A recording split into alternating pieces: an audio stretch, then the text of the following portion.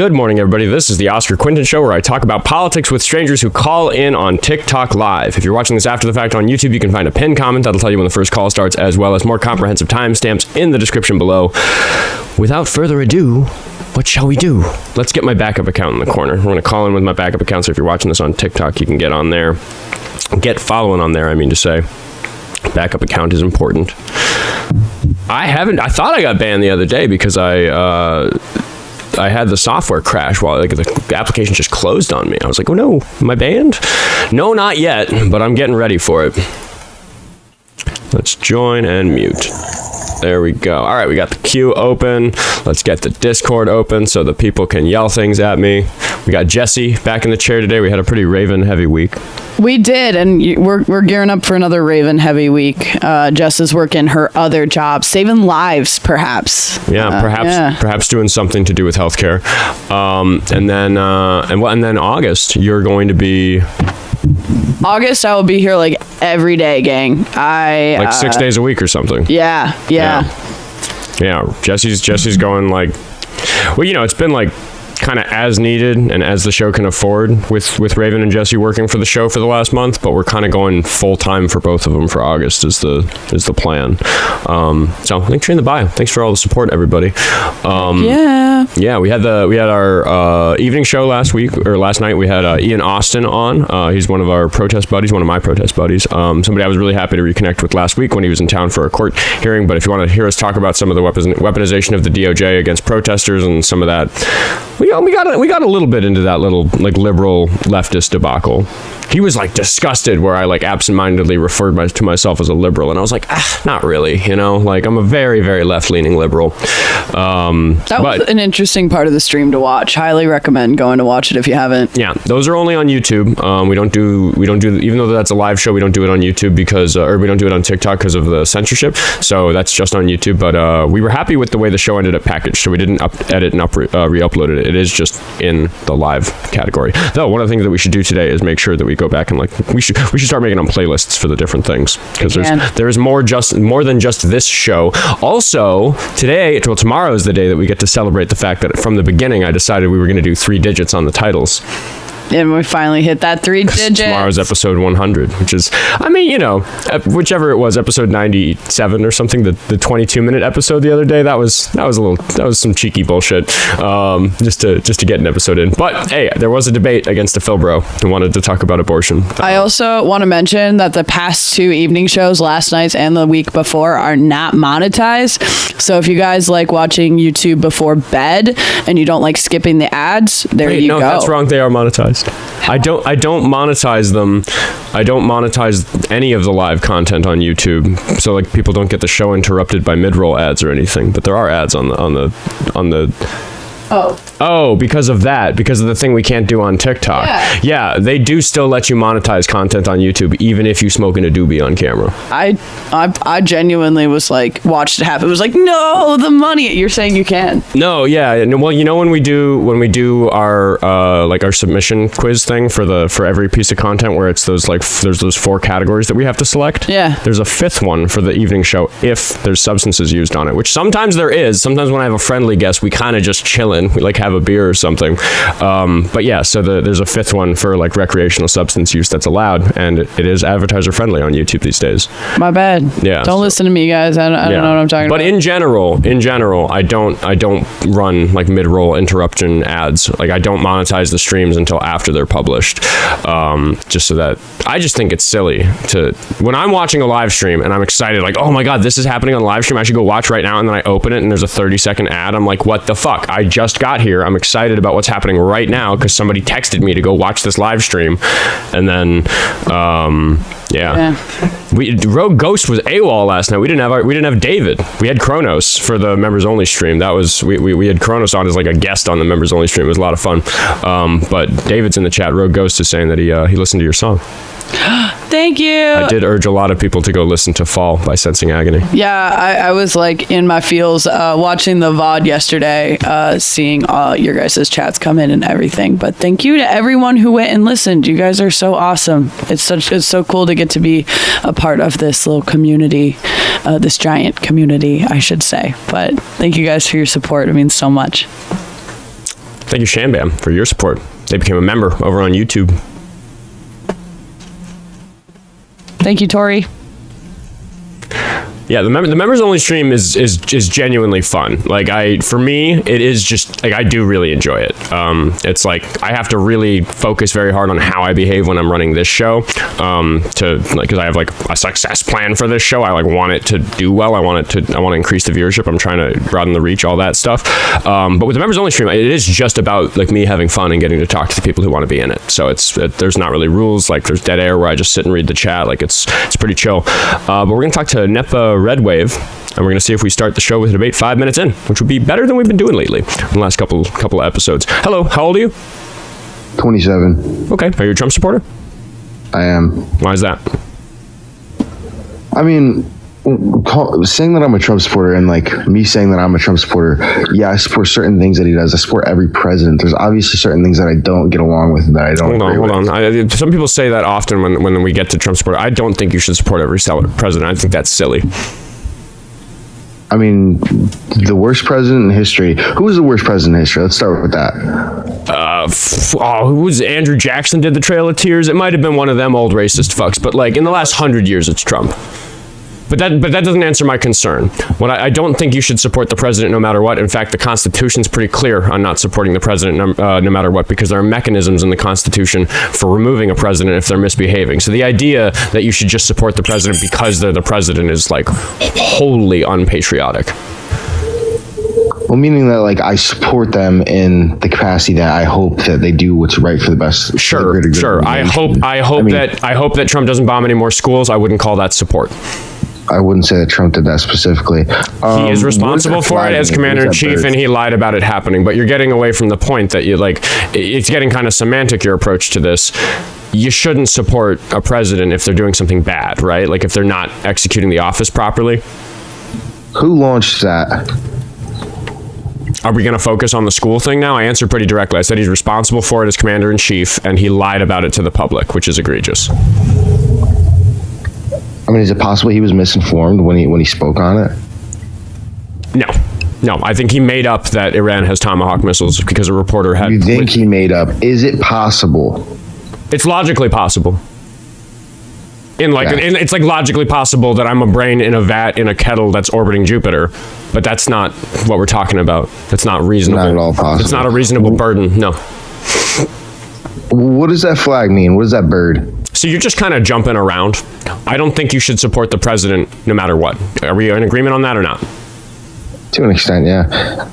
No, it's not to an extent. That's either absolutely true or it isn't. Because I'm not saying that you shouldn't support the president the moment they do anything wrong. I'm just saying that the statement, you should support the president no matter what, is a bullshit, wrong, fucked up, un-American thing to say. Do you agree?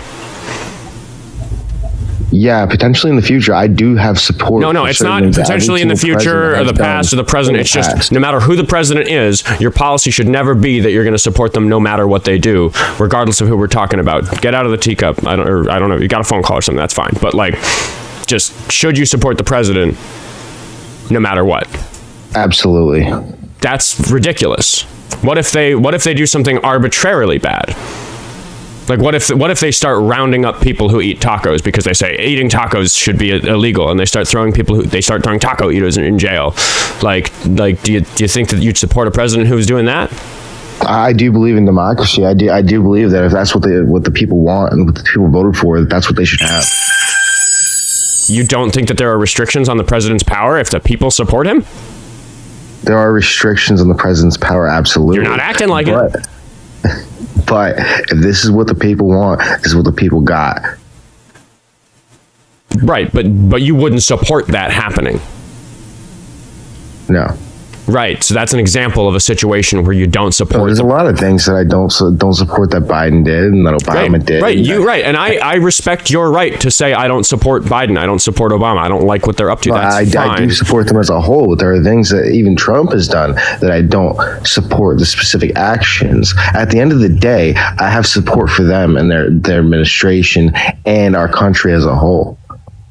Right. I can support the office. I can hope that the office of the president succeeds in doing what the Constitution says the president is supposed to do. We are talking about the man. We are talking about Donald Trump. Do you support him being president? Are you glad that he's president? Or would you have preferred that Kamala Harris won the election? No, I'd prefer. That makes you a Trump supporter. You know, being a Trump supporter makes you a fucking joke. So you're like being all squirrely about it. But just straightforwardly, you like that the guy is president. You recognize that you shouldn't support him. More than Kamala, right? absolutely. But you started by saying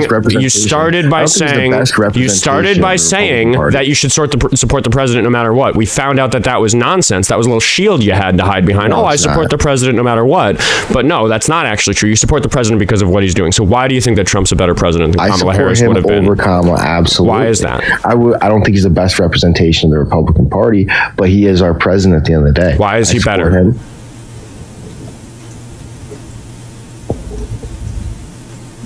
Because of all the crazy shit going on inside the Democratic Party currently. Like what? I mean, it's absolutely egregious. Some of the most disgusting things I ever saw in my entire life. Let's talk about. Let me finish.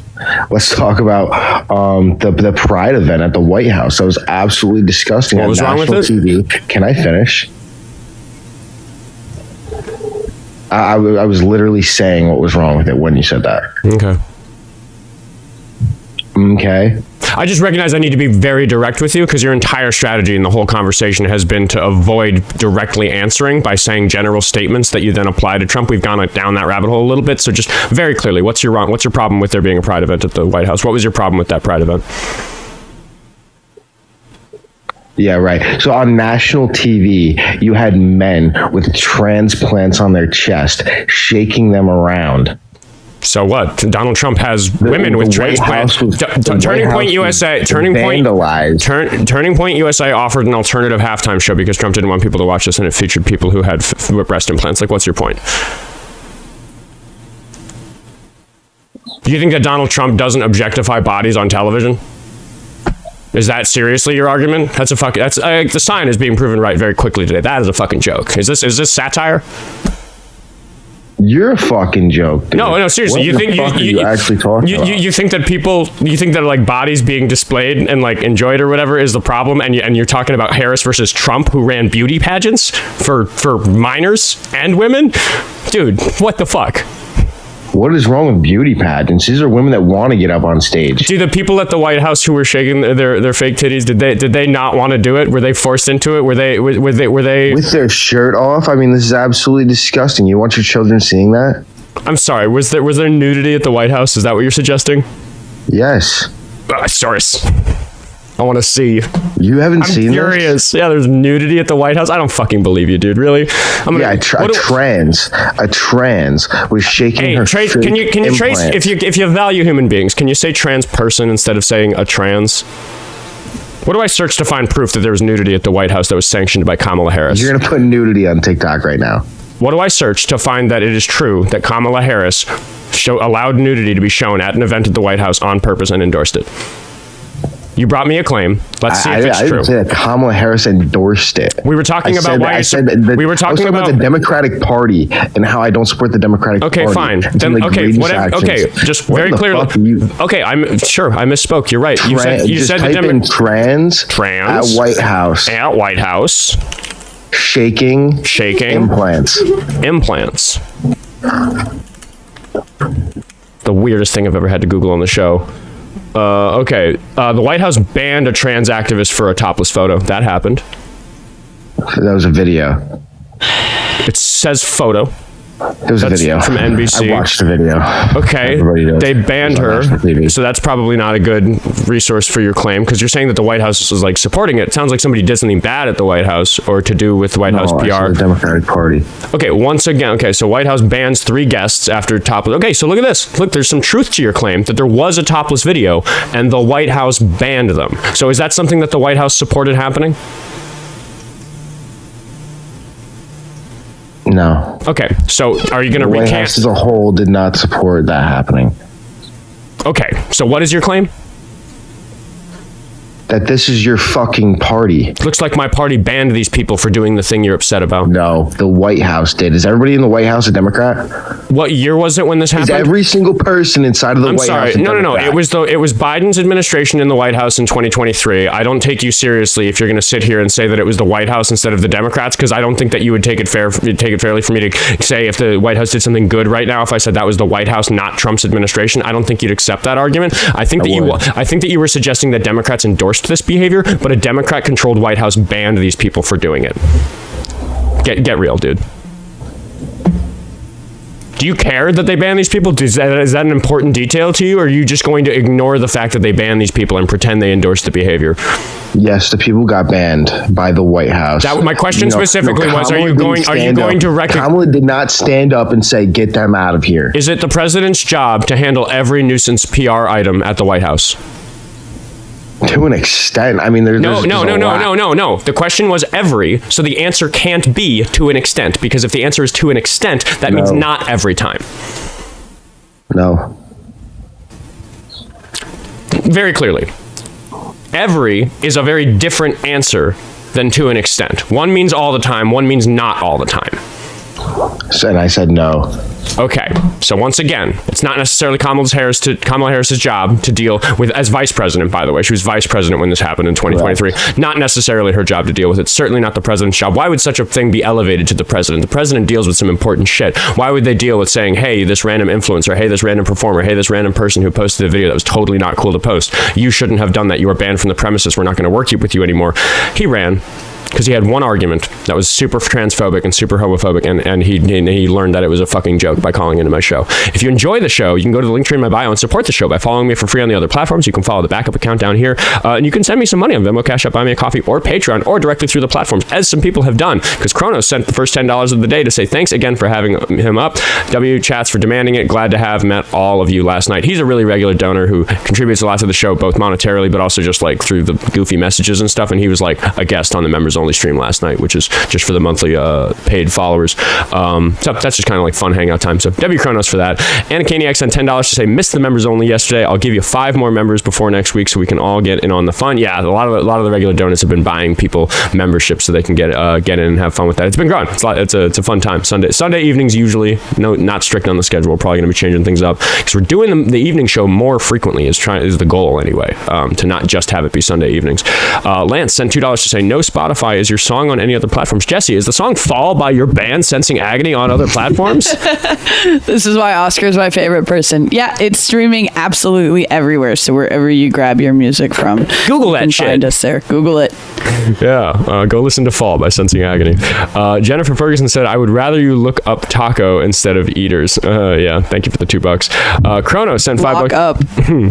Lock up. Oh, did I misspeak? Yeah, lock up taco. Trump, talking about Trump there. Chrono sent $5 to say, fuck beauty pageants, especially for children. So creepy and gross. I'll take drag show any day over that crap. Absolutely. And Jammer Banks sent $2 to say, fastest runner. That was a pretty fast runner. He hardly tried to defend himself on that one. And we are left with an empty queue because I don't know. Sometimes when I so handedly fuck over the first caller, like it makes it hard to get another caller because people are like, "Whoa, fuck that! I don't want to call into this show." Art by Al, I missed your $10 Venmo last night. I'm sorry. I was like, that came in during the evening show when I was talking to Ian Austin. That was pretty serious, so I didn't really read the donations out during the stream. But I forgot to wrap this one up at the end. So Art by Al, thank you for the $10. People forget that British invented concentration camps during the Boers War. I didn't know about that. I should Google that. I should learn about that. Because, yeah, I don't expect that the Germans are the first to use the tactic. And David, Rogue Ghost in the TikTok chat, sent $5 to say, bro, accidentally jerked it to one transgender woman. That's probably what happened. Yeah. He probably got some feelings and decided that he needed to base his entire political identity around his own self-hatred. And that's what he called into my show to do. Didn't work out for him. We're going to talk to Hello Guys 62820. And we're going to see if they have a better argument than our first caller of the day. How old are you? Yeah, I'm 18. I'm going to believe you for now. You're a Trump supporter? Yeah, I can give you my date of birth if you don't believe me. You sound confident. I'm just going to believe you for now. Sure. Yeah, you're a Trump supporter? Yeah. Okay, why is that? Yeah, I believe that ICE is doing pretty good when it comes to the immigrants. I believe that we have too many immigrants here. If you actually look at multiple sources or even the ICE Foundation, there have been reports specifically based off of the total population of immigrants who are illegally here, who I think it was around 12 million.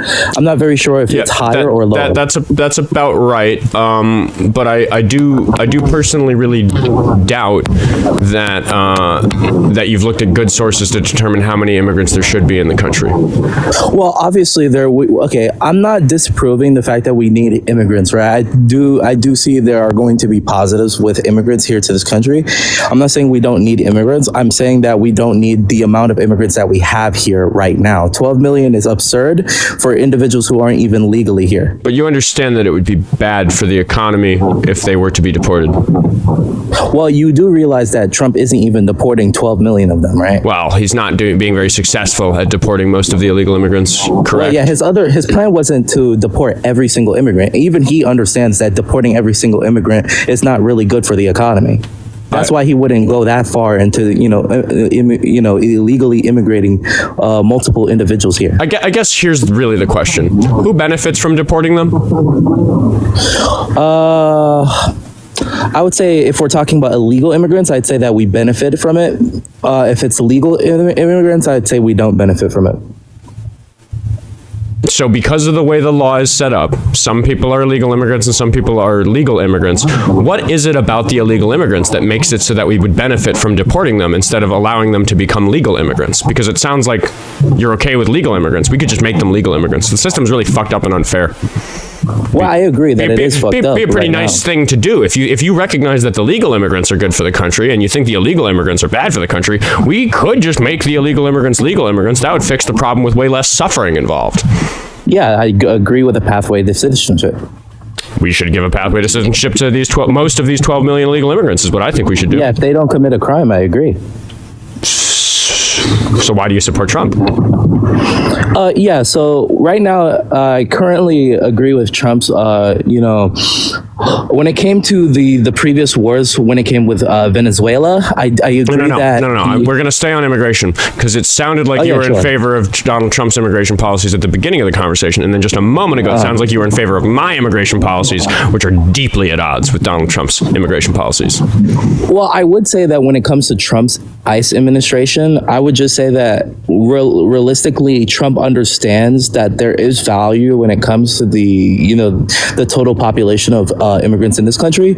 He understands that they do have a net positive in our country, and that's why I support Trump. But there are a certain amount of things that I do not agree with your views. So here's my problem. My problem is that you seem to recognize that there's no particular benefit in deporting illegal immigrants when they could just be legal immigrants. That's not a truth that the Trump administration weighs at all. They don't consider that at all. They think that because they're illegal immigrants, we can just label them criminals and call them horrible people and say they need to get out of here. And they're doing all these things that historically, when leaders of big, powerful countries talk about a group of people in that way, it's very, very scary. It raises alarm bells for people who know their history about what might happen to those sorts of groups of people if the people in charge are bad to them. And what we're seeing is civil rights violations, not just of those people themselves, because really quick, I always have to check. You do understand that illegal immigrants have rights, right? Well, yeah, of course. They have the 14th Amendment. Not all the rights of a citizen, but like they do have rights. Okay, just some people calling not knowing that. They have birthright citizenship. They also have due process. Of course, yeah, due process. I agree that Donald Trump hasn't been giving a lot of due process with the immigrants, and I do disagree with that. I don't totally agree with that. Here's the argument I'm going to make for you. This is what I think might be an effective way to convey this to you. What you just said is a way bigger problem than there being illegal immigrants in the country.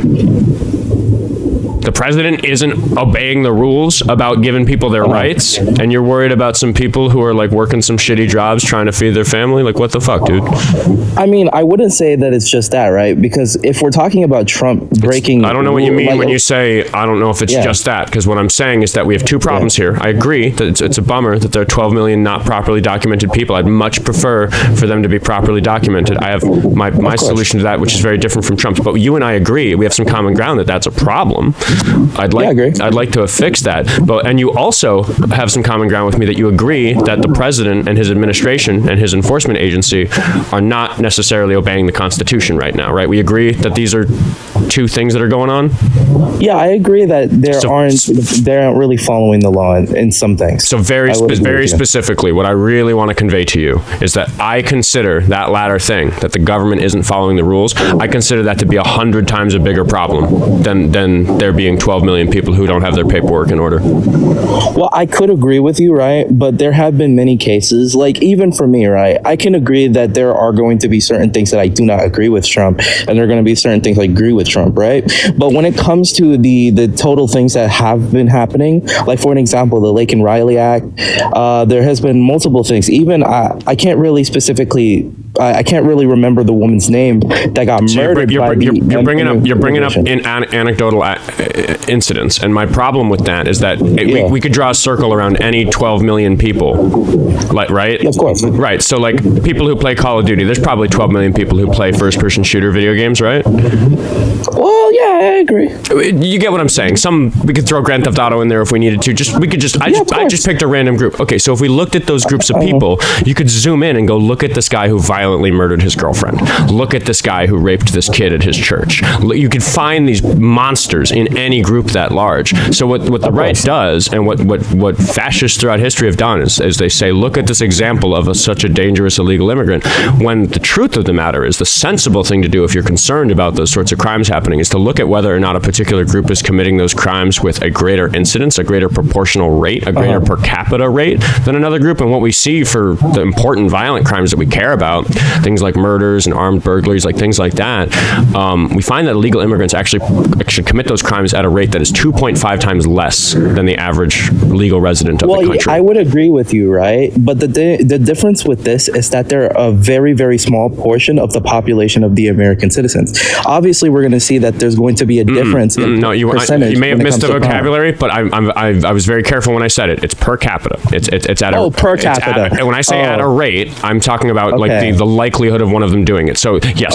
illegal immigrants only account for about 3 or 4% of the population. So whatever the crime statistics are, we have to expect them to do the same or more than 3 or 4%. And what I'm saying is that it's 2.5 times less. We'd expect something like 1% of those sorts of crimes to be done by illegal immigrants. So that says that if you're really concerned about safety, if you don't want people to be murdered, if you don't want people to be raped, if you don't want people to be robbed, of course, I don't want that. Right, then going after the legal immigrants doesn't make any sense at all. Okay, so is there any sources that you can provide me that I can like read over after I'm done talking to you? Absolutely. I just want to add some, get some more knowledge on this, because I'm only 18. I don't really have a lot of knowledge when it comes to political things. Yeah, I'm hold on, let me find this exact one. I think I had it bookmarked. Jessie, would you hop into this collection of bookmarks and find the one that shows the study? I think it was done on a sample in Texas that yielded that 2.5 times less likely statistic. You can also go Googling for it. I've got my producer looking for it, so I can give you the exact one. Thank you so much. Haven't pulled that one precisely in a while. And I'll be straightforward with you. The reason I haven't pulled that one, I don't know which group did that. I think Brennan is right. Keep looking, Jessie. Yeah.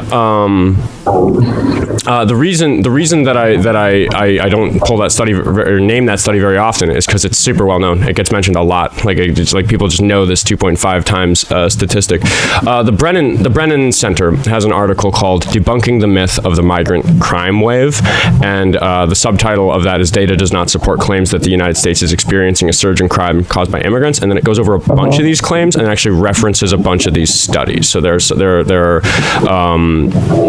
33% less likely to be incarcerated, 47% less likely to be convicted of a crime in 2017 for one study than native-born citizens. So this is a big article that looks at a bunch of these studies, and they have linked citations. So you can look up the Brennan Center and that title again, "Debunking the Myth of." Here, I can put it on the screen. Debunking the myth of the migrant crime wave, and I hope you're still able to hear me as you teacup. Yeah, I can hear you. Yeah, because the thing I want to point out is that straightforwardly, I know what's going on. I know why they're lying to you about these illegal immigrants, and it's because they're blaming them for the things that the billionaires have done to our economy.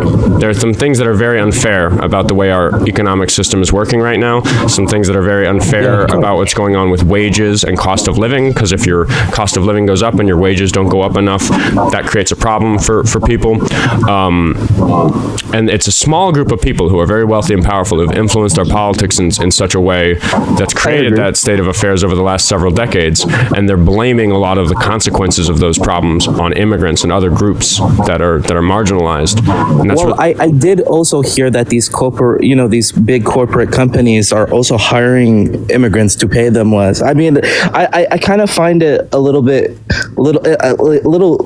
unbelievable, because I mean, I wouldn't actually see that these big corporate companies is trying to get these immigrants out when they actually benefit so much from the immigrants because they get to pay them less, and when they actually work in these companies that they own, they don't have to pay them as much, which would make them more money. The biggest, evilest companies, well, I mean, at the end of the day, they can benefit at the same time from lying about the illegal immigrants while behind closed doors hiring them to do work. I mean, more than half of the agricultural laborers in this country are illegal immigrants. These people grow our fucking food. They're important to our structure. So they're not the same thing, right? Like undocumented immigrants and illegal immigrants are not the same thing? That's not what I was referencing a second ago, but I'm just a little careful with the language that I use, because the term, because undocumented immigrants is a particular type of illegal immigrant. If somebody sneaks into the country, if they cross the border without permission, no documentation, no ID, nothing, the government isn't aware of them, that's an undocumented immigrant. I like to use the phrase people who don't have their documents in order, because it includes other people who maybe do have documentation, but they're not legal residents of the country. Maybe somebody came on a work visa, but it's expired, or they got fired or something like that. They're no longer eligible to stay here, so they're an illegal immigrant in the sense that these Republicans talk about, in the sense that the billionaires talk about, but they're not an undocumented immigrant, because they are documented. They are known to the government. Such a person might have a driver's license. So when you say work visa, do you mean like an SSN? Like a social security number? Yeah. Well, you get a social security number when you're a citizen, so other groups don't have those, but there are other ways to be documented. I mean like individuals who come from other countries and get like, I forgot what those specialized... ITIN? Individual Taxpayer ID number? It's like one of those people who come from different countries who aren't really a citizen, but are able to come into the country and work to get money. Yeah, so there's a bunch of different types of statuses. There's several different types of visas, and you don't need a social security number to pay taxes. You can use an ITIN. So there's like a bunch of different things. I just was clarifying that, like, the reason I still use the phrase illegal immigrants, even though some people find it dehumanizing, and I agree it is a little dehumanizing, is just that undocumented immigrants isn't the right term either, because it leaves out a lot of people who we're talking about. But okay, I can understand. I'm just writing these things down so I can at least study or even research these things after I'm done talking with you. I mean, I can understand that we both have different views, and I clearly didn't vote for Trump because I wasn't even old enough. By the way, the chat's correcting me. Apparently, you can get a social security number before you're a citizen. I didn't happen. Oh, so I was correct. I didn't happen to know that paperwork detail. But again, none of that really matters to my point here. There's a of course. Yeah. Well, you said you were writing things down. Yes, I'm trying to write these things down so that after I'm done, leaving here, I can just go search up these sources that you guys provided me. Mm-hmm. So after I'm done talking with him, I can, maybe come back into like a later session, maybe in a few weeks, and talk with him about these sources. I really encourage that sort of thing. That's great. There was a video that kind of touches on a lot of the questions you were throwing at us, and for me, I found it not only interesting, but it was really helpful, and everything I fact-checked looked good. So I'd love to give you the title of the YouTube video if you're interested. Yeah, thank you so much. I'm going to write that down in my book, please. Can you just slow it down a little bit, because I have problems reading people with fast talking points. Yeah, you ready? Yeah, thank you. The full title is Why the U.S. is deporting so many people and it's by Johnny Harris. Johnny Harris. I do like Johnny Harris. It was a really informative video, but I also found it really interesting. So for me, it was an easy watch. I recommend it highly. Okay, so the YouTube creator's name is Johnny Harris, and this is just about the U.S. Okay, currently I had wrote this down. I'm gonna search this up on YouTube. I'm also gonna do some research on this. Thank you guys for allowing me to come up here and speak with you guys. Thank you, and thank you for everybody in the chat being kind. Thank you. Yeah, have a good day. Appreciate the open-mindedness. Thanks very much. W's for that guy, because that started a little contentious, but I think I don't know. Like even when somebody starts a little contentious, I know that a lot of the times the person that they just spoke to in a different live was maybe contentious with them before they deserved it. So people kind of have their guard up, and I try to let the guard come down if that's what's going to happen. Taga, thank you for the $3 on Venmo. That's an IRL buddy. See you Thursday. He says great work as always. Thank you. And Screechmiester is next. All right. If you enjoyed the show, link tree in the bio for all the things. But we're going to talk to Screechmiester, who, when you read the title of that video, which is "Why Are We Deporting So Many Illegal Immigrants?" he put in the chat that it's because they are violent animals. So we're going to talk to Screechmiester about that particular claim. Why the fuck did you say that? Because I support Trump and because I've actually paid attention. Why is the first reason that you what did I say? Why would you ever call somebody a violent animal in support of somebody else instead of in accordance with their behavior? Okay, that's all right. First of all, I think we're all animals. I'm an animal. You're an animal. Those dogs barking in the background are animals. Right. Okay. So sometimes I am an animal. But you don't call people that you like animals. I do that, and I told you. The dog barking is too much. Can you get to a quieter place? I am. I'm coming right now. Okay. I just got done walking my dog, so we'll walk through it. Now it's calming down. So do you? So I really didn't come up to talk about that today.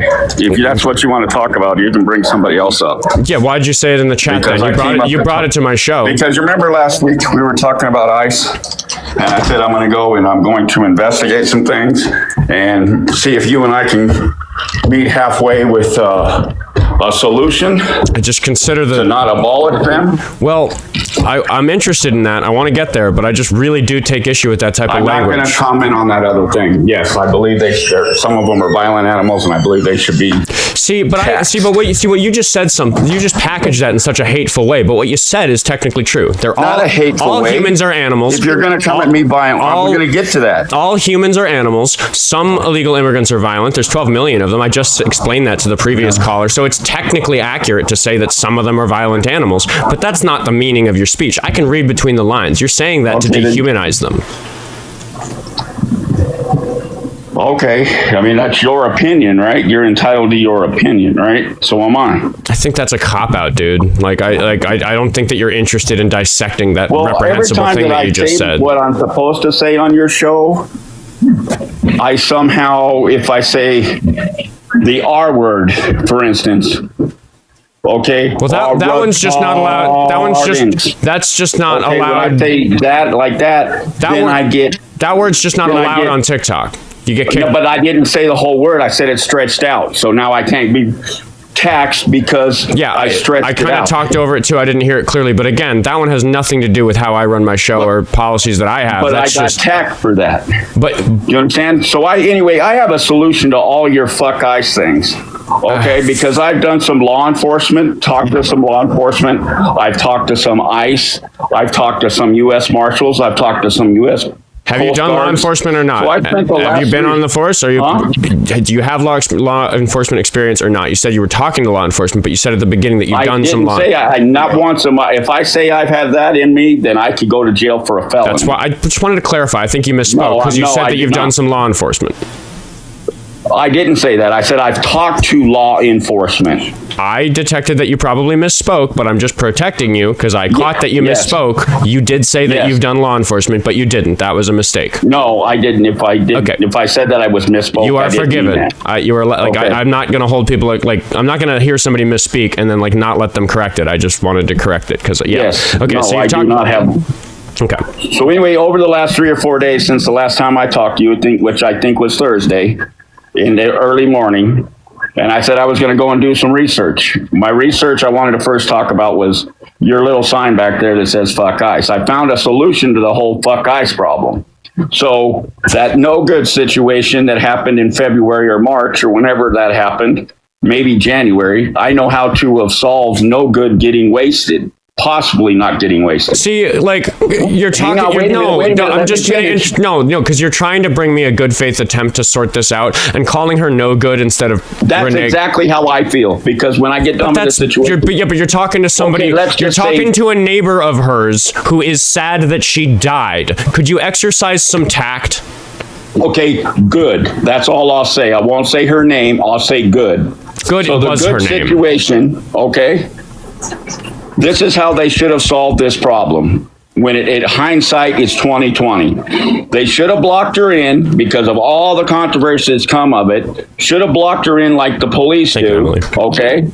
And then called 911 and said, hey, we have a hooligan that is sitting here ramming our vehicles. Can you please come and solve the problem?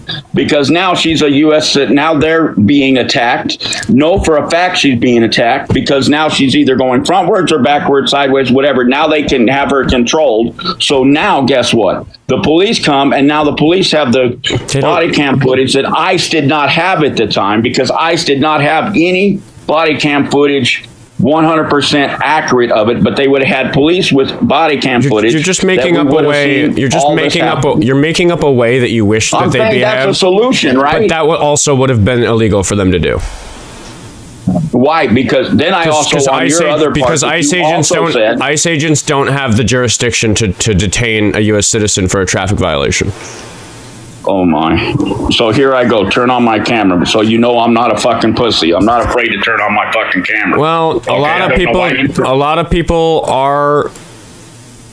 You know I'm not. When have I been a pussy on your show, Oskar? The reason you see, you're just yapping at me. I can answer your question. Do you want to know why my chat was asking you to turn your camera on? Why? So they can take picture screenshots? To say, oh, look at this motherfucker? Okay, go ahead. Do you want me to answer or not?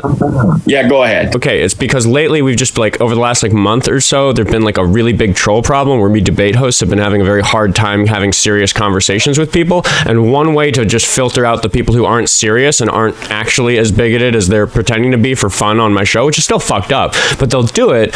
And if I ask them to turn their camera on, it just gets rid of a lot of the trolls that waste my time when I run this show, because the trolls don't want to turn their camera on. So the fact that you want to turn your camera on, the fact that you're willing to stand by what you believe in, says great, you're not a troll. We are having a conversation with the person who's going to stand by what they say. So now that you said that, Oskar, when on your show have I been a pussy?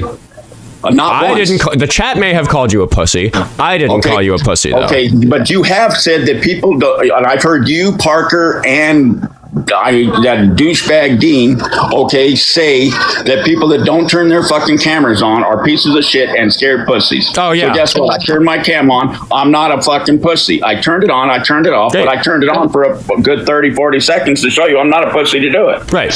Yeah, you're not a pussy. That's great. That's good. But now anybody in your chat that doesn't do what I just did, yes, I agree with you. They're fucking trolls. They're fucking pussies. Then why are you being so adversarial with me? It sounds because I don't like when people do that and don't turn their cameras on like I did, and they go in the fucking chat. Okay, and say, then it sounds like you're on. You're not a man if you don't do it. But it's great. It sounds like you're on the same page with me about the camera policy. Okay, there you go. Then why are you so upset? Calm the fuck down. I didn't even ask you to turn your camera on. The chat was jumping the gun on it. All right. Must have been. I also have spoken to you before, and it's just not my impression that you're a troll. And I generally only ask for the camera thing if I do think it's a troll or an actual dangerous criminal, which you might be. But again, I've had some moments with you that I felt were reasonably good faith. You've called back into the show and admitted you were wrong about things you'd brought me in the past. I even went to Diva and I went on her show and apologized to her for my actions on her show, because when she came up last, I think it was Thursday, that you had her to come up and she was actually talking. She actually was very respectful. She put me in my place, but she didn't call me all these names. She didn't attack me. Straightforwardly, Screechmiester, I don't think that you. While I don't think that you're a pussy, I think that you are kind of emotional, and that drives a lot of the ways that you think about this sort of stuff. But it's because you are willing to admit when you're wrong and change your thinking about things. That's why I think there's kind of hope for you. And my chat probably disagrees. My chat probably thinks that you're hopeless. But I think that there's a lot of people like you in this country, and any amount of of concession we get. Like if I can get you to think better about something, that's an improvement over the state of affairs. So I'm willing to sit here and do that with you and teach people how to do that with somebody like you. But my accusation is that you're not in control of your emotions very well. And I think that if you were, you wouldn't have just attacked me for agreeing with you about my camera policy. Okay, yeah, I agree that people, if they don't want to be trolls or considered trolls, should turn their fucking camera on. I agree with you. You know what I mean? If you're going to sit there and chat like I did and blow up your chat with negativity or the other side, against Oskar, at least come up if you're going to turn your fucking camera on and show that you're man enough or woman enough. If you don't do it, then get the fuck out of here. Right. Okay. So you did. I appreciate that. You know, I can just know Screechmeister's turned his camera on. He's not one of those faceless internet cowards that's just trolling. That's great. Can we get back to the conversation? Yeah, go ahead. Now, where were we? I don't even know, man. Where were we? Jesse, do you remember where we were? What were we talking about? ICE. I was talking about Right. Okay, wait. I remember now. I remember. Because you brought a solution, which is that what ICE should have done instead of shooting Renee Good in the face was they should have boxed her. They shot her in the face. I thought it was the neck that hit her artery. No. She was shot twice in the arm and the breast before the third round, which was fired from the side because she was already past Jonathan Ross, who killed her. He shot her in the face. Or in the head, you know, above the, I don't know exactly if it was on her face, but yeah, he shot her in the face, and instead of doing that, what you're saying that they should have done is like boxed her in to detain her. And what I was explaining to you is that that's also not legal. That's not something they have the jurisdiction to do. Oh, that's where we're going. Okay, I know where we're going. Okay, I get it. Because it's sort of like a traffic violation. She wasn't actually interfering with any ICE activity. Like nothing was happening in that street. There were ICE agents there, but she was trying to wave them around both to her left and to her right. This is a big street, Portland. It's over near where I live, and like you can see in the video that any of them trying to get around her could have just driven on either side of her because it's an enormous big one-way street that runs south straight through Minneapolis. So the solution that you're offering like maybe would have been better than her dying, obviously, but like once again maybe. Well, I would say definitely better than her dying. No, not okay. Maybe, because let me explain something to you now that you said that. Okay, you boxed her in all four areas, or front and front. Okay. Now she has two exit points. Okay, the front door, the driver door, or the passenger door. Okay, or she can crawl back and then she can get in the back seat and go out the driver back or the passenger back. But let me remind you that any other law enforcement, the second you move and they tell you not to, you're making shit up, dude. That's also a threat, because you and I both know that we don't know what she had in her back. We can assume she had good stuff. We can assume maybe she did. Dude, you got to listen. No, I'm not. Please listen. I have something to add. I just want to know if you care about this. I have read very carefully DHS's use of force guidelines on when it is appropriate to discharge a firearm when the concern for safety is somebody operating a vehicle. That's exactly the type of situation that Jonathan Ross, who pulled the trigger, was in. Would you agree? I believed he was in a possibly deadly situation. But yes. No, that wasn't the question. Because what I said is that I've read the DHS use of force guidelines on when it's appropriate for an officer to discharge a weapon when the safety concern is a moving vehicle being operated by the person of concern. I'm just asking if you agree that that's the correct literature for me to have read to try to understand if it was okay what he did. Yes. Okay, I wasn't asking for your judgment on it, because very, very specifically, the training goes over a couple of things that I take very serious issue with. So I just want to ask this question point blank. If it says very clearly in those use of force guidelines that he wasn't supposed to do what he did, would you recognize that makes him guilty of causing a person to die who shouldn't have died, which is an unjustifiable homicide? I would have to, in order for me to make that, I would have to get his mental state of mind and what.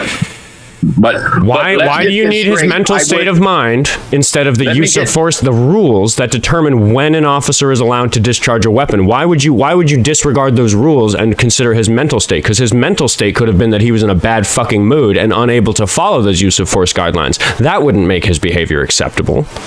Why does his state of mind matter to that? Because you have to know what he was thinking at the time of that. But let me get this straight. The DHS use of force guidelines. He should not have been the one that shot her period. The one that should have shot her when she backed up was the guy behind her. That he right there, that was deadly force because he went towards her. He should have. That guy in seeking solutions for his behavior, why are you so much more interested in her being shot than what it says in the DHS use of force guidelines for this type of situation? I guess you don't get it, do you? I agree with her. I agree with her being put down because I believe she was acting like an animal. Dude, what the fuck, dude?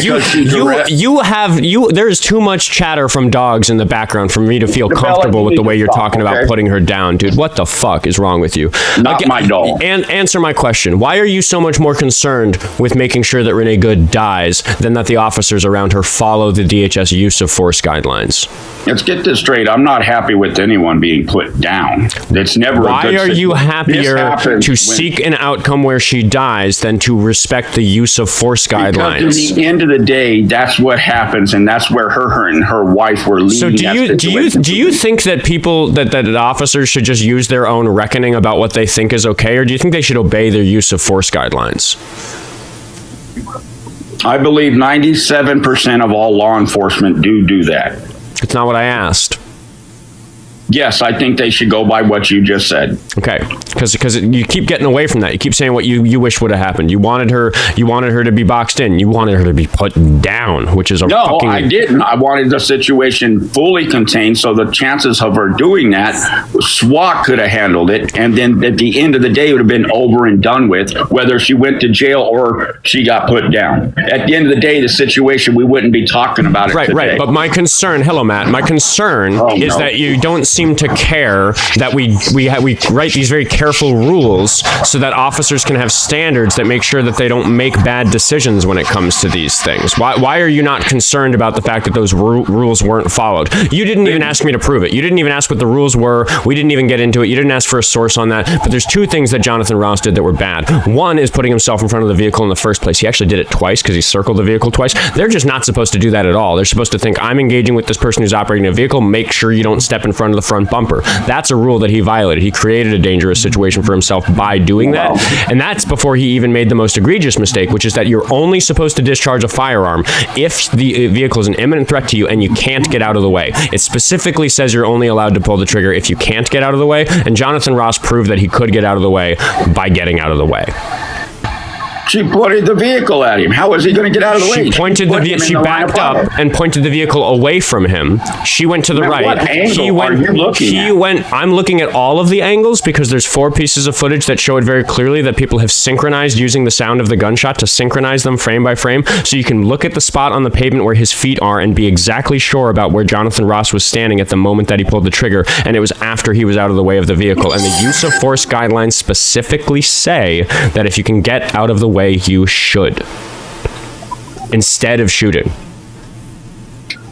At that point, it had gone too far, Oscar. That's your opinion. But what you're saying, in my opinion, I would have done the same thing. Then you should be fired, and you should go to prison for causing a death by violating your use of force guidelines as a law enforcement officer. Then this situation 2 days after this happened in L.A. The same situation with a law enforcement officer that had been on the force for 20 years.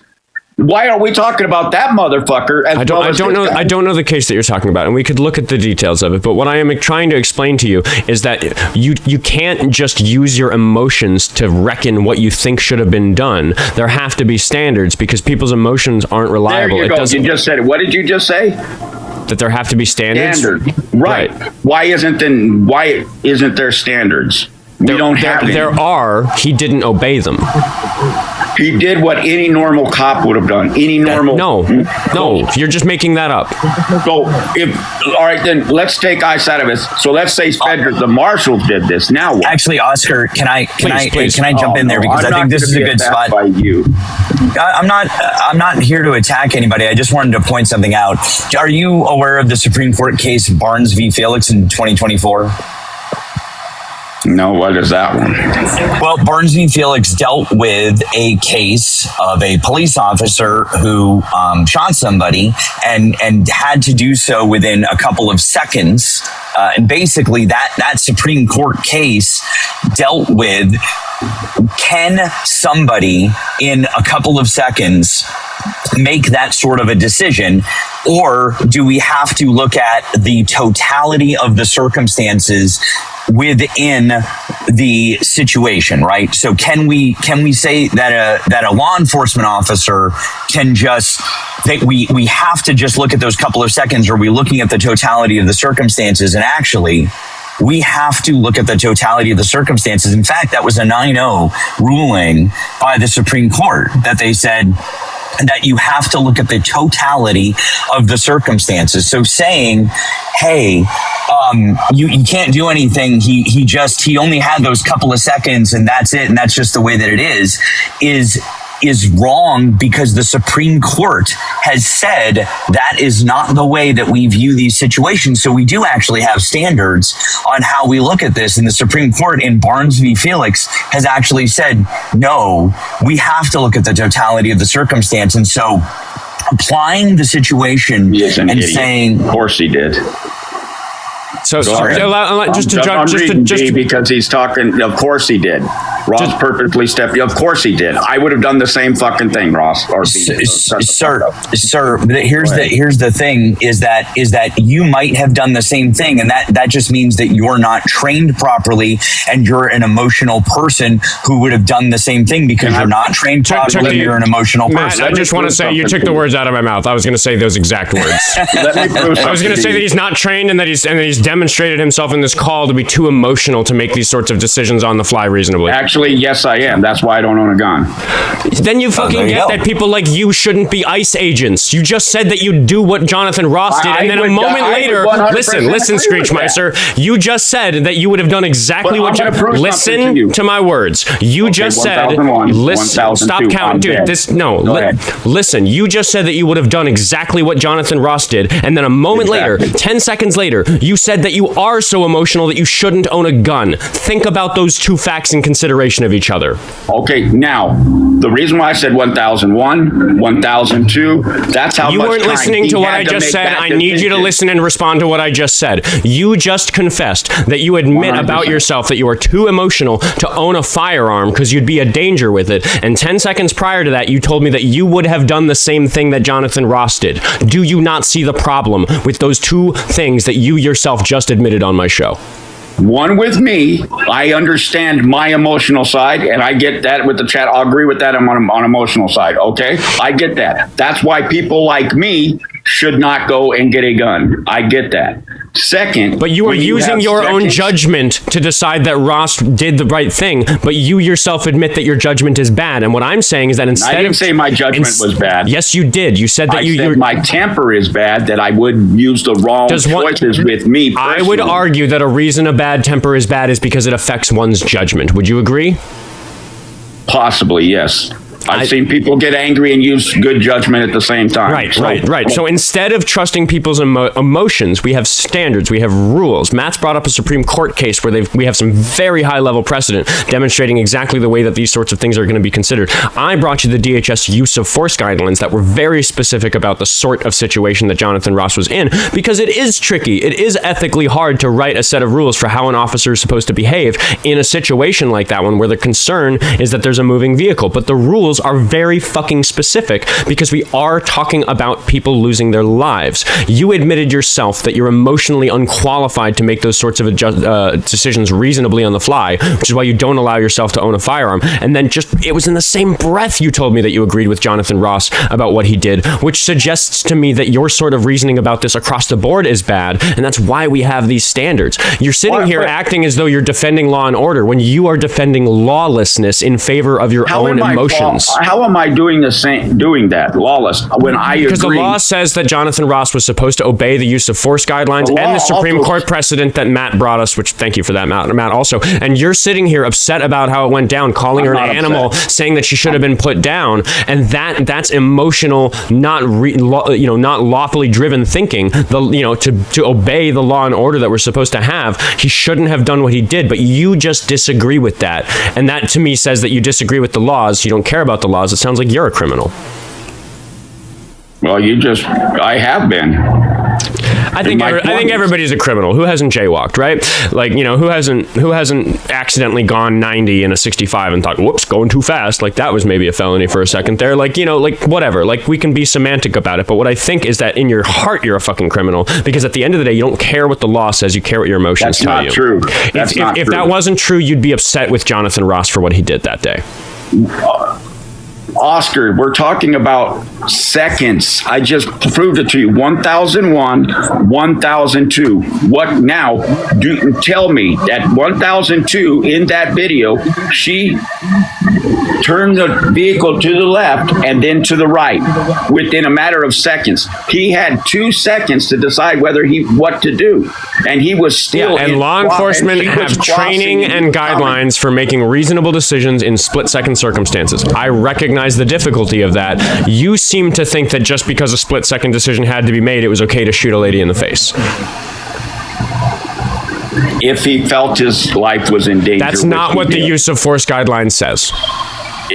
For this particular thing, it says that if he feels like his life is in danger because of a car, he has a choice. He can get out of the way, and if and only if he is unable to get out of the way, then he is allowed to pull the trigger. And he demonstrated that he was able to get out of the way by, guess what? Getting out of the way. And he pulled the trigger at the same time. And that's what the use of force. He didn't know if he was going to get hit, and he also still didn't get hit. No. He was already beside the vehicle when he pulled the trigger, and he was even further beside the vehicle when the final shot that hit her in the head that killed her was fired. So, like, no, you're just forcing some of the details to be a little different to make it sound right to you. But I'm telling you that is not how it went. We have looked at the frame by frame on this show so many times. We spent a month going over the frame by frame of her and Alex Preddy every day on this show when I started running it in February. No, you're not right about that. He violated the DHS use of force guidelines, and you're not even interested in hearing what the wording of those rules are, which shows to me that you don't care what the law is. You don't care what the policies are. You don't care what the Supreme Court says. I follow the law every day. So you know what I mean? You can say what you want to say. Screechmiester, hang on. If you follow the law and you're listening to what Oskar has to say and you listen to what I have to say, there is zero legal justification. There's zero legal justification for what Jonathan Ross did that day. You cannot find a policy within DHS. You cannot find a law. You can't find anything that would justify the shooting from a legal perspective, because he broke every single rule that DHS has. As Oskar pointed out, he walked behind the car, he walked in front of the car. You're not supposed to do either of those things. Hold on. Wait a second. He did. Okay. Hold on. Wait a second. I'm pointing out to you that he did all of those things, and we have, as Oskar pointed out, the use of force, which is completely against everything that he said. We also have Supreme Court, which says it doesn't matter that it was 2 seconds or whatever it was, because A, he had the ability to get out of the way of the car, and B, he was supposed to take in the totality of the circumstance. Okay. So you proved your point on that. So then I think he's having some connection issues. But here, let me just to finish that point. What I'm pointing out here is that you would be removed as a juror for not respecting the law if you answered questions in this way during jury selection. That's why I committed a felony back when I was in my 20s, so that I didn't have to become a juror. That's fucked up and silly, yes, but it is fucked up. But that's so I didn't have to be on a jury thing. So anyway, this is the only way. No, but you missed my point. You realized that, like, I think Matt had connections there. But that's very interesting what you just said. Maybe we'll get into that. Chat seems to want it. But again, you just sidestepped my point, which is that you have so little respect for what the law actually says that during the part of jury selection where you would be asked questions like, hey, can you offer an impartial opinion about whether or not these rules are being followed? Thanks for all the gifts, Emily. If you had been shown the rules, can you just impartially say whether or not this person followed the rules? You can't do that, so you would get kicked off the jury. The system wouldn't allow you. I could follow that. If I got put on a jury, Oskar, I'd follow them. But you're not able to follow it on my show. Just because I'm not on your show doesn't mean that I can't on your. If your life was at stake and it was in my hands, I would definitely make sure that I followed every fucking guideline that fucking court had to do so that I could decide whether you live or die. I promise you that 100%. And anybody that knows me in real life off this show knows that for a fact, that I will not send you to the death chamber without knowing 100% that I'm doing the right thing. But that's what you've done to Renee Good in this very phone call. You're saying that she should have been put down, but like an animal, because you don't understand the fucking rules for shooting a person. In my opinion, Oskar, I believe it was a good act. But we're not talking about your opinion. We're talking about the law. The law. We could talk about your opinion. That would be a separate topic. But we're just right now, the angle that we're taking on this conversation is one of law and order, which I think is important because I can recognize that if I disagree with the laws, they still need to be obeyed. Like I talk all the time about the fact that I don't like immigration policy, and I could be not so mad at ICE if they were just enforcing immigration policies that I didn't like. But in addition to enforcing immigration policies that I don't like, they're not following the law. They are themselves doing something bad, which I consider to be a separate issue. So in this conversation with you, I could talk about how I don't want Jonathan Ross on Portland Avenue at all. He shouldn't have been there. There are things that I don't want him back on there either, because I think he would get pew-pewed. I think somebody got it out. See, like that's what I'm talking about. Here, you're just sidestepping everything I said. It's like you don't have the attention span for the conversation. Okay, wait, I'm about to agree with you. And sound like, but it's not going to make me sound like a hypocrite. I agree that if you're going to charge him for capital murder, you need to charge the wife with accessory to commit capital murder for the simple fact she said, "Go baby, go." That's run, fucking baby, nonsense. Run. That's fucking nonsense. How is that nonsense? Because there were two ICE officers giving conflicting orders. One of them was ordering her to stay, and one of them was ordering her to leave because they lack organization and they're not good enough at making sure that there's one voice talking. At that time, yes, I agree. Yeah, with you, that's another training mistake. Police, law enforcement officers are trained to make sure that there's only one voice, so they don't give conflicting orders. You'll hear every now and then you watch body cam footage. You'll hear my voice, and it's the sergeant or somebody saying, "I'm in charge. I'm the one giving the orders," so we don't give confusing orders. So you want her wife investigated for being a fucking accomplice when one of the officers was also telling her to leave? Those two, because with all the conflicting, maybe you're right. Maybe that situation's a very, as you can see, that's a numb situation with you, the citizens of Minneapolis. That's also a numb situation for us across the nation. Because so you admit that in that situation, she was being given conflicting instructions, and it was not unreasonable for her to want to drive away.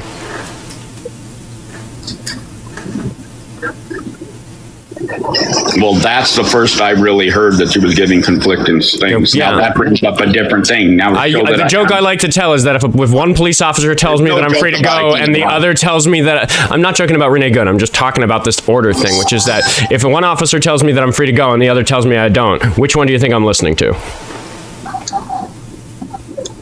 In today's day and age, just stay put.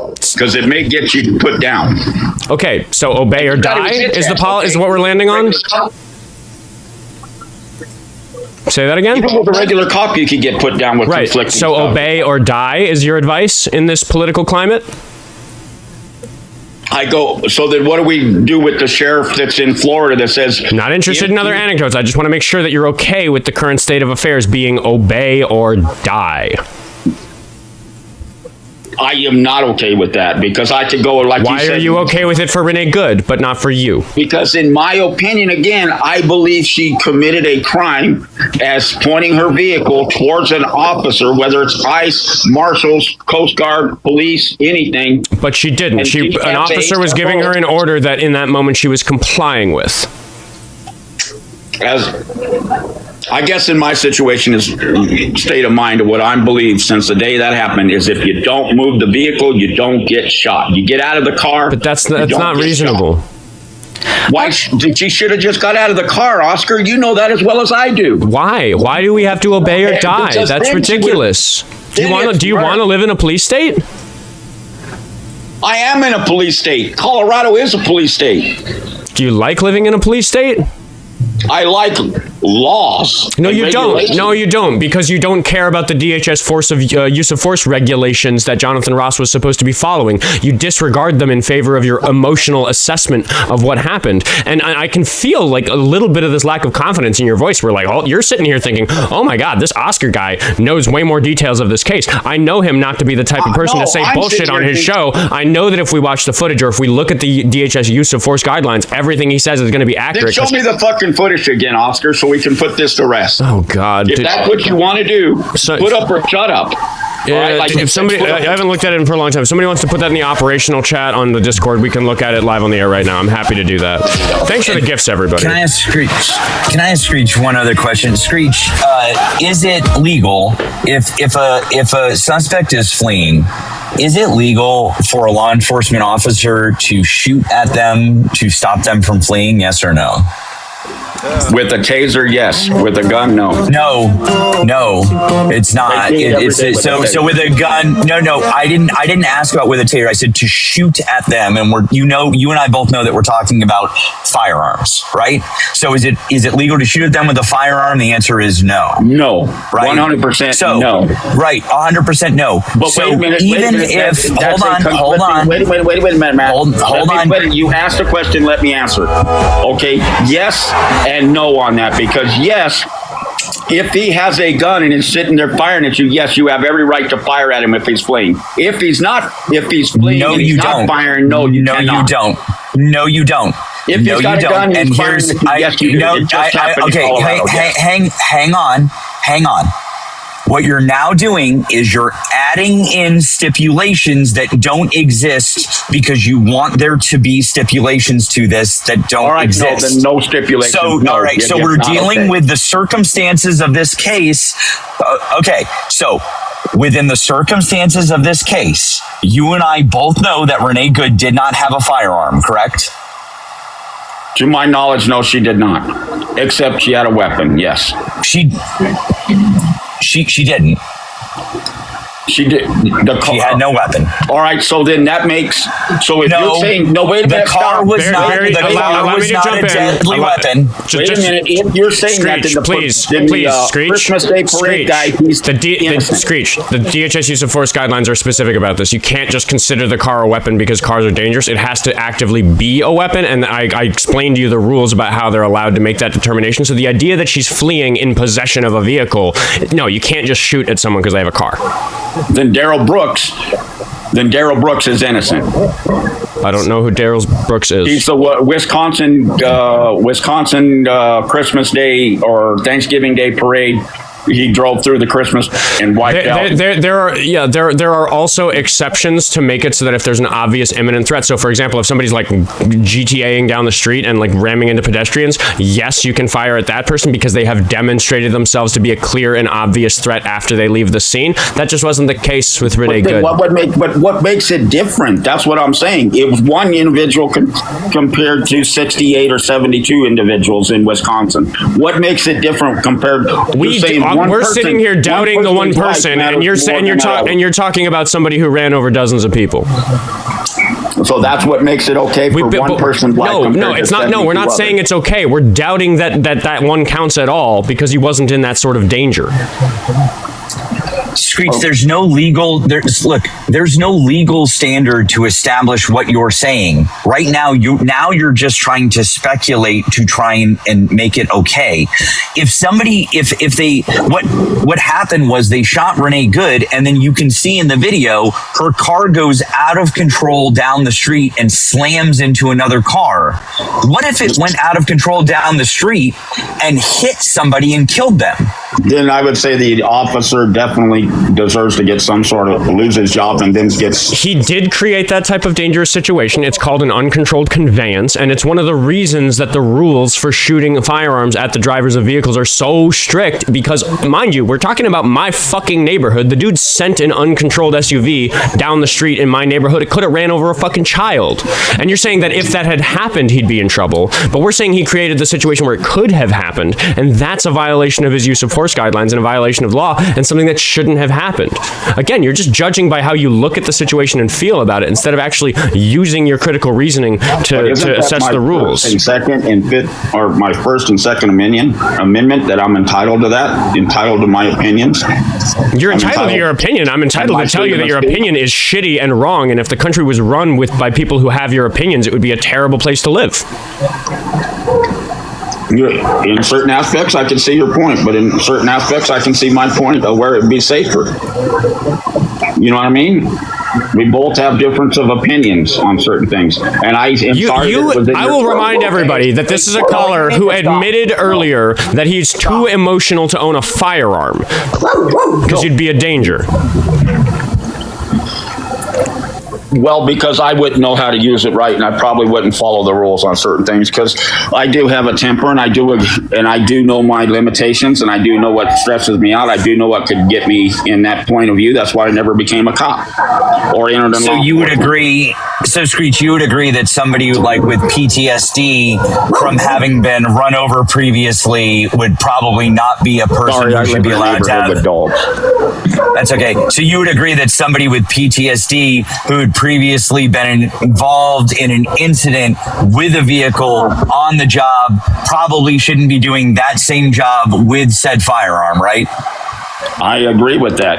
Because there'll be the Cool. Then I guess we all agree that Jonathan Ross was completely at fault because he really shouldn't have been doing that job. If that's what he had, yeah, I agree with you. Cool. Thanks.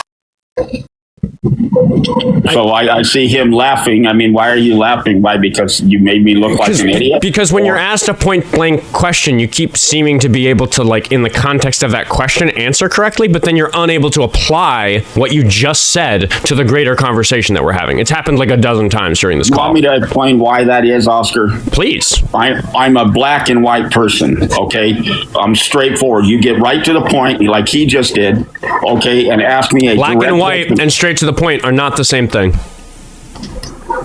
Well, to you, they're not. To me, they are. Because you're a black and white thinking person. And that's how I handle situations, and that's why I would not be a good law enforcement officer. I couldn't even go to the military if I wanted to, because to me, if I landed and dropped in Iran, I would take out... How can you sit here and try to argue that your feelings about how this terrible law enforcement incident are more accurate at determining what should have happened, and then say to me that you'd be a terrible law enforcement officer because of your emotions? Because it's how I interpret the situation and what I've seen from regular on today things on the police chases, on everything that I see that law enforcement does, that to me, she directed it at her or directed it at him. He kind of got out of the way. Falling back to the same talking points from the beginning. But I'm just saying, that's just how I just from all the information that I've seen throughout my life, to me, that was a good, you know what I mean? That was a good call on his part. Okay, I'm sorry that somebody lost their life. I have empathy and sympathy.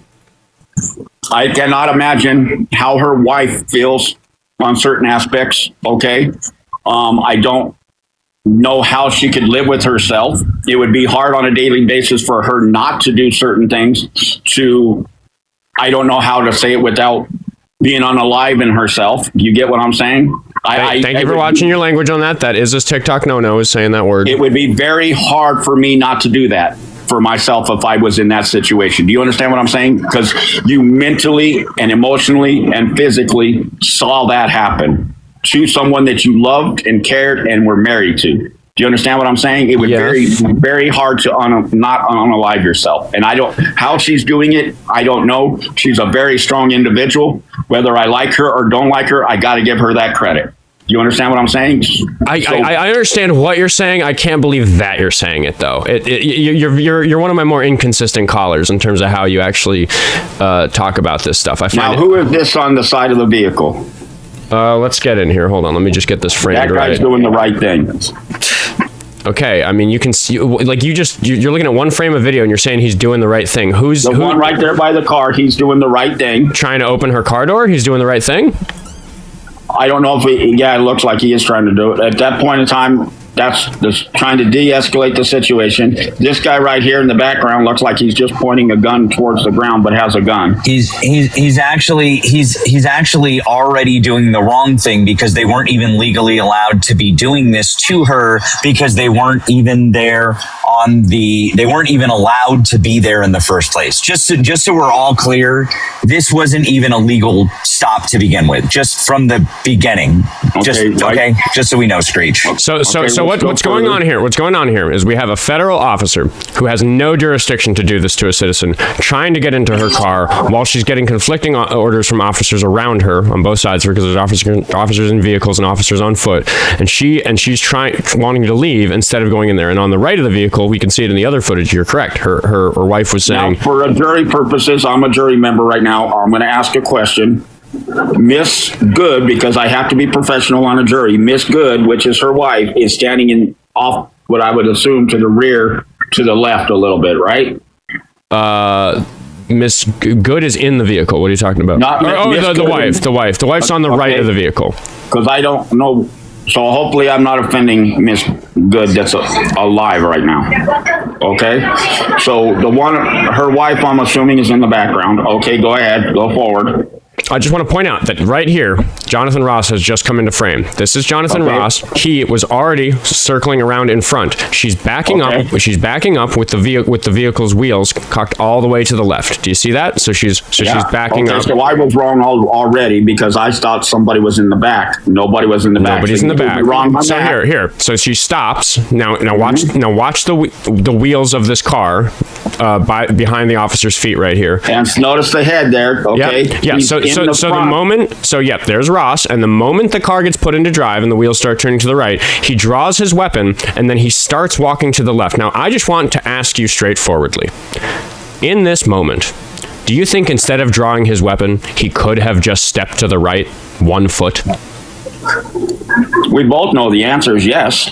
Okay. And we covered earlier that the DHS use of force guidelines are very clear on the fact that if you are able to step out of the way, you must, instead of discharging your firearm. Do you believe me when I say that, or are we going to have to look at the text of the DHS use of force guidelines? I'm trusting what you're saying, because I'm going to assume as a jury member I've already been given that information. For what it's worth, my chat erupts when I get something wrong. It happened on the episode today. I accidentally said that you need to become a citizenship to get a social security number. Not technically true. Chat erupted with people correcting me. And that's when I remember them, and that's when I said something about an animal that you got me on the show. So anyway, go ahead. Let's keep watching. So here we go. He's going forward. And gosh, I don't know how much of this I'm allowed to show. I haven't vetted this exact cut of it. Well, yeah, there's the gun going off. Did he get knocked off his feet that even? Part right there, seeing that right there, he should not even have. Wow, I didn't see that cut ever. That's the first time I saw that cut. At that video right there, he should be arrested for first-degree homicide.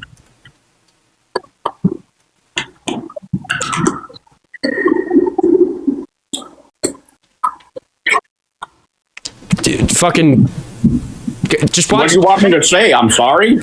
Yes, I do want you to say you're sorry. On that version, if there's more videos, it only happened once, and that was the time that it happened. I mean, we can watch the rest of the footage.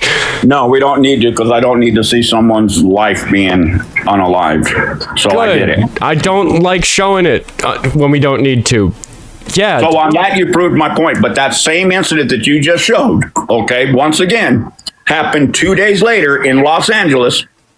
And they said that was a justified thing when they did this. I'm not saying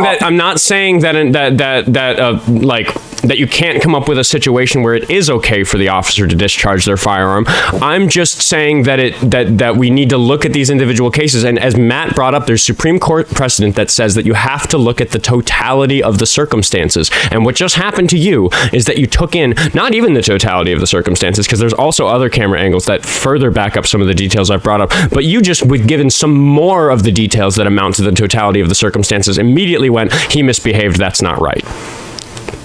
I think what you need to do is look very carefully at what it is that had you so convinced he was in the right before today, because it clearly wasn't original footage of what happened, because I just showed you original footage of what happened, and we didn't even need to look at the synchronized multicam footage to argue about where his feet were, or whether or not he got bumped, or whether or not he got bruised, or whatever happened. You just looked at it and were like, he didn't need to shoot her.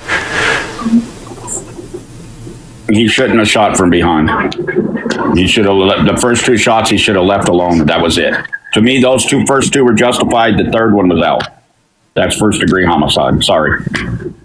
I didn't see that last angle where he fired that weapon and put it right. That's it. You know what I mean? Sorry. I mean, I'm sorry. I mean, what do you want me to say? I'm taking it back. I'm taking it back. And because you've been very, and this is what kind of where we started in the call, where my chat was really against you. And I said that, like, no, I've spoken to you before. I know that you're capable of realizing that you're wrong and admitting it. You're just very, very, there's this brick wall of emotions that are so hard to get through with you. It takes so much work. So my advice to you is to calm the fuck down and listen more. Like, you're so balled up in your emotions that you're not willing to take just the evidence of this seriously. But if, I mean, how much more quickly could we have gotten to this conclusion? I do apologize for that. I did say I saw all angles. That's the only one I never saw. Okay, so I apologize for that. I can accept the apology, and I will just point out to you that the right is very careful with situations like these to not show the angles that makes it most obvious that what happened was wrong. There's an angle from the other direction, further up the street, like the direction that the vehicle was facing. It was a Ring doorbell that, from our perspective in the footage we were just watching, was on the right. It was like maybe not a doorbell, but like a security camera on somebody's house. So it's very grainy. It's from too far away for there to be much fidelity in the actual footage of Ross. And in that footage, because of the compression, you know how when like a video is kind of crunchy, like shitty from being copied many times or uploaded or something, there'll be like little square shapes around things, like a blurry figure in the distance might be kind of boxy, like instead of like actually being the shape of a figure, just because of the video compression. It gets kind of, you know what I'm talking about, when it looks kind of blocky like that. Not just pixelated, but when there's like bigger blocks because of the compression. There's one piece of footage where it does look a little bit like Ross is standing in front of the bumper instead of beside the vehicle, and it's because the compression like added some of those boxes where it just like looks like he's right in front of it. But we've synchronized it with the other 3 pieces of footage and shown that we know exactly where his feet are on the ground, and he was to the left of that tire when the trigger was pulled. So what the right will do is they'll say, look at this footage, we finally got the footage, the exclusive footage, but it's the shittiest footage from farthest away that has the most compression, that makes it not clear what happened, and they can highlight something and say, look, here's him in front of the bumper. But when we look at it all together, you can just say like, oh yeah, the shitty grainy footage is outvoted by the not shitty, not grainy footage, and we didn't even have to look at all of it. We just had to look at one. So like what I urge you to do, like instead of when something like this happens, like go to the news and see what the news is saying about it. Fuck that. That's not even what I do on the left. I didn't listen to the news. Yeah, I listened to people like you and TikTok on this. But what I'm saying is, don't listen to anybody. Go find the footage, is what I was going to say. So my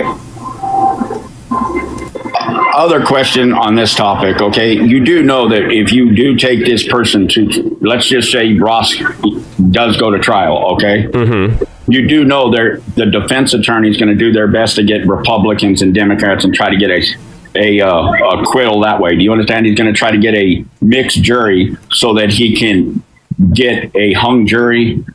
Yeah, you're moving on to what happens next, because we do have this big concession from you, which I'm totally happy to celebrate, that you watched the footage and you said first degree homicide. He shouldn't have done that, right? Like that's big. So I want to say some other things about that, which is that the federal government. I know you don't like hypotheticals, but I love hypotheticals. What are you talking about? Oh, okay. Yeah. So maybe it's what's his name? It doesn't. But anyway, a hypothetical. We go to trial now. What? Well, because there's some things that need to happen before that I want to discuss, because there's been some more that's updated here. Would you mind if I took a moment to just fix the people who've donated since the beginning of the call? Ahead. It's been kind of a longer call, and we're kind of switching gears here because I've gotten the concession about Jonathan Ross. So I'm just going to go back, and I know some of these are quite stale because I've been focused in on the conversation. So thanks everybody who went to the link tree in the bio and found the Venmo, Cash App, Buy Me a Coffee, or Patreon where you can support the show. Buy Me a Coffee's international. I'll read those first, actually, because I always like to make sure that Lucky Phil, who's in Australia and watching in the middle of the night, gets his $5 donation read for saying W me for matching energy, and then adding I hear Kronos is an animal in the bedroom for $2, talking about our guest from last night. The mostly inside jokes, and yes, I do try to match energy on the show. And Canadian Vicky sent $5 to say Ross called her a fucking bitch after killing her. He also ran after the car. Yeah, just some additional details about his demeanor and the way he responded after it happened.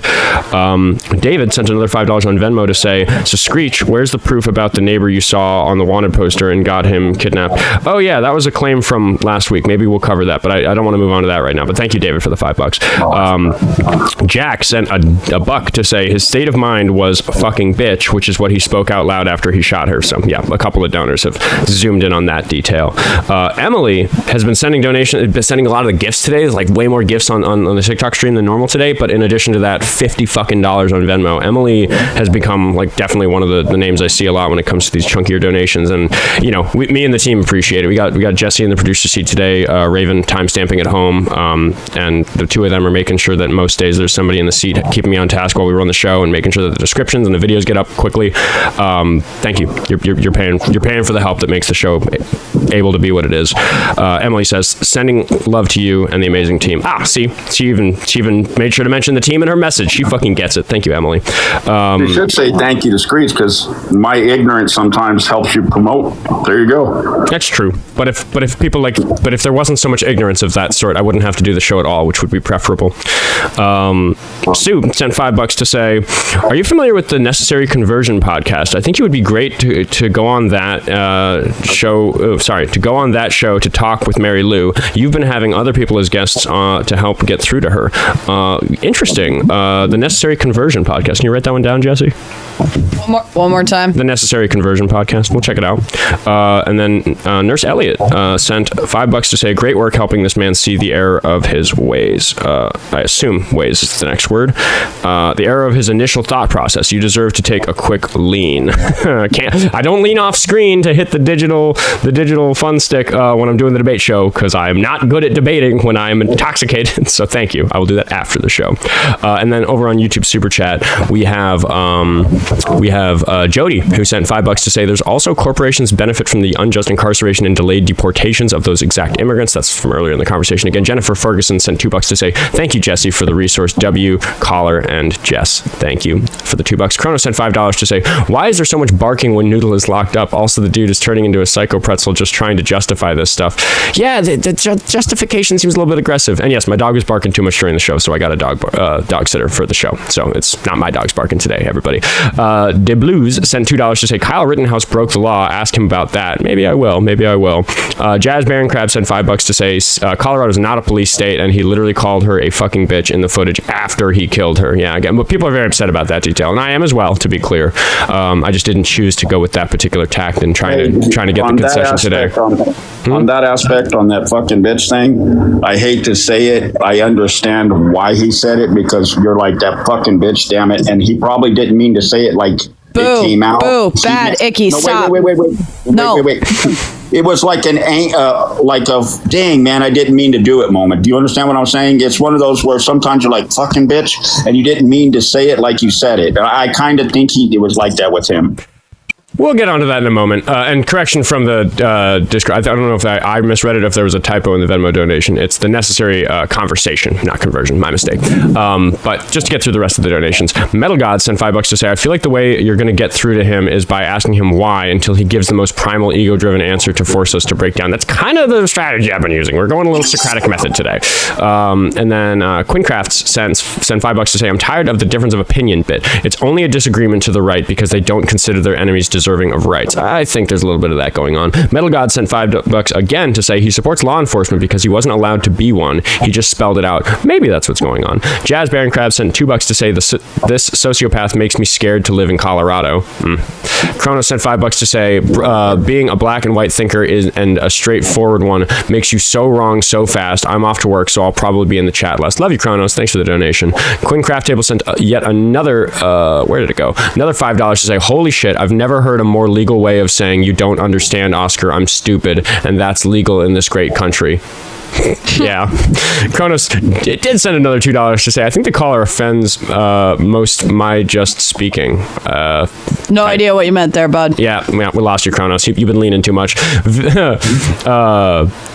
Vicky, is this Vikram or Vicky? Somebody just became a member on YouTube. Welcome. DeBlue sent another $5 to say defenders experience in officer-involved shootings said if Ross were their client, they'd advise him to accept anything short of life without parole. Yeah, seek a fucking plea deal would be the advice there, right? Because, I mean, Screech just watched it and said the same thing I think the jurors will. Like, oh my God, he shot that lady. Why? Like, that's the action. That's what a normal, like, reasonable person thinks when they see that footage, I think.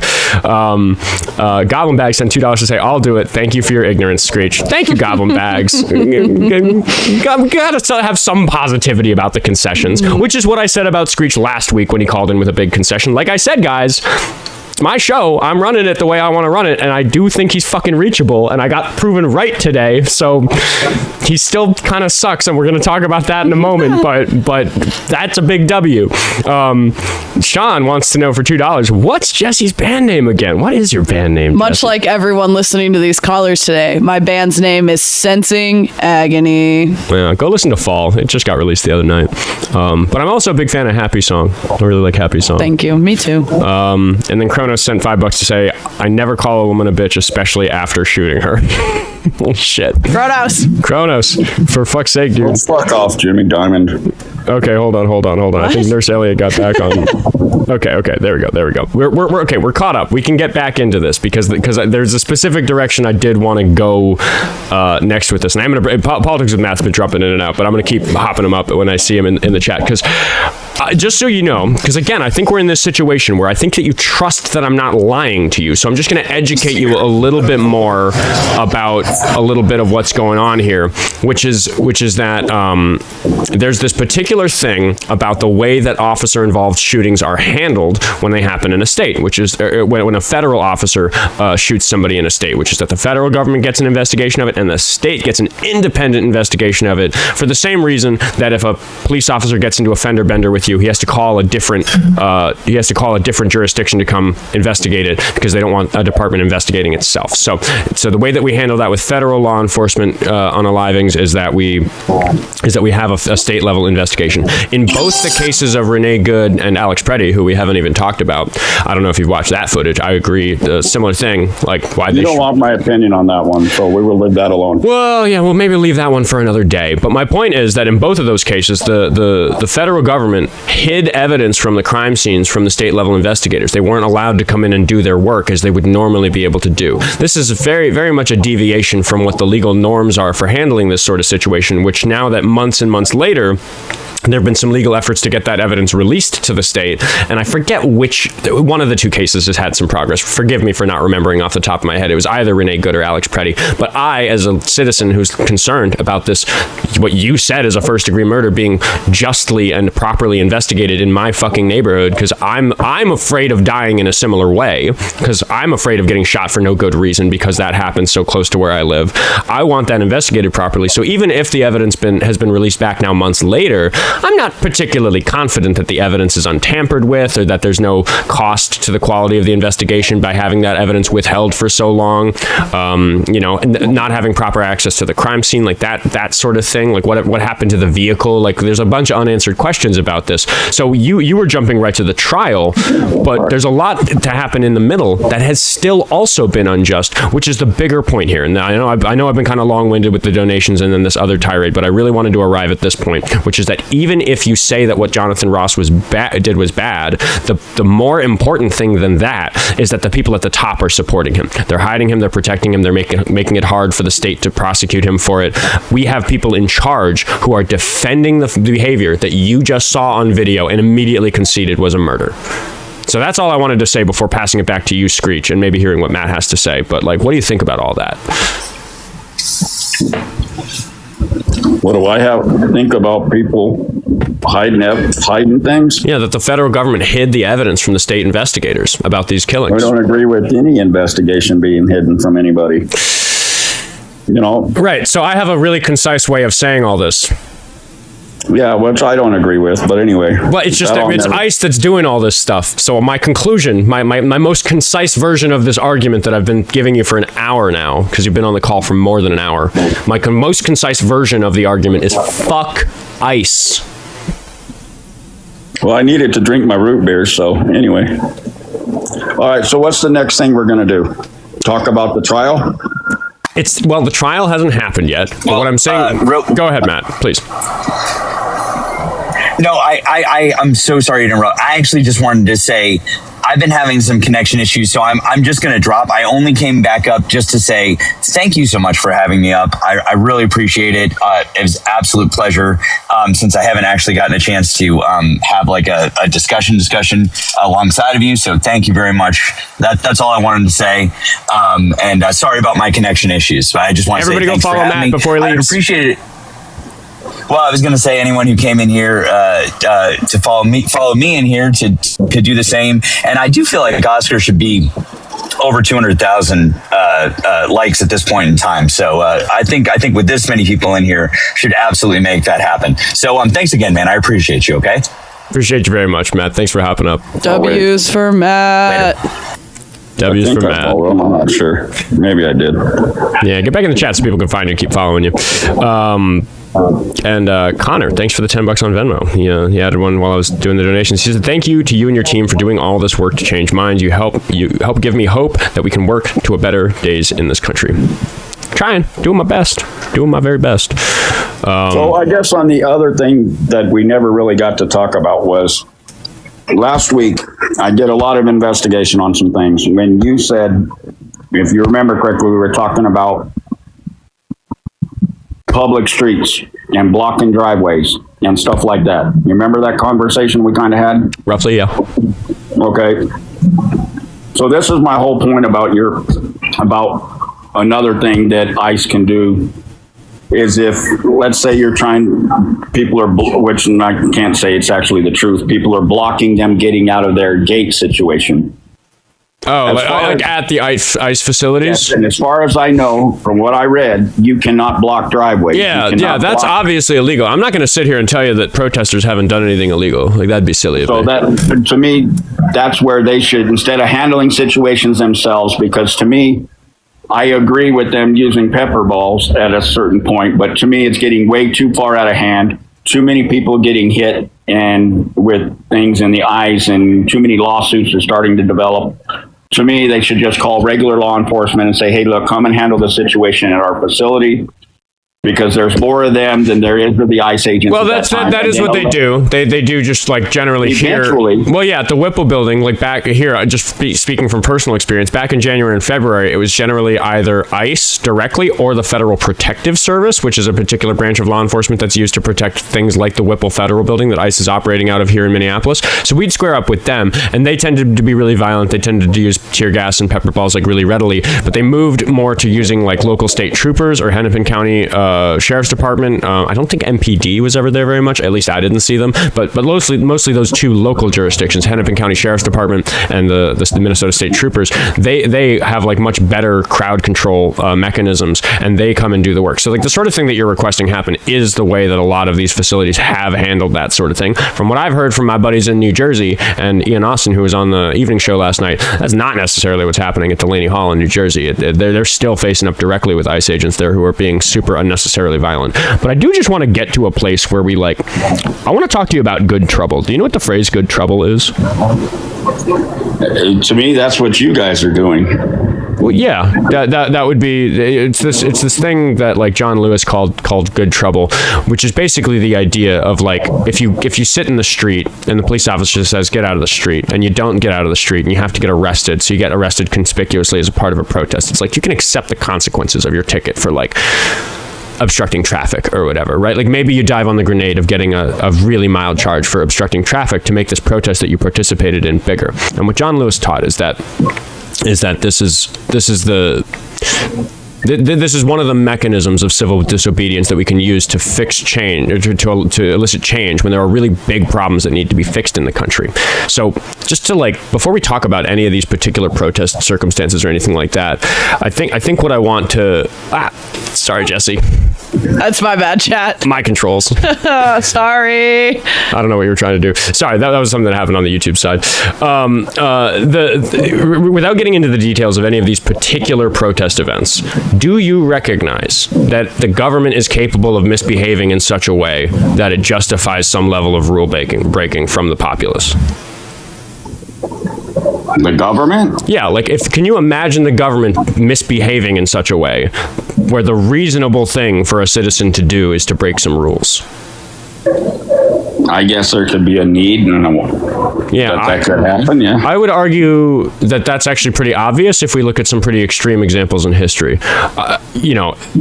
There came a point in Nazi Germany in the 30s and 40s where it became unreasonable for a German to say, well, that would be illegal for me to do that. That would be illegal for me to resist what the government's doing. The government makes the rules. They say it's okay what's happening to these Jews. They're supporting it. They're enforcing it. They're doing it very drastically. Whatever stage of it we're talking about. There just comes a day where it's no longer acceptable for a German to say, I'm a law-abiding citizen. I'm not going to cause a fuss. Do you agree with that? So you're comparing the United States now to Germany back then? Is that what I'm about to do that, but I just want to. But you're making a mistake that I see happen in these conversations a lot, which is that you're too worried about what the comparison is going to be to establish what your values are. Because I asked a very specific question. Just for argument, sure. So what you're answering sure to is that there came a day where it was no longer reasonable for a German citizen to say, I'm a law-abiding citizen, I should obey every rule from the government. That's what you're... Yeah, I get it, yeah. Right. So, sounds to me like the next step of this conversation is the one where you're really going to doubt me, and I want to talk about that, because I do think that there's a really good comparison to be made between what's going on with ICE right now, with these detention facilities, with other law enforcement agencies, with the policies coming from the administration, from the way that they're handling these times when there's unnecessary use of force or illegal use of force, or as you put it, just straight up cold-blooded first-degree murder. So I'll let you start. Why do you think it's a bad comparison? Because I don't think the United States is in that bad of trouble. I just think it's a group of Antifa people just going out trying to get a name for themselves that are sticking themselves in the line of fire. Then when they get themselves shot in the head with a rubber bullet and lose an eye, and now, oh my God, we got attorneys for that. So now, I'm going to get a free couple $1 billion or a couple $1 million for this. So now I'm going to go go hire an attorney. So an attorney. Okay, so I want to talk about the first thing you said. I want to talk about the first thing you said, which is that it's not that bad yet, because the concern is how bad does it have to get before you accept the comparison? Because one thing that some people say to me who maybe don't have so good a lens of history, they'll say how are you comparing us to Nazi Germany? There's no bombs falling from the sky. We're not at war. There aren't all these terrible. There aren't buildings being demolished by artillery. But I'm not talking about the 40s. Are you aware of what happened in the 30s in Germany before the war started? Yeah, Hitler took over and made himself look like a king, basically. Yeah, it's my way or the highway. Yeah, his party rose to power democratically, and then he became appointed chancellor. And that's before actually the stuff that I'm talking about, because there's a big stretch of years from about 1933 or so to 1939 when the war started with the invasion of Poland. I'm talking about what happened in those years. Are you educated about that? Kind of and kind of not. Well, I'm going to read you a poem. We're going to go a little old school with it. Can you hear do you have the attention span for a quick poem? Why are you questioning my intelligence, Oskar? Because I said this and I said this and that, but because I said I got a temper and I can't be a cop. I've read some of the comments in there. It's not that I want to be a cop. I never wanted to be a cop. Can I read it? Please, Jessie. Oh, Lord. Go ahead. First, they came for the communists, and I did not speak out because I was not a communist. Then they came for the socialists, and I did not speak out because I was not a socialist. Then they came for the trade unionists, and I did not speak out because I was not a trade unionist. And then they came for the Jews, and I did not speak out because I was not a Jew. And then they came for me, and there was no one left to speak out for me. This poem is in reference to what happened in the 30s in Germany, which is that any everyday person walking down the street could say, oh yeah, you know, things are pretty hard for that group, but that's not me. Well, that sounds like how Charlie Kirk got shot, because he spoke out. Lot to unpack there. Lots to unpack there. Yeah. Oh, so okay, wait a minute. So you're gonna make Renee Good the first time I said that since January. Okay, here's the difference. And now you're not going to make Charlie Kirk Here's the difference. Here's the difference. No, you can't do that. That's a hypocritical thing. Here's the difference. I'm going to tell you, it would be hypocritical if there wasn't a difference. Here's the difference. Who killed Charlie Kirk? Antifa did. It was a person named Tyler Robinson. Do you know what Antifa is? Do you know what the phrase means? Basically, supports anarchy. Basically, it just means anti-fascist. Are you in favor of fascism? I'm not. No. Okay, so that makes you Antifa. Why does that make me Antifa? Are you against fascism? I don't go out causing drama. No, the Antifa does. But here's the Fox News issue. Like we just talked about this whole thing with Renee Good, where you just had been you've been shown a version of events that convinced you that Jonathan Ross was right, and you're sitting here telling me that Antifa is bad because other people have told you that it's bad. But I'm telling you what Antifa is, and it is just a descriptor that means a person who is against fascism.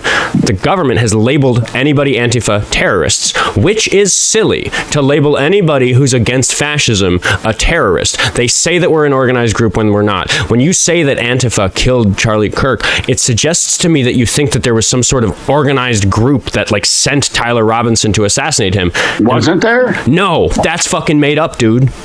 How is that made up? That dude was nuts. Yes, you know what I mean. Why he did that? That is right, but that's a question for him. He's a guy. The reason I asked who killed Charlie Kirk is because the government killed Renee Good. That's why the poem applies to Renee Good. The government didn't kill Renee Good. Nobody killed Renee Good. Where does who does Jonathan? No, dude, you just said it was first-degree murder. Who killed her? In certain aspects, she did it herself by putting herself in that situation. Who killed her? Jonathan Ross. Okay. Who defended Jonathan Ross? ICE did, and the president, and Megyn Kelly. Everybody did. Yeah, the government, right? Sure, yes.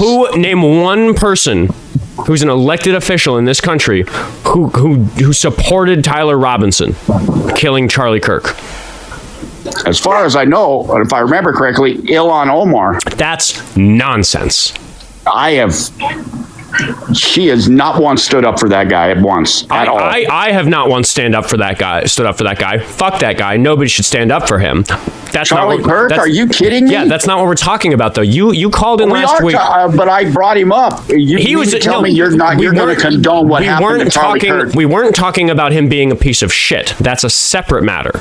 He was obviously murdered. I'm not going to sit here and pretend that what happened to Charlie Kirk was not. That was more murder than Renee Good was. I would agree. There was greater premeditation, obviously. Again, I'm reasonable about this. Very clearly, I got you to agree to disagree on certain things. There's no concession here. Those are the obvious facts of the matter. What you're not understanding is that Tyler Robinson didn't work for some organized group. This Antifa group that you think is a problem doesn't fucking exist. The government considers me a part of it. Do you think I contributed to killing Charlie Kirk? Me personally. No, I don't. Just from talking to you over the last 2 weeks, right. No, I don't. Right, but I'm Antifa. When the government talks about Antifa, they're talking about me. The guy who was on my podcast last night, my evening show that I do on YouTube only, his name's Ian Austin. He's a protester who goes and squares up at Delaney Hall. He's one of the people I reference. He wore a shirt that had a picture of the flag raising of Iwo Jima on it. You know, the military guys putting the flag up that we've got that statue on the National Mall of. He had a picture of that on his shirt, and it said Antifa, established 1945, because he is a veteran who has served, and he's a combat veteran. He recognizes that any patriot is somebody who's against fascism. There's this thing going on. Yes, now that you said that, Oskar, yes, now that I believe you're part of the problem. Because I don't like fascism?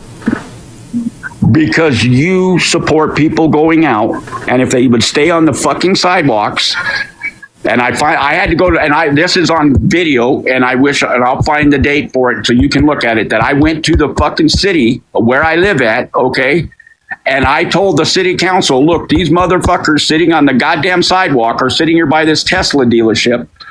We can't see to turn right. Somebody's going to get in a car wreck. One of them are going to get run down. Hold on. Wait. I went and I changed it. So now they're back. And they're back. Okay, I changed it. Because I had a voice. I used what you guys are saying you're using, but you guys are going down, raising havoc, and then when somebody says we started stop, this chapter of the conversation by talking about when it's appropriate for a citizen to raise havoc, whatever that might mean, about the government misbehaving, and we got to the poem that said that, first they came for the socialists, first they came for the communists, then they came for me, and there was nobody to come for me, and then we got to this disagreement about the difference between Renee Good and Charlie Kirk, and you admitted Jonathan Ross works for ICE. ICE defended him. The government defended him. The president defended him. You mentioned some other people who defended him in the public sphere, and that's okay. Not. Let's stop there for a second. Now it's my turn. Well, okay. Now, but what I'm saying is that's not the case with Charlie Kirk. Okay, wait.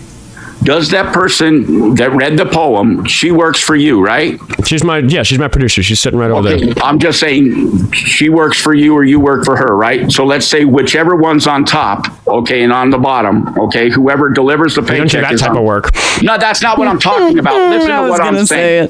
Listen to what I'm saying. Okay. Whoever writes the paycheck is the top person, okay? Whoever is the low man on the totem pole, okay? I'm not going anywhere near his totem pole. That's not what I'm saying. See, now you're throwing sexual shit in that I never even said. Okay, that was a little, we're being a little disingenuous. I am trying to listen to your point. Okay. I'm in charge. I'm the one who writes the paychecks around here. Okay, basically now to get back to it, the top person is always going to defend the low man on the totem pole.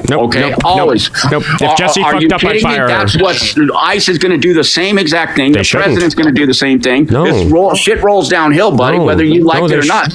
They shouldn't. And you guys are sitting there standing up against what you don't like. And the reason why you're standing up against it, you have it right there in your screen. Trump supporters are a joke. The number one thing on the very top is what? Trump. You're doing this because the name Trump. If it was Oscar Robinson, for instance, is the president, you wouldn't stand out against it. You wouldn't stand out if it was Obama. See, you're making these accusations about my inconsistency about this, but I believe that, yes. But my audience knows I'm perfectly happy to really criticize Obama and Biden.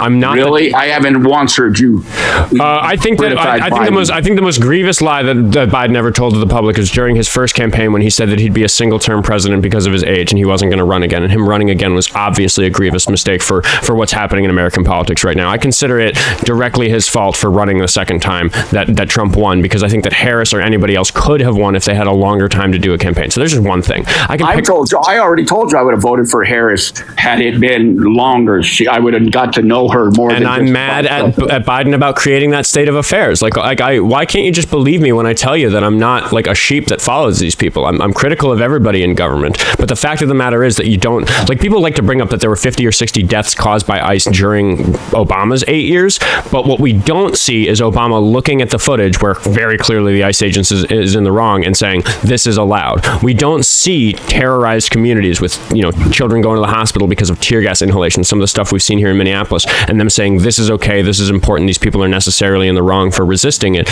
We didn't see that during Obama's time. So I can look practically at what's happening, and I do with my heart believe that what is happening right now is unique, but we're getting a little lost from the point, because we were talking about how bad it is what happened to Renee Good, and then you brought up Charlie Kirk as this counterexample, but you've never addressed this thing that I got us to about it. You admit that it is the government that killed Renee Good and defended that the person who killed her. I didn't say that. The government didn't have any part of that. She was shot by a federal agent. What is the government? That's not the government. That's a law enforcement, buddy. That's not the president saying, go out and kill Renee Good. Federal law enforcement officers are a component of the government. If we draw a circle Then around... Show me a statement that Trump said, I want you today on this street, at this time, at this moment. You're moving the goalpost. Says this, I'm not saying that Trump premeditated it. I'm saying that the people at the top defended it, and that is different. He defended it. Maybe it was right, maybe it wasn't. But you're sitting here acting as though Trump had to plan the murder himself to be culpable in it, when there is nothing that connects Tyler Robinson, the person who killed Charlie Kirk, to fucking anybody. You're saying that the government didn't kill Renee Good, even though an ICE agent killed her. ICE as an organization defended her. Stephen Miller, Kristi Noem, Gregory Bovino, Tom Homan, Donald Trump, all these people in charge defended her. You're saying that's not a killing by the government. But you're saying that Charlie Kirk was killed by Antifa, a group that doesn't exist and is just a made-up label that the government puts on people who are anti-fascist, which should be everybody if you agree with how World War II ended. If you think World War II ended the right way, you're anti-fascist, and you should wear the label proudly, as any patriot should, right? But Tyler Robinson doesn't have a single connection with literally anybody else. Not a protest organizer, not a politician, nobody. Like he took out our voice. You see what I'm saying? He murdered Charlie. Yes, voice. Right. But the poem that we read about, first they came for the socialists, first they came for the communists, and when they came for me, there was nobody to protect me. The they in that poem is the government, not some random guy. I could also point out to you that they silenced the voice of the voters in Minnesota last year when Melissa Hortman, one of our elected officials, was murdered in her sleep. Why do we hear less about that than about Charlie Kirk, who at the end of the day did not have a hand in American politics? What are you talking about? Everywhere I go, we hear about Charlie Kirk. I'm asking you why we hear about Charlie Kirk instead of Melissa Hortman, who is an elected official in Minnesota who was murdered in her sleep last year. Somebody broke into her home and shot her and her husband. They both died, and her dog, for that matter. I don't know. All I know is that Charlie Kirk was us. Right. He's a podcaster. If you're concerned about political violence in America, it is a bigger deal that Minnesota had lawmakers assassinated in their fucking homes. Another one of them was shot, by the way. He managed to survive. That's a bigger story than Charlie Kirk. But we don't just, what should be a bigger story doesn't necessarily become a bigger story. So you're sitting here. You made it sound like you guys would glorify Renee Good more than Charlie Kirk. I do. He was a shit stain, and I'd rather have her back then. How was Charlie Kirk a fucking shit stain? Dude, that's horse shit. He promoted the subjugation of women like Renee Good. He didn't think he should have.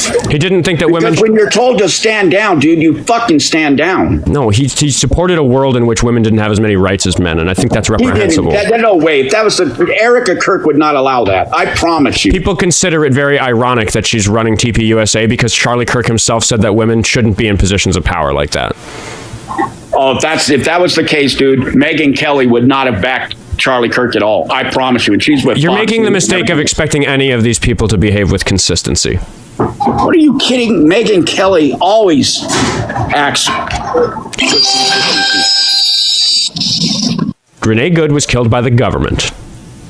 Renee Good, who in the government authorized and signed their name on there? I'd like to know, because I will stand next to you and we will go there and make sure that person is prosecuted. There's this part of this that you get, which is that you are incensed that it wasn't investigated properly, and the number of people in our government who have worked on that conspiracy to make sure that Jonathan Ross remains a free man is enormous. So it sounds to me, Screechmiester, like you should come to the protests with me because you're mad about that.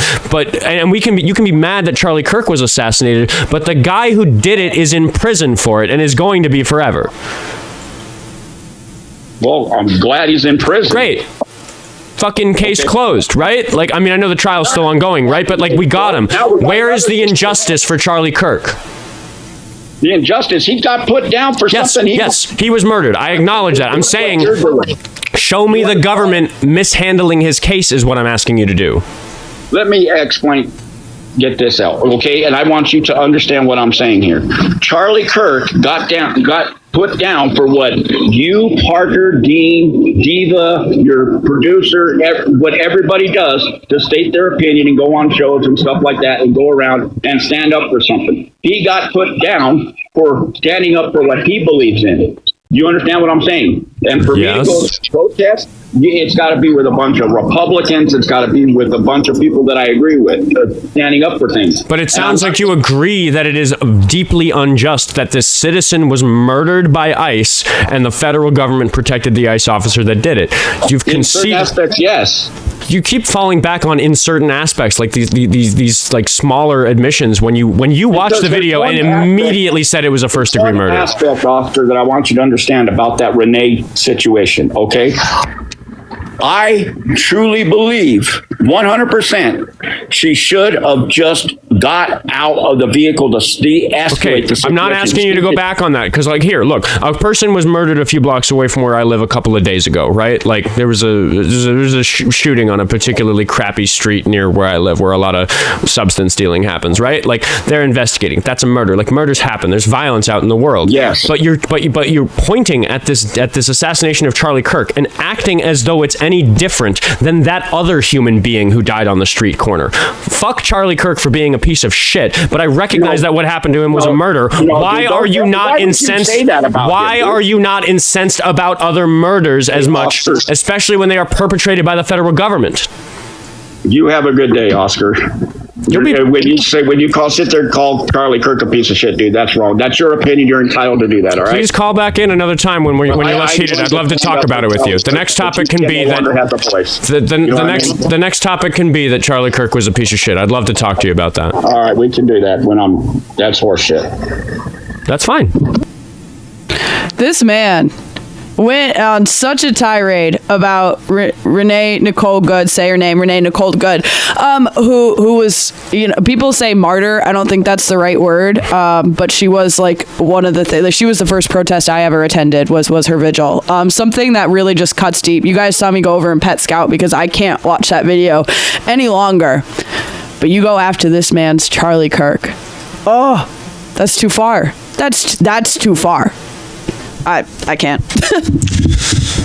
If you enjoy the Oskar Quentin show, if you think Jessie's doing a good job as my producer, if you think Raven's doing a good job making sure that those timestamps are busy and getting all those clips edited, because Raven's doing most of the clip editing these days, you can go to the link tree in the bio, follow me on all the other platforms. That helps the show for free. Yay. Seriously, follower counts, they're important.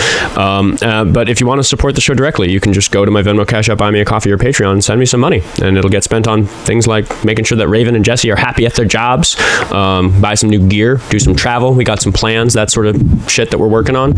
I would like to shout out, we had some mutual aid happening in the YouTube chat. So YouTube chat, we're all here for each other, guys. Oh, I didn't catch that. Love to hear that. Love to hear that. We've got $5 on Venmo from Sue. Sue said, I'm sorry, it's the Necessary Conversation podcast. I can't proofread well without my glasses. It was Sue misspelling it and not me misreading it, but we got it corrected anyway. Discord on that. And thank you, Sue, for the $5.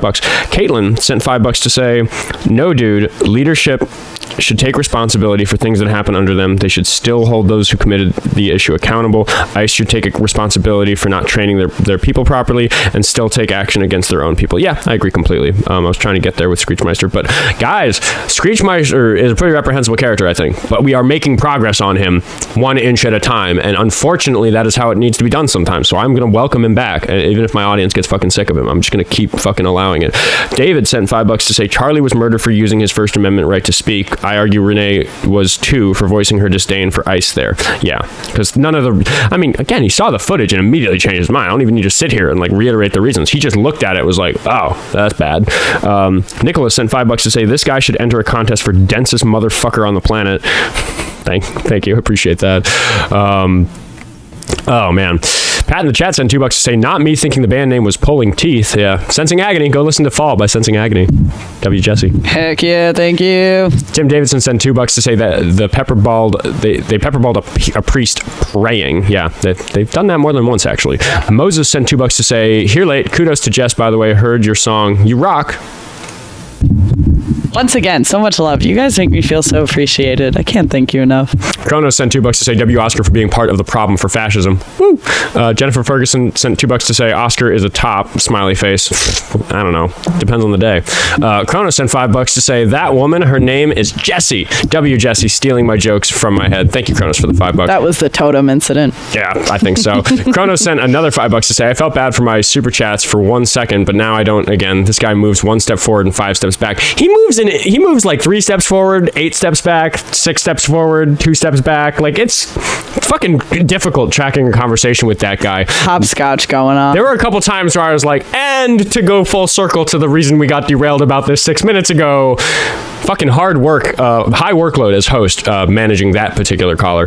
Metal God sent $10 to say, when I get told to get down by fascist bastards, I make sure to stand up and support others to stand with me. Bella ciao, bella ciao, bella ciao. Thank you, Metal Gods. I appreciate you. And then Goblin Bad saying $20. Thank you for the $20. Screech spent time before researching and found the truth before. He can do it again because Kirk's rhetoric is recorded. Put up or shut the fuck up, Screech. I'm full up on your ignorance and won't thank you for it again. Yeah, I hope he does call back in about Charlie Kirk because he's a caller who sometimes calls back in and says I did some research and I was wrong, in spite of him being emotional and difficult the rest of the time. I find him fascinating. I would like to keep talking to him. Anyway, are we really going to victim blame? Yes, run, dude, says Kronos for $2. Thank you. Let's read some Charlie Kirk quotes. It says keep your Bill Steins for $2. Thank you very much. Yeah, maybe we should. Snake sent $10 to say it's interesting how Screech referenced Renee Good shooting as her being put down, but once he changed his mind on the issue, she was unalived. Yeah. He's the guy's kind of got one speed. Like, that's why I kept telling him to slow down. It's just like, I think his brain is capable of coming to the right conclusion if he fucking slows down. But clearly there's a lot of hate to deconstruct there. Metal God sent $2 to say, top this, bottom that, switches always win though. He gets it. Do we have any cash apps? I keep forgetting to check cash apps because I haven't had too many. We were missing one. No, yeah, I just haven't been as many cash apps coming in lately. But you know, sometimes there aren't that many buy me coffees coming in. Sometimes there are. I appreciate all the support. I don't care where it comes from. Because, you know, we got people like Zachary who sent me $30 on Venmo to say, for you, Jessie and Raven, you guys rock. P.S. Fall is a great fucking song. Thank you. I appreciate it. Make a note to make sure I send that one to you guys because that one's sitting in the Venmo. And Other Jessie sent $10 to say, sending my regular donor to make sure you keep the 4-hour format. Also, look up Lucas Bean. He does incredible research into MAGA and the psychology of it all. Would you write down Lucas Bean? Can you spell that for me? Lucas with a C, Bean like the food. Can do. Yeah. And also, we are past noon. What are we doing today? We can run long, right? We've got do you have evening plans? No. This is my whole plans is to be right here with you, sir. But the YouTube chat saw me threatening to eat Merlin because I am so hungry. So I'm ordering us lunch. What do you want? Oh, it surprised me. You know what I like to eat. I do know what he likes to eat. Yeah. I'm not picky. If this turns into a mukbang, is that good for the algorithm? We'll find out. I would guess probably not. But in my professional opinion, probably not. But anyway, those are the big long ad reads because lots of people are donating today, including Sarah? Interesting spelling. I don't know how to pronounce this, but she's for $2 says, not sure if you've seen my other Venmo, but this one is for Raven and Jessie. Oh, did I miss one? I'm sorry if I did. I'll have to go through that. Oh, and now the Cash Apps are coming in. See, I mentioned Cash App, and now all the Cash Appers are like, no. Chewy sent $2 to say, Mile High Heathen, sorry on behalf of Coloradans. Yeah, sorry that you got to live with that guy. Cassandra sent $1 to say, your patience is amazing. Dash Mew. So maybe Mew in one of the chats. Well, we're gonna move on with the show. Venmo, Cash App, Buy Me a Coffee, Patreon, all that shit in the thing. You know, blah blah blah blah. Metal God sent $2 to say, Jessie, order him his girlfriend. What does that even mean? Do you remember exactly how you worded it? Oskar looked lovingly in my direction, said, "You know what I like to eat." Oh God.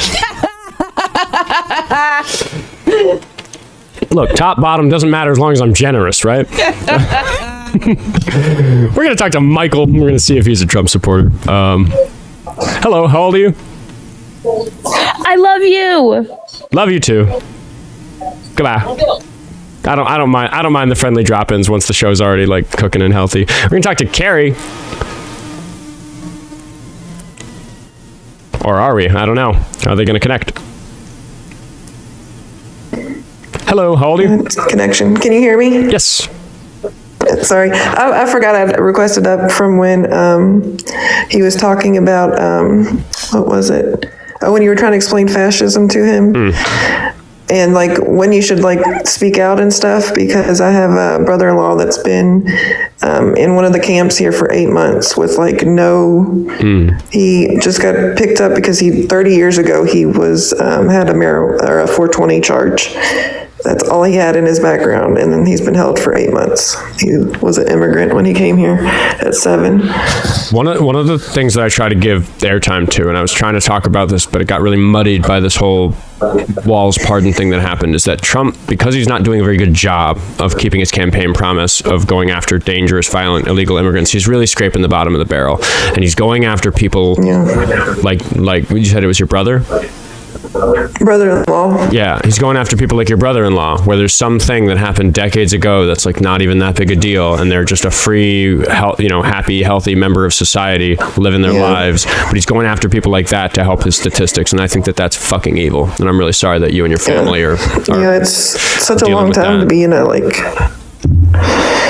it's not fair that they just get to sit there. At least, like people say, deport them. If you're going to deport them, don't make them sit in squalor, cramped in with a bunch of people.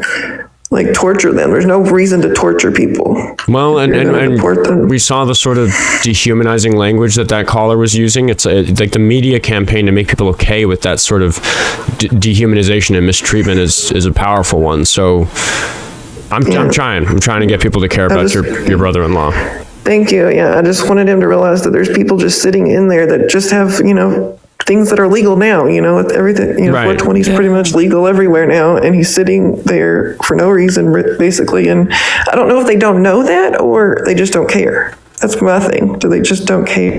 I worry it's the latter.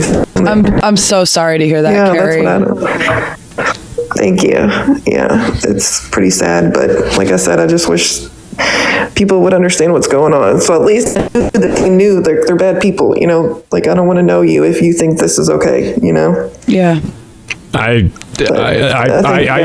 have to put up with a lot of people who think that way, and I like to think I'm trying to do it for people, for you, because for whatever reason I can put up with it for hours a day. But I do know it's so deeply fucked up. I know it's got to be so hard for you to watch callers like that.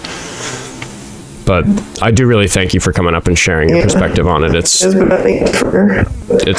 very important. Yeah, it's hard, but thank you. Yeah, thanks for hearing me. You can drop me. Thank you, Carey. Sending prayers. Thanks. Yeah, man, it's just the human cost, man. Like, people are, Screech isn't going to be interested to hear that Trump is, scraping the bottom of barrel to come up with people he can deport who are, going to be easy to catch because they're just functioning regular members of society these days. They did something decades ago that's not even illegal anymore. It's horrible. It's horrible. So humanizing to hear that from someone's side who's going through that with family. So once again, thank you, Carey. W's for Carey. It's hard to share. Appreciate it. Let's talk to Robin. Let's see what Robin has to say. If they connect. Today's the day of wonky connections. Well, when we have a long call like that, people sit in the queue for a long time and they end up teacupped is what it was. Because we had Screech on for 70 minutes or something. I'm going to disconnect them and move on to Badger. Let's see if... hi. Hello, how old are you? So... You're teacupped. Yeah, I can't hear you if you're muted. And you need to tell me how old you are. 19. Okay. Do you support Trump? Yeah, because he's an esoteric Scientologist and he's going to defeat the demiurge. We're going to talk to RichPoor 84. That's one I haven't heard yet. Yeah, that's a new one. Hey, how old are you? 31 years old. Okay. I believe we've spoken before, but I don't recall our conversations. You're a Trump supporter? Yeah, absolutely. Why is that? Yeah, so I want to talk about the Trump supporters are a joke. But real quick, what is this buy me a coffee thing that you mentioned? What is that? Is that a promotion? What is that? No, it's just like a website for supporting creators. It's like a donation. It's like a tip jar. It's meant like, here, buy me a coffee. But I mean, you can people might send me $100 on there. It's just another pay method. Yeah, so okay, that makes sense. I think it should be named to buy me a beer because you're a fucking alcoholic who shows up to work drunk. Oh, this is gonna be fun. I don't think I'm an alcoholic. Are we talking about the Saturday show? Or yeah, you know what we're talking about. Can I tell you what happened? I want your thoughts on it. Yeah, I want to hear it because you have workers who depend on you. I do. So you showing up drunk fucks with their paycheck, which fucks with their life. So I wasn't drunk, first of all. I was really nauseous. I'm going to tell you what happened. I was laying in bed at about 9:45. I remember looking at the clock because I was on the phone with my girlfriend, and we'd just been like texting a whole bunch, and we were talking, and we hadn't really planned to hang out that day. But she was like, "This," I forget what she said. She was like, "This is silly. I wish you could just come over." And I was like, "You invited me over," and she said yes. So I'd been sitting there drinking a glass of whiskey, and I was talking to her, and I thought, okay, you know what? I'll hop in an Uber. So I finished my glass of whiskey, and I brought this little teeny bottle of whiskey I had over to her house, and we ended up staying up until like 3 a.m, just like shooting the shit, watching TV and stuff. And because I didn't expect, like I was winding down for bed, I didn't really expect that was the way my evening was going to go. So I just didn't think very hard about like how much food I'd eaten or like how hydrated I was. So I didn't actually drink very much alcohol that night. I just like when I woke up, I realized like, in the last 24 hours, not enough water, not enough carbs. I feel really crummy, but got to get up and go home and do the show. So I did. And then when I got in the Uber at 9:30, before trying to start the show at 10, I got really car sick on the way home. And I worked really hard when I got home. I like started the show 15 minutes late. I was sitting here with Raven, who my other employee who was producer that day. And I just couldn't kick the sweats. I was just sitting there thinking like, I don't think I'm going to be sorted out in time. So I was feeling a little better. We decided to try. And then while I was talking to that Phil bro, I just started feeling nauseous again. So I called it, and I had a sick day. You're providing context. You're not necessarily excusing your actions. I'm just telling you what happened and asking you what you think about it. No, well, it halfway makes sense. But do I have any obligation to do the show any day, ever? No, of course not. But that's why I pointed out you have people who depend on you. You have workers, obviously, so that does affect them. So it's not a selfless thing to do. What I'm saying is that when it affects your ability to do your job and work. That's when you're an alcoholic. So I'm not saying the amount of alcohol you had. I'm just saying it affected your ability to work. But yeah, go ahead. All right. So both of the employees of the Oskar Quentin show are here to meet your claim. Raven, have you ever worked for somebody who employs you 7 days a week before? No. Also, I still got paid just the same amount. Yeah. So I don't think I took a hit on my pay cut or paycheck either. I think we both got paid. I actually paid Raven that day to go buy me orange juice. Yeah. I literally just sat in the chair and did some editing work while I took care of Oskar, and it was fine. He's my friend. I don't mind taking care of him. This is, my favorite job in the world. Sometimes I get us coffee and stuff like that because I always wanted to be like a little secretary that does the little things. And so I make Oskar pay me for that part too. Sometimes the reason I'm hungover on the show is because the three of us were up late getting drunk together. Yeah, that's the thing we do. Literally. We hang out as friends. This is the coolest job in the whole world. So I just think your argument's a little invalid. Yeah, so this is what we call. How about we let this just be a lesson? Stockholm syndrome. But go ahead, I appreciate it. Let's just have this be a lesson and not being upset for people that didn't ask for it. Ooh, well, yeah, good point. Stockholm syndrome. I appreciate that. Let's go to the prompt. I think Stockholm syndrome takes about 3 months. How long have we been working for you? Also, Stockholm syndrome would require some sort of harm to be done to us when neither of us had any financial harms. That is true. Yeah. Yeah. Okay. All right, caller. We'll let you move on here, but we just wanted to put it out there for the guests that we Matt chillin'. So now that we debunked that diversion as well, can we just admit that maybe this is a lesson in not being mad for people that didn't ask for it? Wow. Okay. No comment. I have no comment. I understand your perspective. I have no comment. Cognitive dissonance. Engage. Wow. Yeah. So Trump supporters are a joke. Okay.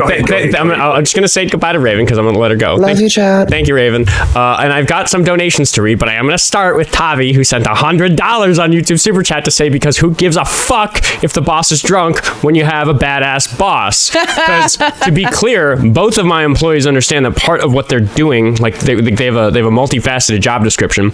Jessie is producer, Raven is editor, but sometimes Jessie's editor, sometimes Raven's producer, and both of them recognize that part of what they're doing, because my time is so valuable as the host of the show, it's like kind of being my personal assistant a little bit. Like we talk about that, like sometimes there's just like facilitating life shit, which is why I paid Raven to go get me some hangover fixers on Saturday.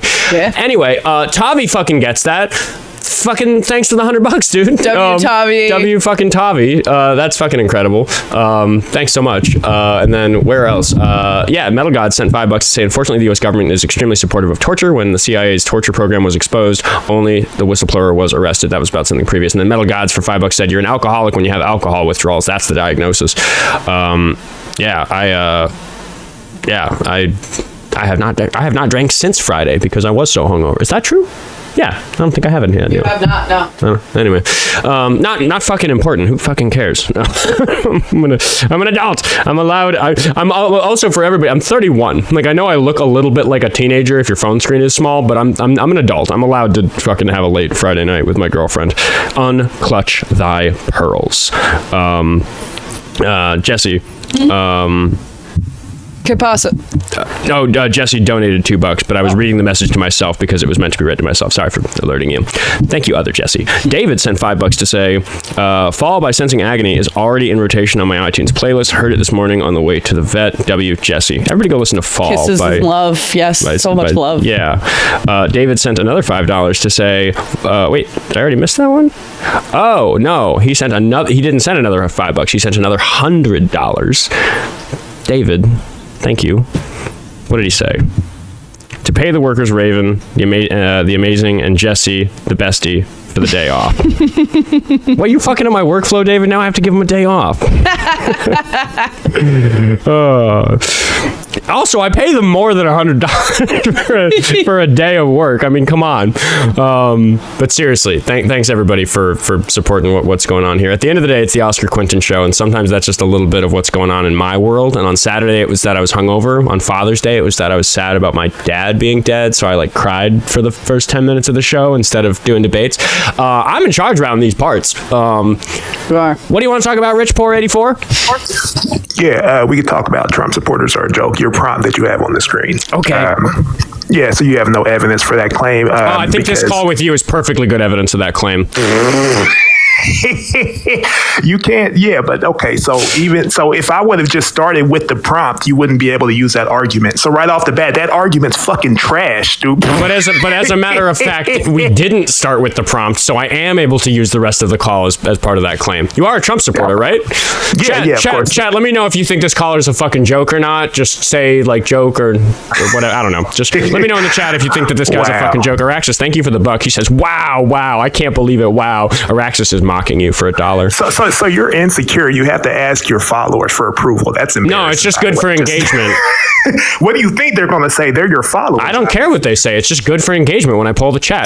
So if Trump asks his people at a MAGA rally, hey, what do you guys think? Obviously, they're going to kiss his ass and scream and cheer. So what the fuck do you think is going to happen? You got me. You're embarrassing yourself. You got me. It was for engagement. I don't actually care what they think. This shit is embarrassing. Okay, anyway, dude, your arguments are so just trash and debunkable. But that was a good smart chess move, though, that you pulled with the, with calling me. Yeah, that was good. Can we go ahead and get one, please?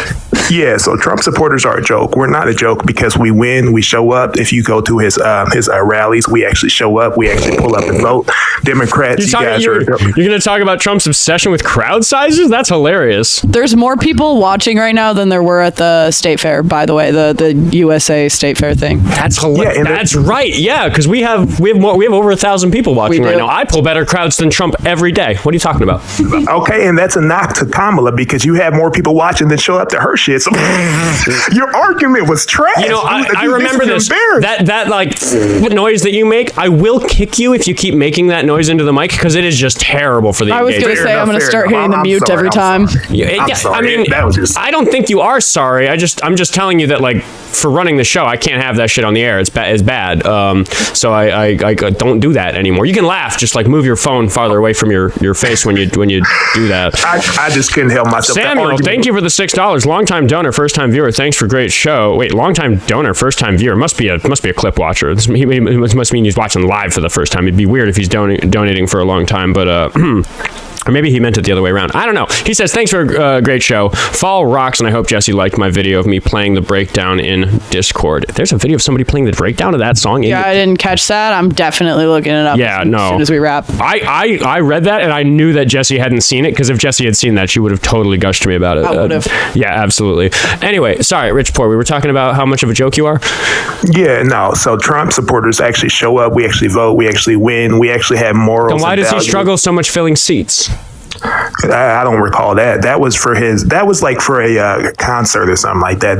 It's not really political, so that's not going to be taken seriously. You don't think that Trump's Freedom 250 concert was political?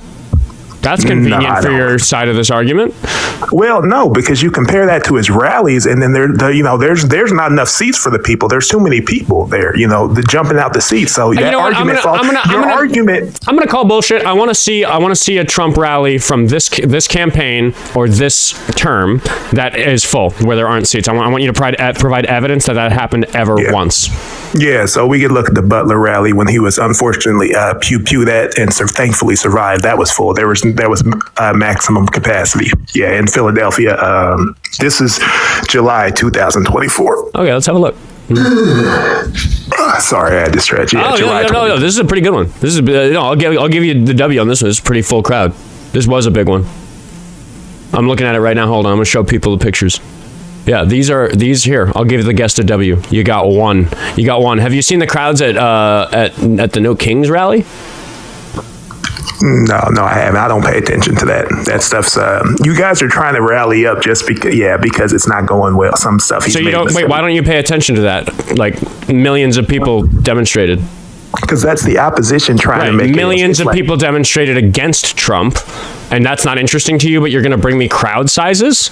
But you don't want to hear about my crowd sizes? I gave you the W. That's right. That was one pretty full rally. But generally, that's not the trend. But why does it not matter to you that like 200,000 people showed up at the St. Paul State Capitol for the flagship No Kings 3 rally, and millions of people across the country came up to wherever the local rally was for them? Like, why is that not relevant to you? Why are you bringing me crowd sizes but ignoring those crowds of people? Yeah, because those people aren't necessarily Biden or Kamala supporters. They just don't like Trump because so more people show up to say that they don't support Trump than show up to say that they do support Trump, and you are uninterested in that for some reason. I'm not really understanding. Wow, dude, smart chess move. I'll give you that, but still, that doesn't make Trump supporters a joke, because we got to circle back to the prompt. You're kind of getting away from it. That's real cute, real smart chess move. I mean, if you just want my direct like what I actually mean by this, because it's not like the most strict logical claim to say they are a joke. We'd have to operationally define what a joke is. When I say it is that I don't take them seriously, because I think that most Trump supporters either completely lack the cognitive fortitude to even engage with some of this material, they lack the education necessary to know what they're talking about, or if they are educated well enough about what's going on, they make just such obviously terrible bad arguments that to the rest of us who understand the tactics, it is a fucking joke. I consider it a joke. This is an opinion and you're stuck on it, dude. Yeah, but it's easily debunkable and disprovable, though, because we're serious because we actually win. So why is the winning team a joke, but the losing team is serious? That doesn't make any sense. If anything, you would think that the person who's a joke isn't taking it serious enough, and they would lose. I mean, I don't know how you're defining winning. Like, I mean, like, what does that have to? I don't think a person is made a joke or not by winning. Winning, you know what winning is, dude. When we actually become, our party wins the election. Come on, dude. And we elected a jokester to be president. You're laughing at me. This is what you do every time you call in. You just laugh at me instead of answering my question. You just said you don't know what I mean by winning. To do with whether? Right. I'm saying, what does that have to do with you being a fucking joke?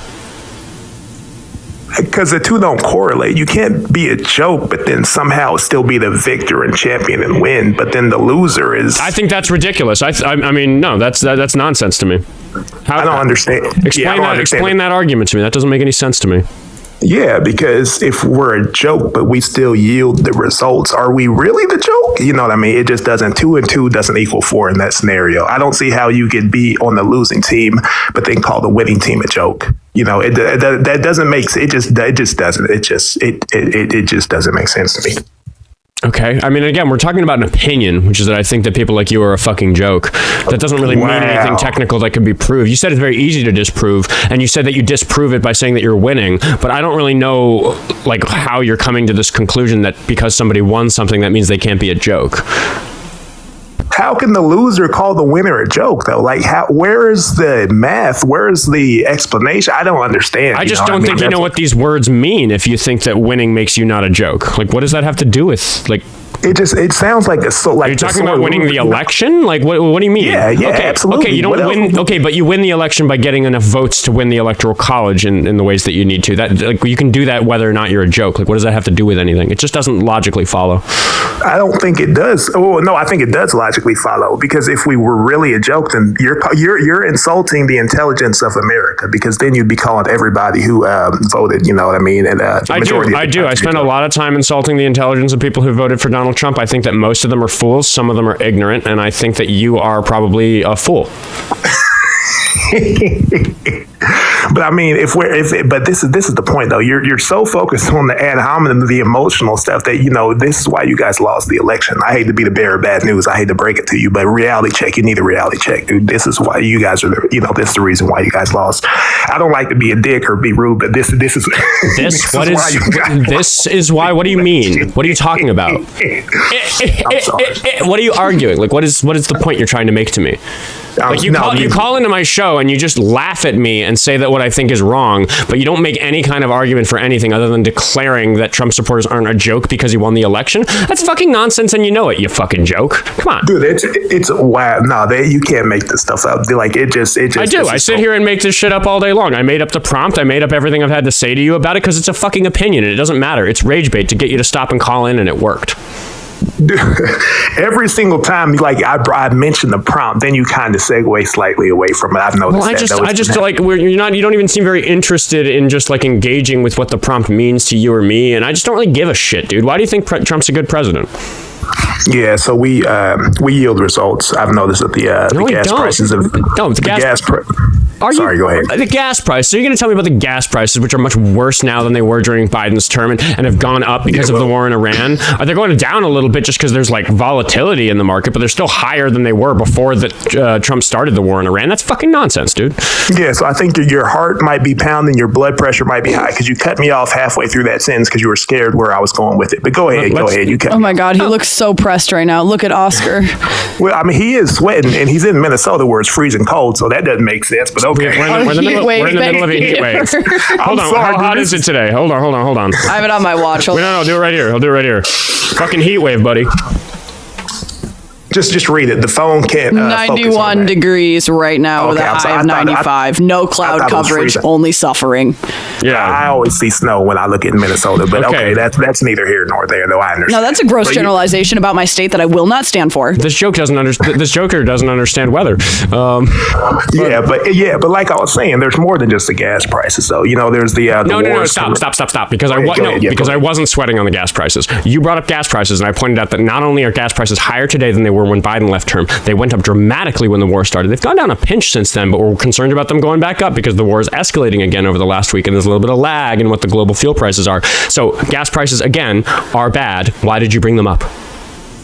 You just literally conceded that they're going down, but then you're saying that you're afraid they're going to go back up. So I was right with my claim. They are higher now because of Trump's actions than they would have been otherwise. They are higher than they were.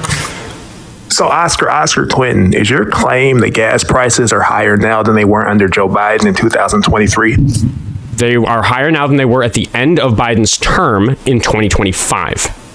So Oskar Quentin, are you claiming the gas prices are higher now than they were under Joe Biden's 2023? I'm doing the same thing you do. You don't let your guests wiggle out of it. I'm not claiming that, though. straightforwardly. Yeah. Okay, so you choose a specific point in Biden's career that favors your narrative because you want to specifically pinpoint. I looked at how he left things. Yeah, so you want to look at a specific point that fits your narrative. When I can do the same. Very quickly, thing. are you denying? That's a trash ass argument. Are you denying that Donald Trump is responsible for the higher gas prices today than at the beginning of his current term? We don't have to talk about Biden. We can just say that Trump has made the gas prices higher during his term. I'm saying that certain factor. You know what a causation fallacy is? You guys talk about the same thing. You and Dean and Parker bring that up, which is actually good. It's a good point. But now I'm going to use it against you. So there's a such thing called a causation fallacy. That causation fallacy where correlation causation fallacy where you think that just because one thing happened during a certain time period. It was caused. That fallacy doesn't apply here because we know the reason that the gas prices increased. It's because of a global fuel market response to the Strait of Hormuz being closed by Iran once Trump started the war. Like, we know the thing that caused the gas prices to go up, and it was Trump's actions. It's not like you can just point to you can't just point to the inflation rate being really high under Biden and blame him for it because he and Trump both contributed to that increased inflation rate that was caused by the government response in the United States to the COVID-19 pandemic, stimulus checks and those sorts of things that increase inflation. So, yes, I recognize the correlation causation fallacy. We do know what caused the current gas price increase, and it is Trump. No, that's a long-winded way of saying that it is a correlation. So just to be clear, you are denying that the war in Iran caused the gas prices to increase. Is that your position? You're not going to have me sit here. Yes or no? Do you want me yes or no? Do you deny or accept the fact that Donald Trump increased global fuel prices by starting the war in Iran? You're giving me two options. You want me to double down and look dumb, or you want me to concede and look like a bitch. I'm not doing any of those. Now you're going to look like a bitch regardless of which option you choose. So just pick one. I didn't say those words. You're putting words in my mouth. I see what I'm asking you a question. Do you deny that Donald Trump increased global fuel prices and global gas prices in the United States by starting the war in Iran? I'm not going to confirm or deny. Okay, so you've called in and you've brought up gas prices as evidence of his performance, and you are not aware of what his actions have done to change gas prices? I'm not going to push your narrative, but there's the thing though. My claim was that gas prices are going down. Now you're kind of, getting a little bit outside of the realm of which, or not realm, but the claim I was making. I think that they're gonna. It's a down. So here's what was going on over the second half. Your window, you can't see it. Oh, sorry. Thank you, Jessie. There we go. So here's what's been going on in like Brent crude, which is like the global like raw petroleum product prices that like affects the rest of the fuel market on the planet. And what we could see is that in the beginning of or the second half of last year, it was creeping down. We had like pretty normal amounts of volatility, and then right here is where the war started. And when the war started, it shot up this high. And not only does Brent crude going up this high, regardless of the fact that it's on a couple of occasions like poked a little bit lower here, all of this is expensive fuel that the world had to buy to heat their homes and to move their container ships and to drive their trucks on the road. So this increases costs for Americans. This increases the inflation rate. This increases the consumer price index because everything depends on fuel prices in some way to get manufactured or shipped to the user, or the service costs fuel to get done, whatever it is. The building needs lights on. Everything uses fucking fuel. So compared to this situation where we had this amount of wiggle, this amount of volatility, we now have this insane amount of volatility where it's often very high. And on this particular day, it happens to also still be pretty high. This little lull right here is this brief period where it did look like the war was going to end, but then the war ramped back up. So we're right back into it because Trump's negotiations failed. This is when the modus MOU, what was it, modus of understanding or whatever it was called, that agreement was being fought for. Yeah, that didn't work out. So now gas prices are high again. Are you suggesting that this graph did not happen like this because of the war in Iran? Are you suggesting something else did it?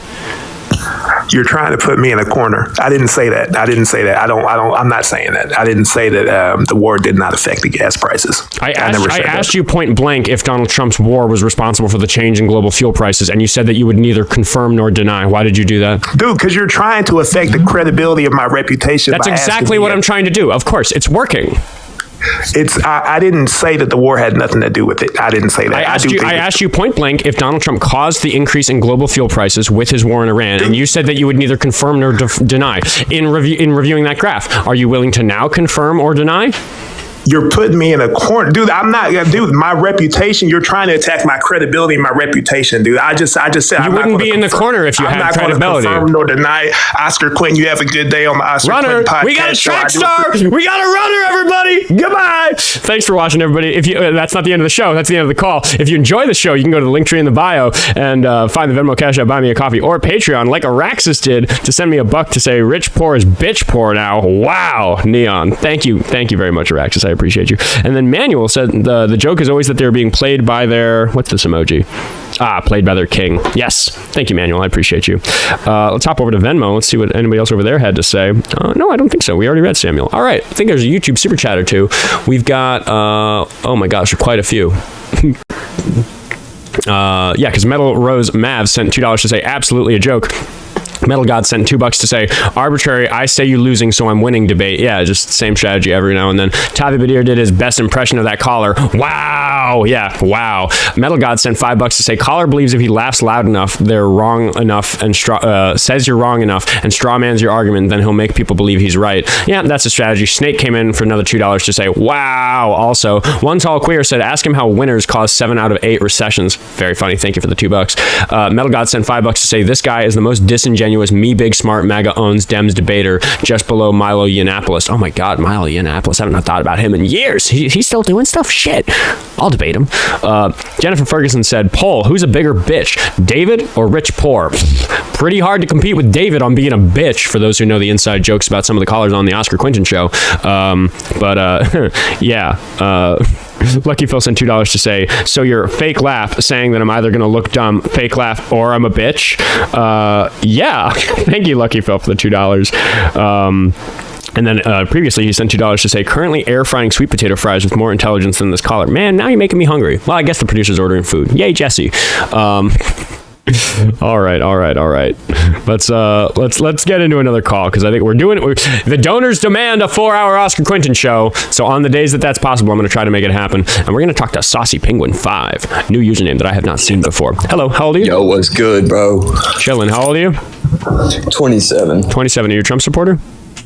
Kinda. We've talked before. I'm usually under DZ, but they muted me in the chat for saying for asking if Kirk was respectable.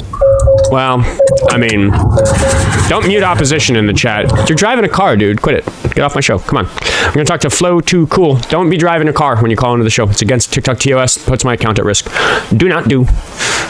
Do not do. Please don't do that. We are Dean Withers. We care. Ugh. We're going to talk to Saucy Penguin 5 is that guy. All right, we'll talk to Mothman. Was Mothman opposition? He called in the other day, but I don't remember which one he was. How old are you? 27. I'm the Washington one. Yeah. Of course, yeah. How you doing?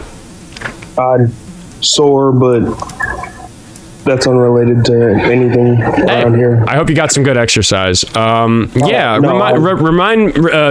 me in, because I forget these things sometimes, and remind the audience what we covered. I know you're more undecided. You're a younger voter who's trying to get their understanding of all this, right? I mean, like, every time we've chatted, like, I'm the one that was talking about how there have been cracks showing the illusion of me supporting Trump. And one of the things I saw recently, like, I knew flock cameras existed. I knew they were in a bunch of places. Mm-hmm. But doing research, I learned yesterday that, like, how people are using them for their own, like, weird investigations. And that kind of upset me. So I wanted to get your opinion on. When you say they're using them for their own purposes, are you talking about like hacking into them, or like what are you talking about? Oh no, like people that were like supposed to have access to them were like pseudo stalking people with them. Oh yeah. There's great concern about them being misused by people. That's a big concern. In general, when you have this sort of mass surveillance, there's this concern about power, where it's like, how do you make sure that the people in charge of this data use it in a way that is good for society? And if there isn't a very good mechanism to make sure that the information gets used for society, sometimes the better thing to do is just make sure that there aren't cameras. Think about it this way. You might say that it might be good to have cameras in the locker room to make sure that we catch anybody who goes in the locker room who's not supposed to. But then it has to be somebody's job to turn them off when the locker room is being used, when people take their clothes off. That just creates a situation where there's a whole bunch of shit that needs to go right to prevent something very wrong from happening. And a better solution would be to not put cameras in the locker rooms. Yeah, I was about to say, I just don't think we should put cameras in there to start with. Right. Now, people don't have the expectation of privacy walking down the street that they do in a locker room, which is what the opposition would say. They say, no, but this is different. But what I'm saying is that you have the same problem where it creates power, it creates a system where somebody who has access to what those cameras sees can surveil somebody to a degree that most people wouldn't like, and we as a society should be able to say that that's fucking shitty, and we don't want our society to work that way. Yeah, I completely agree with that. Sounds like you're not in favor of flock cameras. Yeah, no, I'll admit when I knew almost nothing about it, I was like, all right, cool, whatever. It doesn't really affect me. But like the more I've looked into it, like they shouldn't be up. Yeah, and I think that flock cameras are one of these issues where we can look at the fact that Republicans are so interested in having flock cameras. They do help ICE. ICE uses flock cameras to do their work.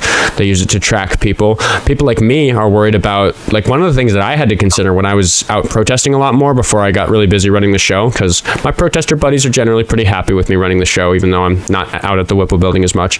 My signal chat buddies are perfectly happy to not signal chat me anymore because I'm too popular for it to be sensible for operational security for me to like be in the signal chats, chasing ICE agents around. But I've worried plenty about what the flock cameras have caught. I would consider, like, do I use public transportation? Should I drive my car? If they drive my car, they're probably going to track my license plate. Like, that's the sort of thing that I have to worry about. And I do just think that regardless of which side of this you're on, I think that having a system like the flock fleet makes it so that whoever's in charge can do that sort of surveillance. And we're never going to have a government so impervious to change that we could say that the flock cameras are good because the people in charge of them are so good, because the administration could change and misuse them. So I don't think the technology should be used in that way. I don't think we should allow it to exist in our streets. I think it creates I think it creates a weakness for society that can be exploited by a bad actor. And I don't think we should create such weaknesses in hopes of not having a bad actor on the stage, because we're going to elect some dumb presidents. We're going to elect some bad officials. We're going to have some corrupt police chiefs.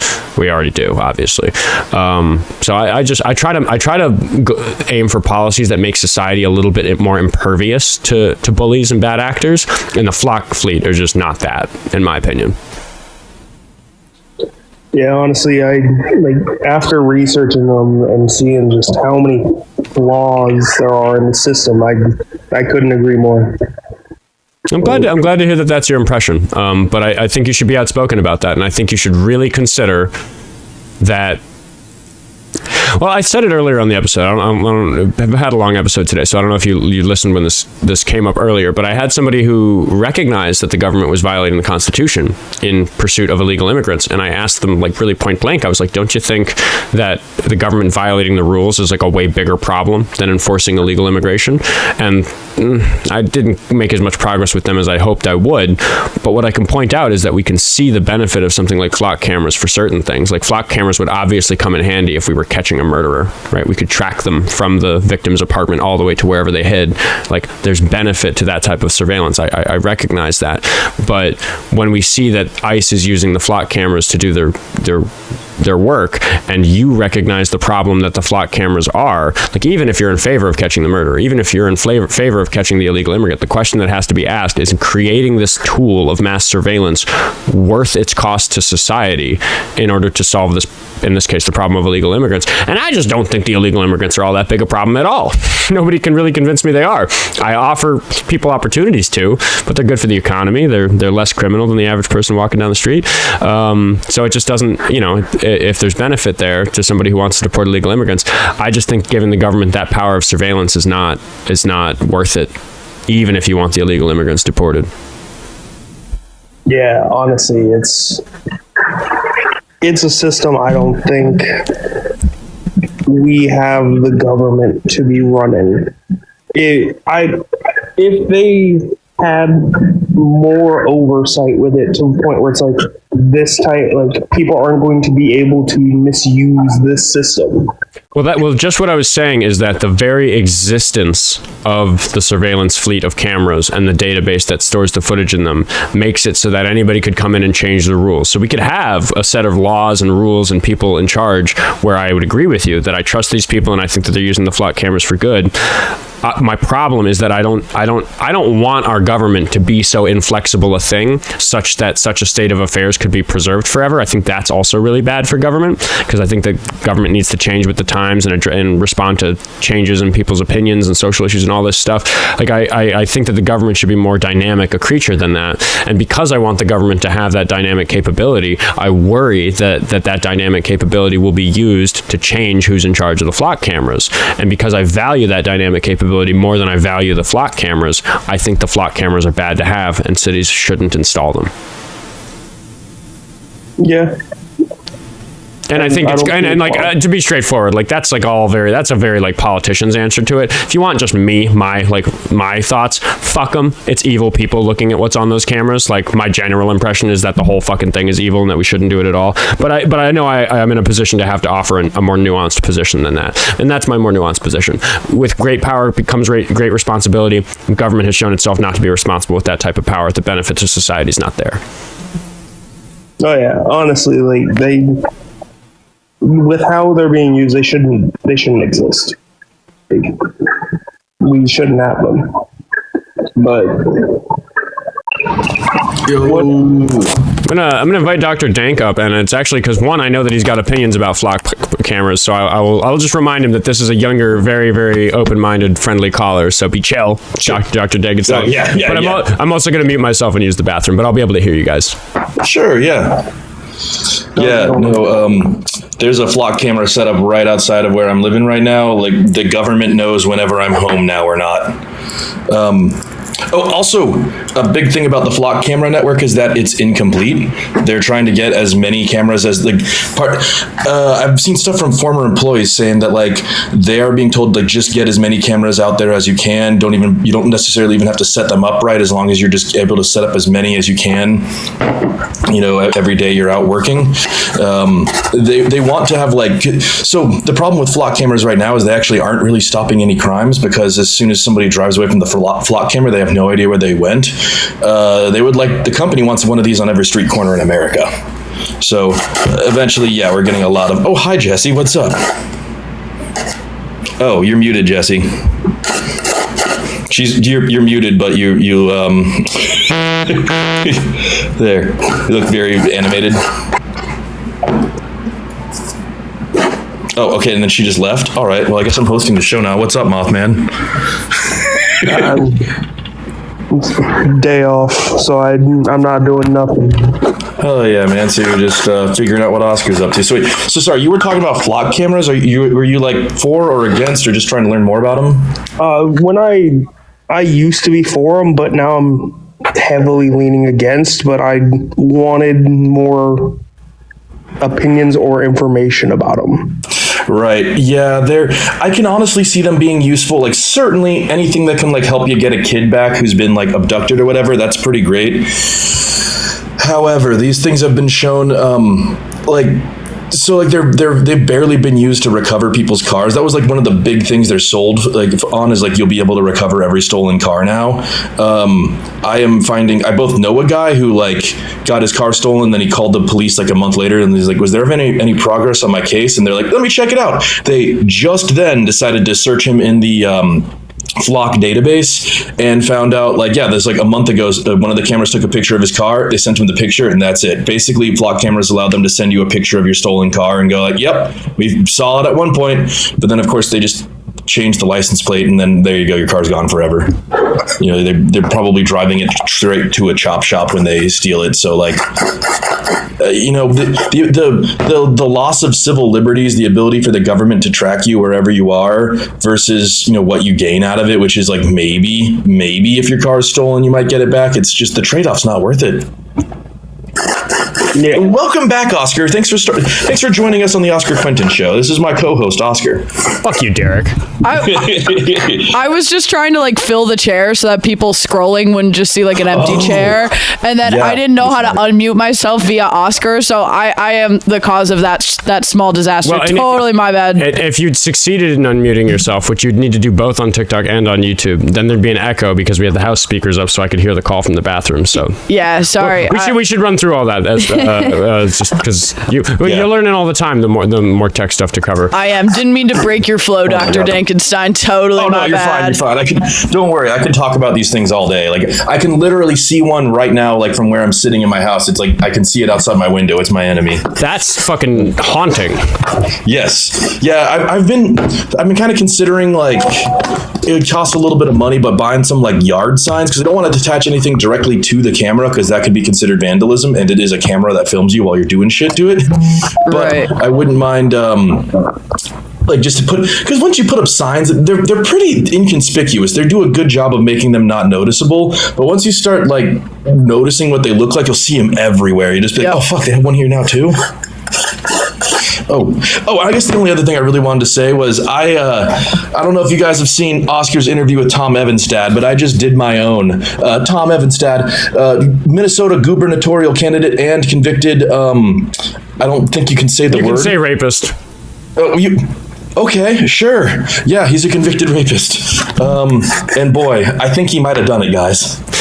Yeah, I also have an interview with him that you can find on my YouTube, but it's really good. Where's yours going up, Derek? I'll let you give the plug. I'm not sure. So the thing is, I got bored listening to him, and I was doing the interview because I just kind of wanted to see what he would say, and boy, he just kept running. So I'll put it up on YouTube at some point, but for right now, I'm just editing out down to the most interesting parts because, man, he rambled for a while in between saying interesting things. Dr. Dankenstein 42069 on Instagram. His video where he was recently in actually actively protesting at the courthouse on those drones was a really interesting TikTok. So if you have a moment, go watch that on Dankenstein's page. I endorse that 100%. Law of the Wild. We're joined by Mog of the Wild. Mog of the Wild. How you doing? Mog of the Wild. You're muted. Yeah, I'm all right. So we were talking about flock cameras, but Tom Evenstad, that's a whole nother thing. It's a whole other can of worms. Oh my God! Threatening to sue one of my client organizations for not endorsing him. So he's threatening to sue me for not being his running mate. Oh, what? What's funny is that he listed a string site of pro se lawsuits that he's done, and every single one of them has been dismissed for lack of or failure to state a claim for which relief can be granted. So it's like giving a string site of your L's as some sort of threat of a lawsuit is pretty hilarious. Yeah, not being able to state a claim is definitely one of his major. Watching back on the recording, it's very, very clear. Like, I'll ask him a question and he'll answer a different question. I'll ask him, like, what do you do for a living? And he'll tell me where he's from. Like, it's very hard to get him to follow through. He's hard. I cannot wait. He's hard to talk to. But what did you have something to add about flock cameras? I know Mothman kind of got sucked into a panel here. Yeah, flock cameras. What's very interesting. Also, I'll promote dflock.org. It's a website that you can go with a map that'll show you where all of them are in your neighborhood and the directions that they record from, should that be of interest to you. But one thing as a defense attorney, the state has to turn over all exculpatory evidence that they possess. But when they only ask Flock to give them information about a specific vehicle, they don't have the exculpatory information, and Flock really has no obligation unless we subpoena them. And the threshold to get a subpoena, it can't be a fishing expedition. We have to say, why we think that we need the data, but they don't have to turn anything over that they don't have. So it puts all the work on the defense to go and try to go to Flock, and Flock will routinely just say no, get a subpoena, and then we have to go and try to convince a judge about what data we believe that they have. And if the judge doesn't, if the judge just believes we're on a fishing expedition, they'll deny it. So this is very different from like government license plate readers, which have data retention policies, which have to respond to defense requests and have to respond to FOIA or government practices data practices requests. This is all a private company, so it adds this whole wall between the government, the people, and this private entity to where we don't have reasonable access to their data or what they're doing with it. Jesus. Well, and that's the sort of thing that like is so. I mean, thank you, Law of the Wild, for having that clarity, because people will see like, oh yeah, the government has security cameras. Like, why is it a big deal? And it's like, it's a big deal that it's a third party. Like that's like, we didn't even get to that before Law of the Wild came up. But like, Mothman with the original concern, which, by the way, for those joining, we're not harping on Mothman. He actually seems pretty on our side about flock cameras. We're all just kind of having an open discussion about it. But when we talk about giving the government that power and then worrying about where it's going to go, we also have to consider the fact that if it's a third party keeping track of all this hardware and in charge of all this hardware and owning all this hardware, there are non-government entities that we have to worry about being corrupt, that we have to worry about behaving honestly. Not a time to be trusting such parties.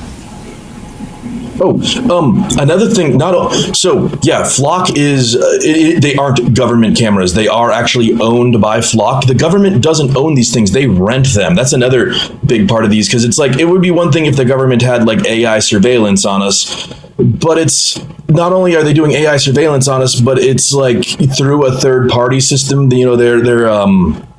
They're renting this from like a private company. It's not the same as not only do I think that software as a service is like a shitty business model, and we really as a society should not have just let that become a thing, but like, there's really, it's $30,000 a month for each of these cameras. A lot of police departments can justify that because they're spending like whatever, $50,000 a month, but that's like, what they're spending, the cost of maybe like 1 or 2 new officers a month, like they're not, it could maybe more than 2, but like when they're renting so many cars and stuff, it's not that big of an expense. But yeah, these things are wildly expensive for how like much crime they can actually really solve. Like, as I was saying, there's not a high rate of people getting their cars recovered with this technology. So like, what exactly are we paying for? Well, and the thing is, I wish that it was the government renting them, because then the government would be responsible for the data keeping of it. What they're doing is they're licensing access to Flock's database. Guys, look at Chicago.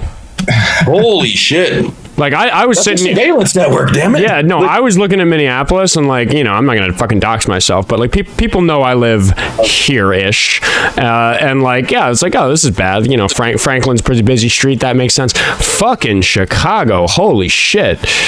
But it sounds like like with whatever crime issues there are in Chicago, the flock cameras are probably not helping that much, actually. Well, and the way that the database works is they can go, and so not only do they get your license plate, they get descriptions of your vehicle, including dents, rust damage, bumper stickers, and things like that. So police can go into the database and say, hey, I want to search for all, gray, Chevy, whatever, with a bumper sticker on it that was in this area between this time and this time, and it'll give them all of those hits. And then you can hit that vehicle and see every flock camera within a certain period of time that has picked up that person. They can start working out patterns. So yes, it has tremendous investigatory benefit, but at a cost of all of our privacies. And there are so many instances where innocent people are getting questioned by police because they just happen to fit the description of one of these vehicles. Or where police will type in a license plate number wrong, and then all of a sudden, like, the wrong person just has a bunch of SWAT team stop them because the system correctly identified the wrong car. It correctly identified the wrongly typed in number, and people nearly got shot. Like, this has happened multiple times already. We just had that happen in Minnesota with somebody whose license plate got pinged by Flock. It was the wrong state, but the right license plate number, and he got surrounded. That's a mistake a human officer wouldn't make too. A human officer would go, well, yeah, but I'm looking for an Ohio plate. They wouldn't, like, you're not gonna change. You can't. No one's gonna make the same number on a different plate and keep committing crimes. Why? Yep. All right, I got to run to court, guys. Good to see you, Oskar. Love you, Law. I guess while I'm still up here, I did want to also say flock cameras are not just taking pictures of your car. There, you can buy different models, and some of them have like essentially they're Wi-Fi packet sniffers.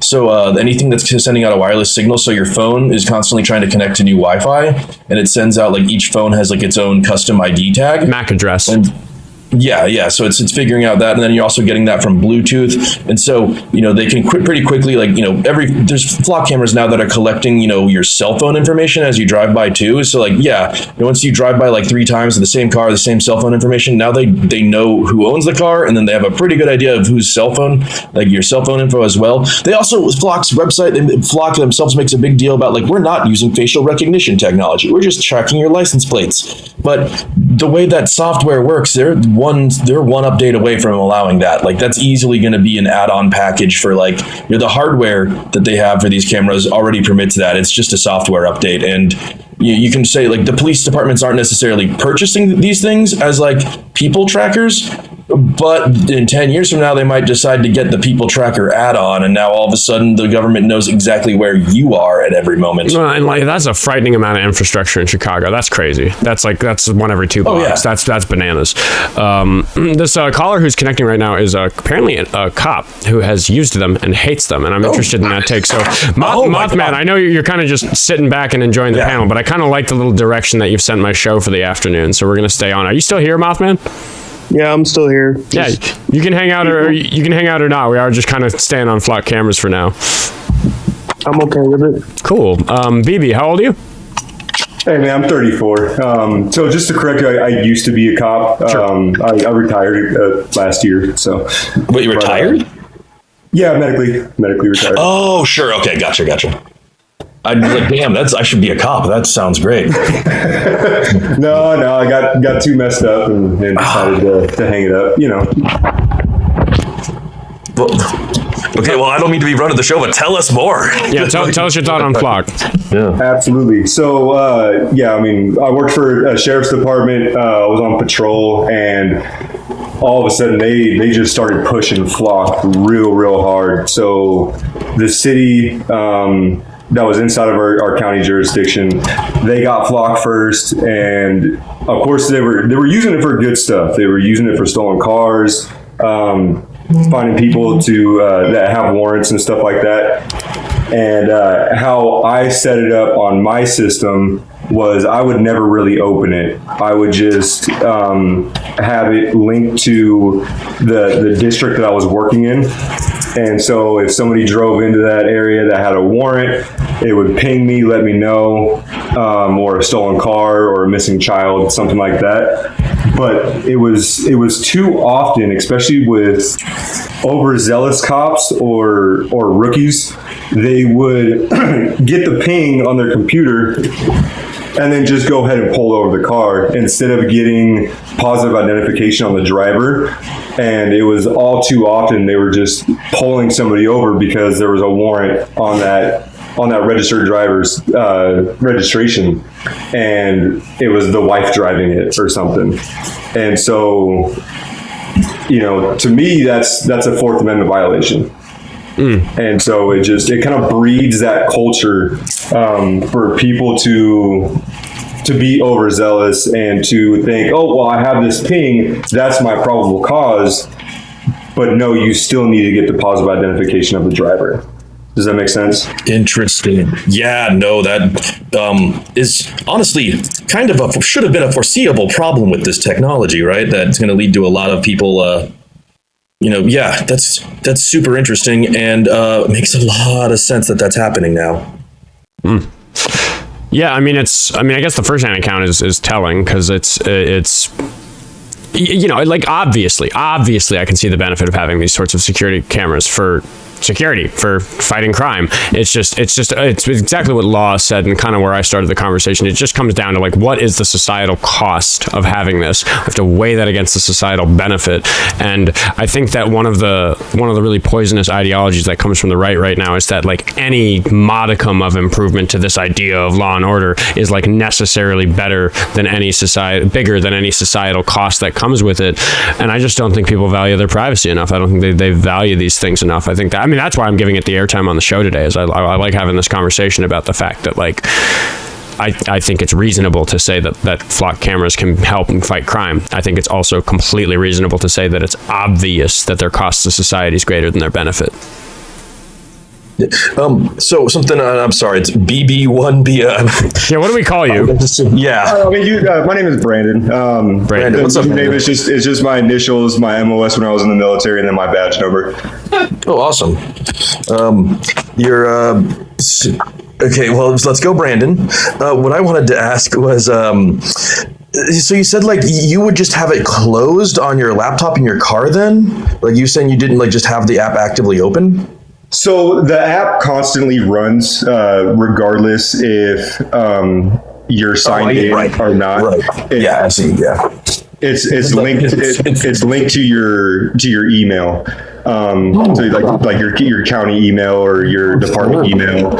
And so if you have certain settings put in place on the flock system itself, then it would automatically let you know. Like me, I had warrants, stolen vehicles, and missing children. That's all I gave a shit about. And then if it was like some fucking bullshit misdemeanor warrant, I'd like, whatever. I got more important stuff.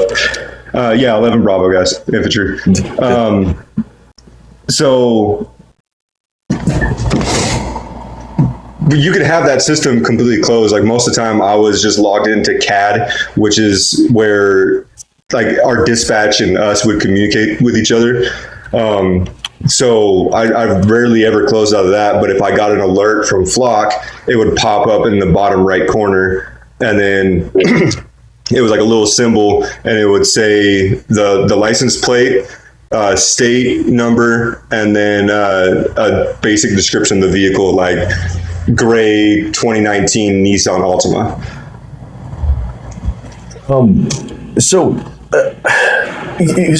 Well, that's super interesting. First off, I never really thought about the software you'd have to be using for, like, dispatch and stuff. I mean, that's why I'm just sitting here learning. This is fascinating. Yeah, me too. But when I was just thinking about, because I see all these instances of, like, officers, like, looking up their ex-girlfriends and stuff. And it's occurring to me, like, oh, well, yeah, when you have, like, all day sitting there in a car just kind of waiting for stuff to happen, and you have this, like, what's got to honestly be pretty interesting software pulled up that gives you sort of like a, godlike feeling of, like, oh, I know everything that's going on. I can really see the temptation to want to just be like, what's my buddy up to? Just check out the system. And I hadn't really thought about that. And I can also definitely see rookie cops being like, I'm going to get an arrest today, so I'm going to go after this car that, popped up on Flock. So whenever you actually physically look up a license plate of whatever you want to choose, you're supposed to add in a legitimate case number into it. Oh, sure. And so it starts a database on it. Now, of course, being law enforcement, you're able to start a case number. Say you're just doing a frequent patrol or a foot patrol. All that has a case number to it. And so that's how these weirdos are looking up their exes and stuff like that. And then, I mean, it's kind of along the same lines of, like, check marks for what's called a triple I, and a triple I is going through, like, a more extensive background check, like what the FBI would do, and you can do that on, like, the LEADS program, which is where we run all, like, the license plate numbers. And how long does it take to return a background check like that? Instantaneously. Why do they make you wait like 5 days when you do it for a job then? Like, that just, oh my God, okay. I mean, it seems like it should be instant. All right. Oh, sorry, just was wondering. But okay, yeah, so of course you would have the ability to open your own cases, yeah. That's kind of how the job works, isn't it? But I think does it like track like if I use the Flock system, or if I like run one of these checks, like does it like if I as a police officer make a check, make up a case number, or act like I'm just investigating something new and need to access it, like does that just get like saved? Like does it come back to bite me that I like did a unnecessary search of the system? Yes, there is a paper trail, but that's what I was about to say. The downfall that I see with Flocks is that there isn't an automatic showing to your department. So, really? Let's say that, you know, somebody is a weirdo and stalking their ex, right?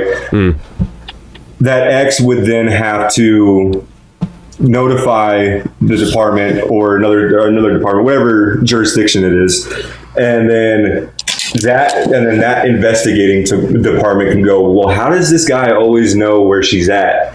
And then they can run the systems check through Flock, and like the attorney that was just on said, there has to be a subpoena for that, right? And they'd need a subpoena to do the check. Exactly. That's fucked up. Yeah, because my thing is that if I just search the Flock system without a good reason, I should get a fucking email on Monday that's like, hey, Oskar, why did you search the Flock system on Friday morning? And I should have to answer to it. And but again, like the bigger concern about this technology is that we could write sensible policy. We could sit here and say like it needs to be something like this. But what is to stop the next administration, the next sheriff, the next whoever is in charge to execute a different policy? And then the technology is already there. You already have the super wide Flock network. So I just think there's no system where we could make rules that are impervious enough to change that it's worth allowing that infrastructure to exist.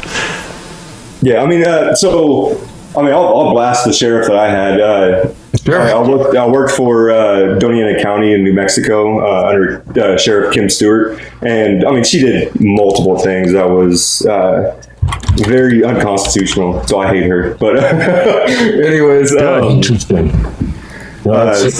I mean, bad that she did that. Good that you hate her for it. Yeah, I mean, she's leaving this after this election, but her pretty much understudy won the primary. So here we go, round 2, you know. But anyway, so whenever we first got Flock, whenever we were doing our reports, so I found a stolen vehicle one day. Nobody was in it; they already parked, but I knew that it was in the area because of Flock. And so I'm typing my report up and everything, submit it, and then my supervisor approves it, and then she kicks it back personally. And she said that she wanted me to remove me saying that I noticed the vehicle through Flock, and that she wanted me to lie on the report and say that I was just doing a frequent patrol in this area, ran this license plate, and then it came up stolen. Oh, yo, that's right. So why was she? Do you know exactly what was she just trying to claim her people were better than Flock, or what exactly was? No, she was trying to keep Flock a secret for as long as possible. Really? Mm-hmm. Holy shit, that's kind of scary. That's sketchy as fuck. She said that straight up during a briefing. So, Jesus Christ. How did that make you feel working for her like that? So I was very outspoken. So I mean, what ended up happening was I aggravated an injury that I got whenever I was in the military, and I went on to FMLA, but I was extremely outspoken by her. And so whenever I got cleared from my doctor to come back, and then she was like, no, I'm not reinstating you. I don't care. I was like, I was on FMLA. And she was like, yep, no, I don't care. I'm not reinstating you. And then so the county was like, hey, no, we can't fire this guy because of that. I mean, it's federally protected. So they put me under county government, and then the VA was like, yeah, dude, you're good for 100%. So I was like, yep, I'm out of here. I'm done. Dude, that's crazy. That's a crazy personal account from this. We all have to take that with the grain of salt of it coming from a random TikTok account, but passes my sniff test. Yeah. You can look me up, Brandon Bissett at Doña County. I mean, you can see that I passed the academy. Dude's got his badge number in the username. As far as I'm at odds with the police. I consider you opposition in some ways, but I can appreciate I appreciate the transparency a lot. Yeah. No, for sure. And I'll tell you the one thing. Whenever George Floyd happened and stuff, I actually was really, really pissed off about cops, and I wasn't a cop at the time. And so I was like, well, the one thing I've done most of my life is selfless service. Let me try to change it from the fucking inside. and I pushed too hard, and that's why the sheriff didn't like me. Okay, we may have found a cop who isn't a bastard. Yeah, I may have said that just to make my chat upset because it'll farm some engagement, but I gave him a follow because that was kind of what I detected earlier. I was like, this guy's ratting on his sheriff. Like, maybe I should maybe I should be friends with this guy. No, I mean the next sheriff that's going to win. We already know she's going to win. She's just putting a Democrat by her name because it's a Democratic county. But she's not really a Democrat, but she's actually giglioed, which means that she's lied either during an investigation or to the courts. So her statements don't hold any water to a judge. And I'm just like, you guys are voting this in for sheriff, you know? Yeah, you know, I'm going to move on for today, but I did give you a follow because I might want to poke your brain about some of this stuff because it sounds like you've got some really meaningful insight. Thanks for hopping up, Brandon.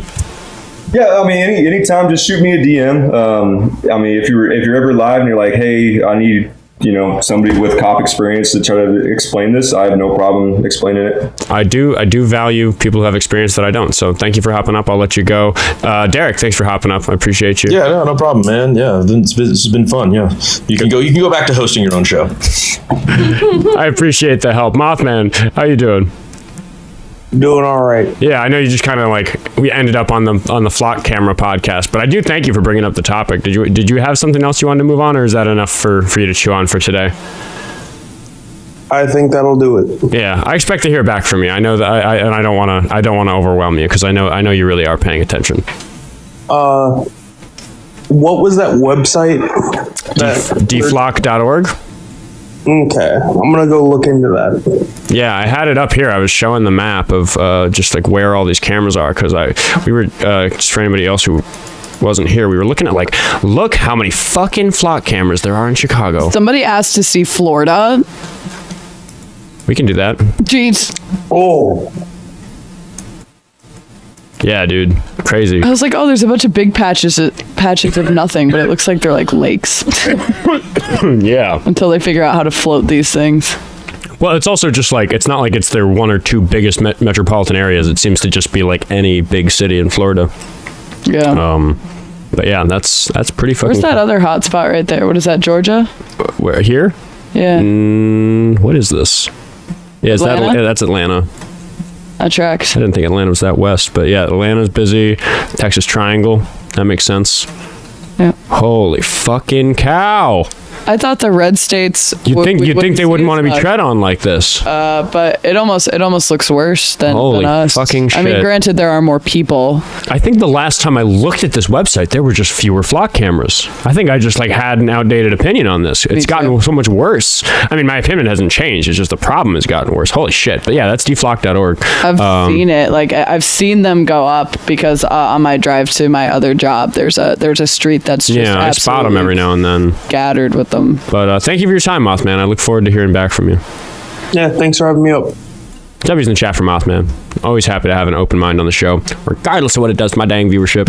Indigo Sarah, thank you for the $20 on Cash App. You and your crew are my favorite live. 100% love you all. Thank you so much for the $20. Lucky Phil, just as I was reading that, sent in another buy me a coffee. Let's see if I missed any. I don't think I did. He said, for $2, never thought I'd unironically say, let's go, Brandon. Very funny. Yeah, well, because that was the whole thing. It's like, I'm sitting here being like, my fans are going to hate me having a cop up here. But it's like, I don't know. This guy is mad at his sheriff. Maybe we listen to him. Maybe we can dig into that on another day more.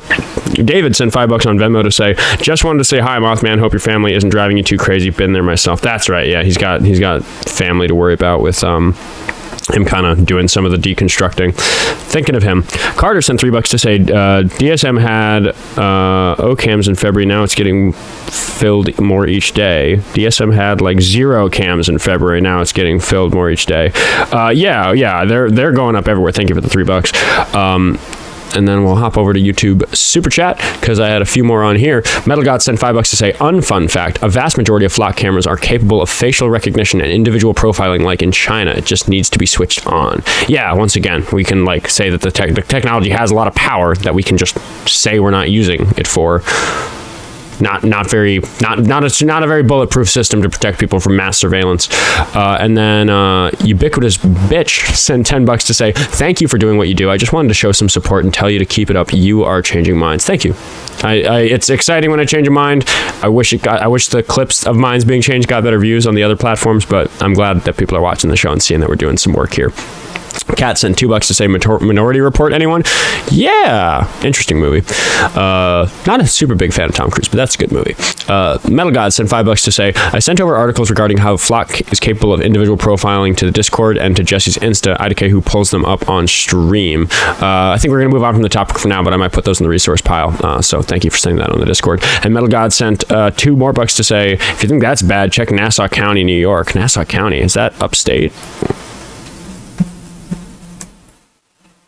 I'm not going to find it right now. I might go digging later. Enough time on the Flock cameras. Do we have more callers? I don't think we do, actually. So maybe I give a slightly longer ad read. Paradox of Tolerance brought up a really good point that I wanted to shine a light on. They suggested the Flock concentration had to do with race, and I looked up the Nassau County one. I was looking at the map, and I do think Paradox brought up a good point there. I do think they're a little bit more concentrated in predominantly, or not predominantly, but areas that are... yeah, I mean, that was kind of what I got looking at Chicago. That's why I was kind of poking around, looking at like Philly and DC and stuff. I appreciated that comment because my brain didn't immediately jump there, but that's a great point. Yeah. Well, I mean, because they're gonna create these programs under the guise of like better policing, when of course, we on the show know my perspective on it is that like that's an excuse, like the cost to society is greatest, but they're gonna use areas where the crime rates are bad or where or where there are like these systemic race issues that they've already been using to over police these areas. It's always going to be them first, right? So we can keep an eye on that and see that there's a shitload of Flock cameras in black neighborhoods, and I don't think that they're being used to get people their stolen cars back. Do we have a request? Where did the box go? We had somebody. Oh, Paradox Tolerance is here. I'll let him get a word in edgewise. I think there's somebody in the chat who's getting ready to come up, so we'll hopefully have a fresh caller in a second. Paradox Tolerance, how you doing? Hey, I'm good. How y'all? Just on that topic. So, like, this is the double standard of this mass surveillance and still having police violence, right? I think you can look at any protest situation, and the need for actual violence is none, because you can't outrun the radio, as they used to say back in the 90s. Now it's 10 times worse. So they want to have this mass surveillance and also still have the tyranny of the brutality of the police state, right? Whether that's ICE or local police. So that's something that I think you can bring up every time when talking about when someone is murdered by the state, is that with the technology that we have now, it's unnecessary. It's completely unnecessary. They can and will track you down already. Well, yeah, and we're not doing effective policing with the tools we have. So, like, why do we need a mass surveillance state to pile onto it? The Dr. Dank is fantastic. The people that you had earlier that came up and talk about it that is such a great conversation, super valuable. And we don't recognize that privacy is a right, and we have to fight harder for it, because in the wrong hands, I mean, this is where you can make an argument both ways. It's a really interesting conversation, but there's no accountability, responsibility, and transparency, then it's going to be misused. It just will be. I mean, my bad. Go ahead, Saucy. Yeah, well, how old are you before you continue? 27. 27, okay. Yeah, once you give up, probably like in 2001 after 9/11, they had the Patriots Act. Patriots Act was meant to be not a permanent act. It was meant to be temporary, just to kind of get stuff under control. But once you give up that privacy or that right, it's kind of always gone. Like nobody's fought to remove the Patriot Act since then, hardly. It's not coming back. I've pointed that out on the show before, that there's all these things where 9/11 was the excuse to give the federal government a little bit more power over citizens because we were so concerned about terrorism. We've all kind of learned the lesson that was, we didn't respond to that in a way that was reasonable. Yet here we are with that still yet more powerful federal government that's been given those tools for reasons that we recognize maybe weren't effective ways to keep people safe from terrorism. But now they're being used to do all these other things that we're concerned about on the show, all these other overreaches of government authority that we talk about on the show all the time. So yeah, I appreciate you bringing that up because it's a huge thing. I'm a 9/11 victim. I grew up in New York, so it's like it's like for me that we did all this shit, and I'm sitting here like, yeah, can we not? Can we undo some of this overreach shit? It's bad. Can I speak also to, you had RichPoor up earlier, and he was contending that, hey, because Trump won the election, that MAGA supporters are winning. What did you win? Everything that he campaigned on not only was a lie, but he's completely made everything worse. So what did you win? That guy was such a joke. He really was, man. But God, I wanted to just scream, like, what did you win? Being humiliated afterwards? Like, everything that's happened, it just shows complete contempt and disrespect from the person that you voted for God's sakes. I voted Trump, and I don't feel like we're winning on anything except for tariffs. And me and Oskar has talked about tariffs before. I don't feel like I can't defend really what Trump has done. You're pro higher taxes. Like, that's not conservative at all. Well, okay, so the argument that could be made against tariffs can be the same thing about taxing higher taxes on billionaires. Like, it's just going to make prices rise. Because but the effect. But you can't. I'm not going to let you breeze past that because what you just said is very wrong. It's not the same thing to disproportionately tax wealthy people or wealthy corporations as it is to blanket tariff goods that affect the economy badly. I look at taxes as a burden, right? And if you have $1 billion, you don't have very much burden to taxes, period. I mean, that's defending in the billionaire class. I'm not defending billionaires by any means. So what are you saying then? I'm just saying the same argument can be made against tariffs. The same argument that you're making against tariffs can be used against tax and the ultra wealthy. Like if we're it's taxing opposite. Elon out the ass, one is a progressive tax and one is a regressive tax. I'm just making up. It's the opposite, brother.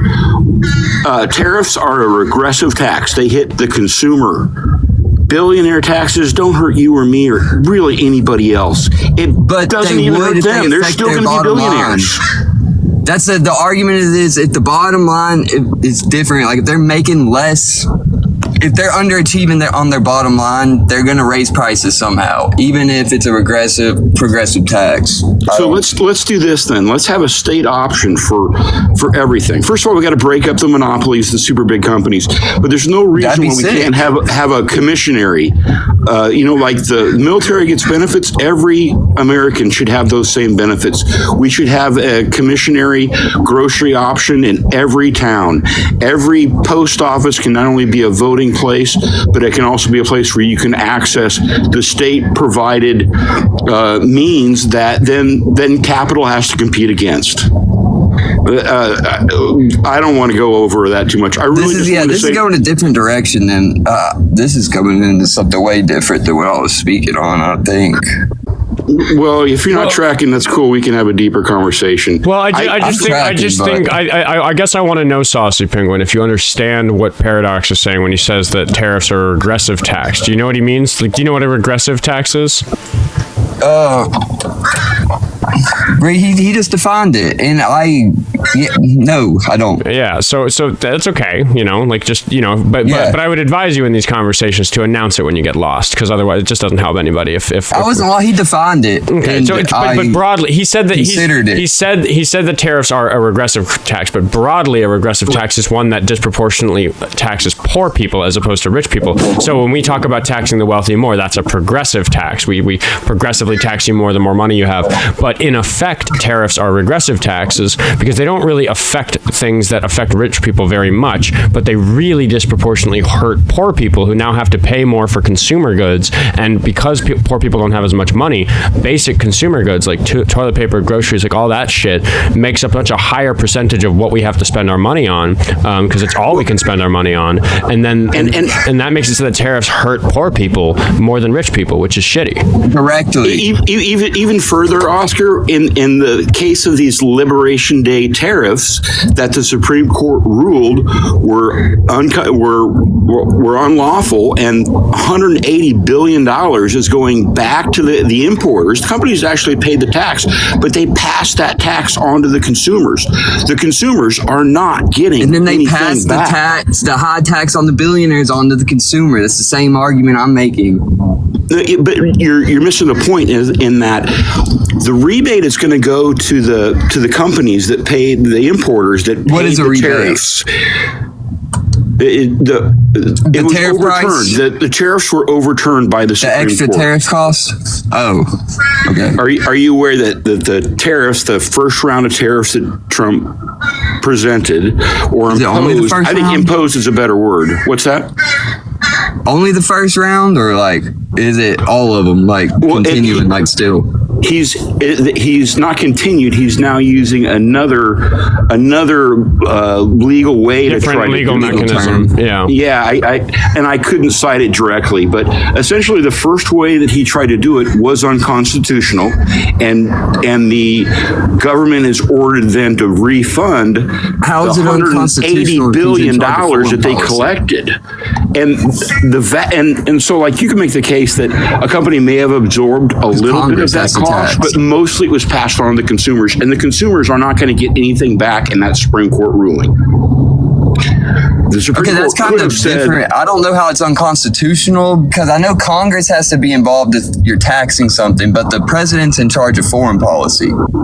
So I don't know what the constitutional issue is. I could see how it hold on. We have a super chat worth reading, because Tavi, who's a pretty regular donor, sent another $20. So thank you, Tavi, for the $20. She said, prior IRS revenue agent here, tariffs do not provide the same benefit as a tax. Even regarding tax, large corporations and the wealthy have exemptions and cuts the average person and a small business are not privy to. And I just need to point out broadly about this is that you can say that's a great point. You can say that if we tax the wealthy, it will lead to a cost to consumers, and there's that trickle down effect of the cost of the tariffs being sent to the consumers in that way. But in that case, the consumers getting the indirect cost as opposed to the billionaires who just take home less money, and we, as we know from basic math, can just afford to continue to running these companies with less profit margins.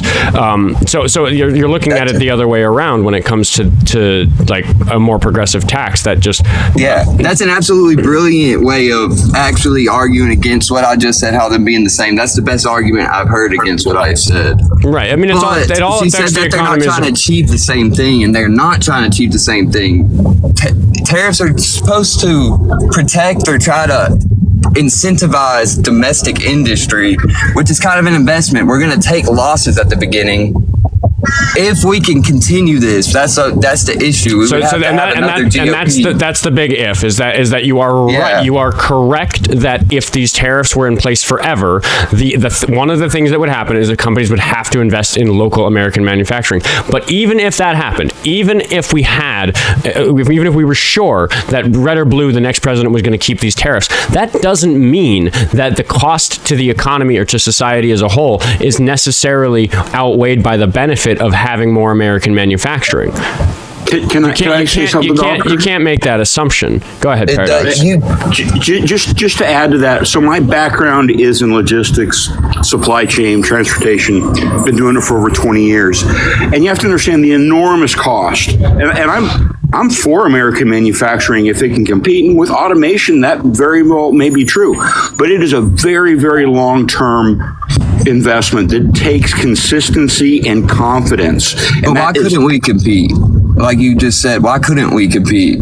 There may be a way to do it, but it's not this way, because it is a very long-term investment. And hey, I'm all for infrastructure and supporting that. But you have to have a consistent market, and that's the exact We have the opposite. most consistent market of all. No, we haven't. The market is being manipulated by Trump directly every day. Like, what kind of market are you talking? Are you talking about consumer market? I'm using the most broadest general terms, but if you just want to look at the stock market, you can look at the announcements of the 40 different agreements that we've apparently had with Iran. And look, oil companies love war. They love war. They're making so much money. All these companies love war. Yeah, but the oil companies, most of all, they're making big bank off of this. By the way, Lockheed Martin. Lockheed Martin's not an oil company or gas. No, but they're getting hype about wars too. Defense contractor, but it's The Eisenhower warned about this, right? So, but Eisenhower went hard. He was the last good Republican president. I'll stand by that. And you know, it is the war machine. So it's absolutely a blunder. It's a folly. It funnels money to the top. It drives up fuel prices. They make more money. And by the way, you know, all those guys, all those oil companies put in over $1 billion for Trump campaign because he told them, I'll make you lots of money if you get me elected. It's disgusting. It's absolute corruption. And so the economic policy as far as these tariffs, another thing is like, look, tariffing coffee is the stupidest thing you can do. There's so many commodities that we just don't do well. We either don't have the resources, we don't have the environment, we don't have the workforce. I agree. If we don't have a domestic industry for it, we shouldn't be tariffing it. But that's exactly what's happening. So what does that do? Your bag of coffee is doubled in price. I think it's like at 78% or something right now. But we can't grow coffee beans anywhere but Hawaii, and there's just not enough of it.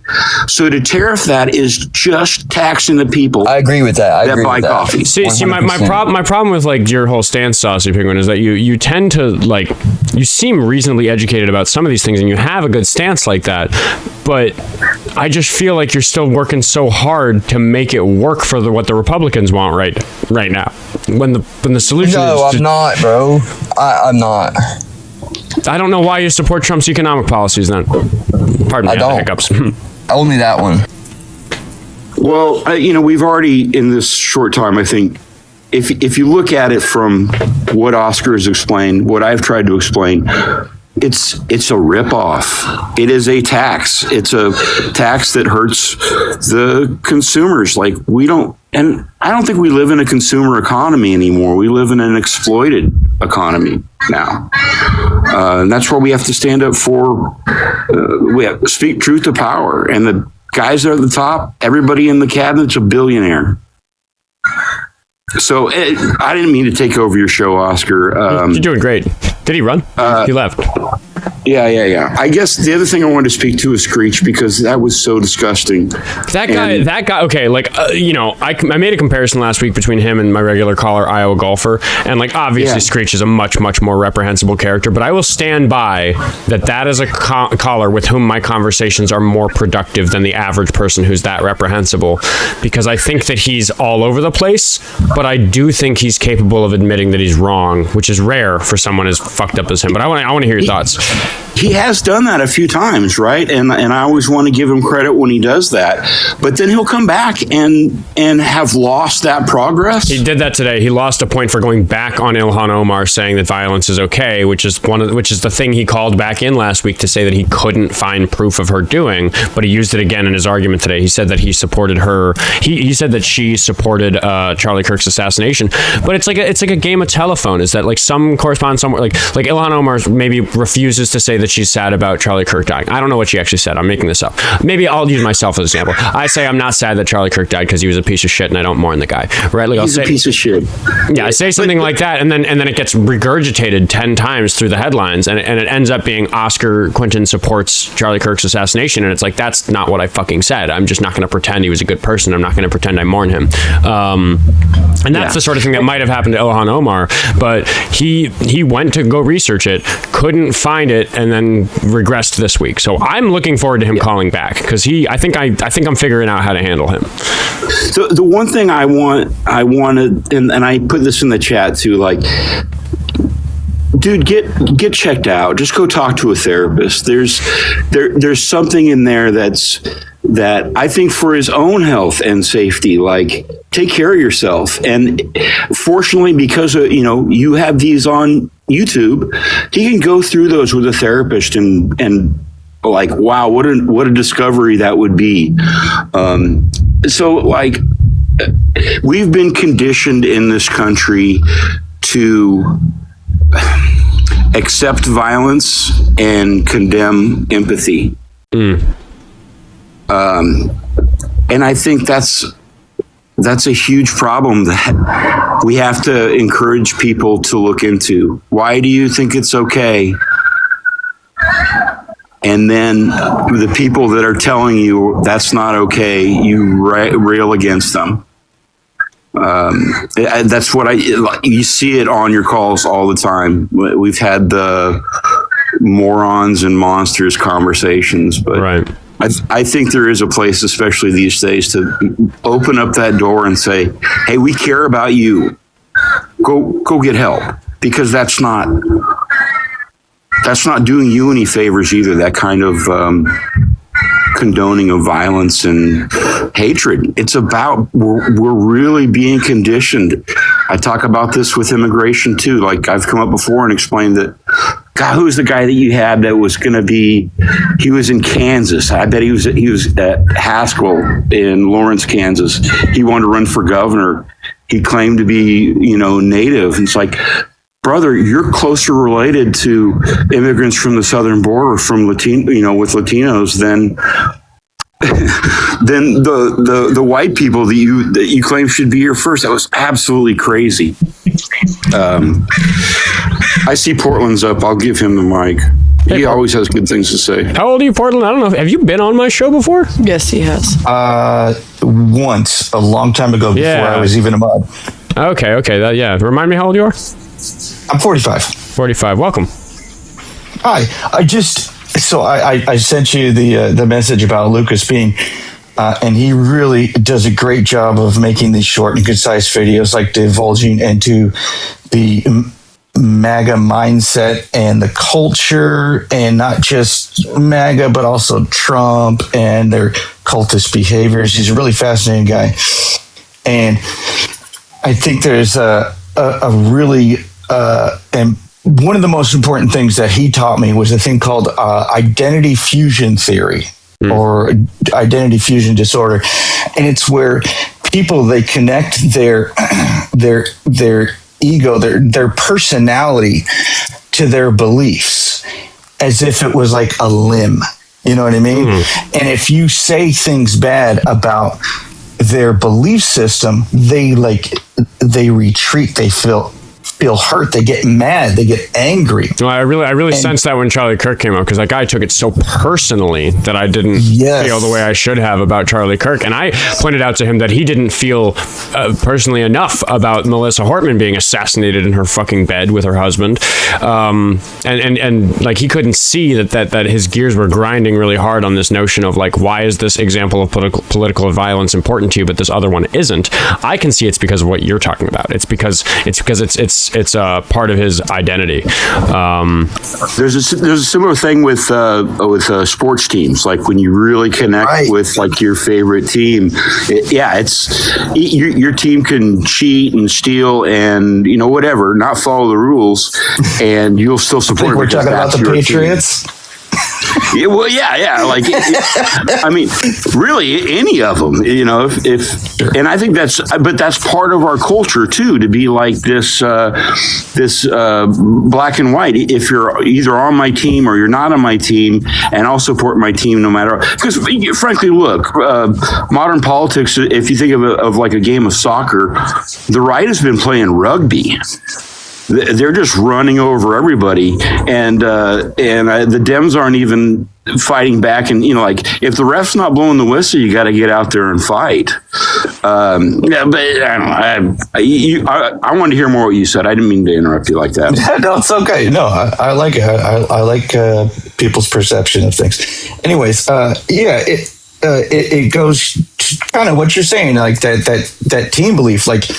It's no longer okay. I think with like team sports, that's why they're so successful. You know what I mean? Is because they have that. Like when I was a kid, I'm from Portland. I love the Trailblazers. I used to say, we made this trade, we won this game, even though I'm not a player. You know what I mean?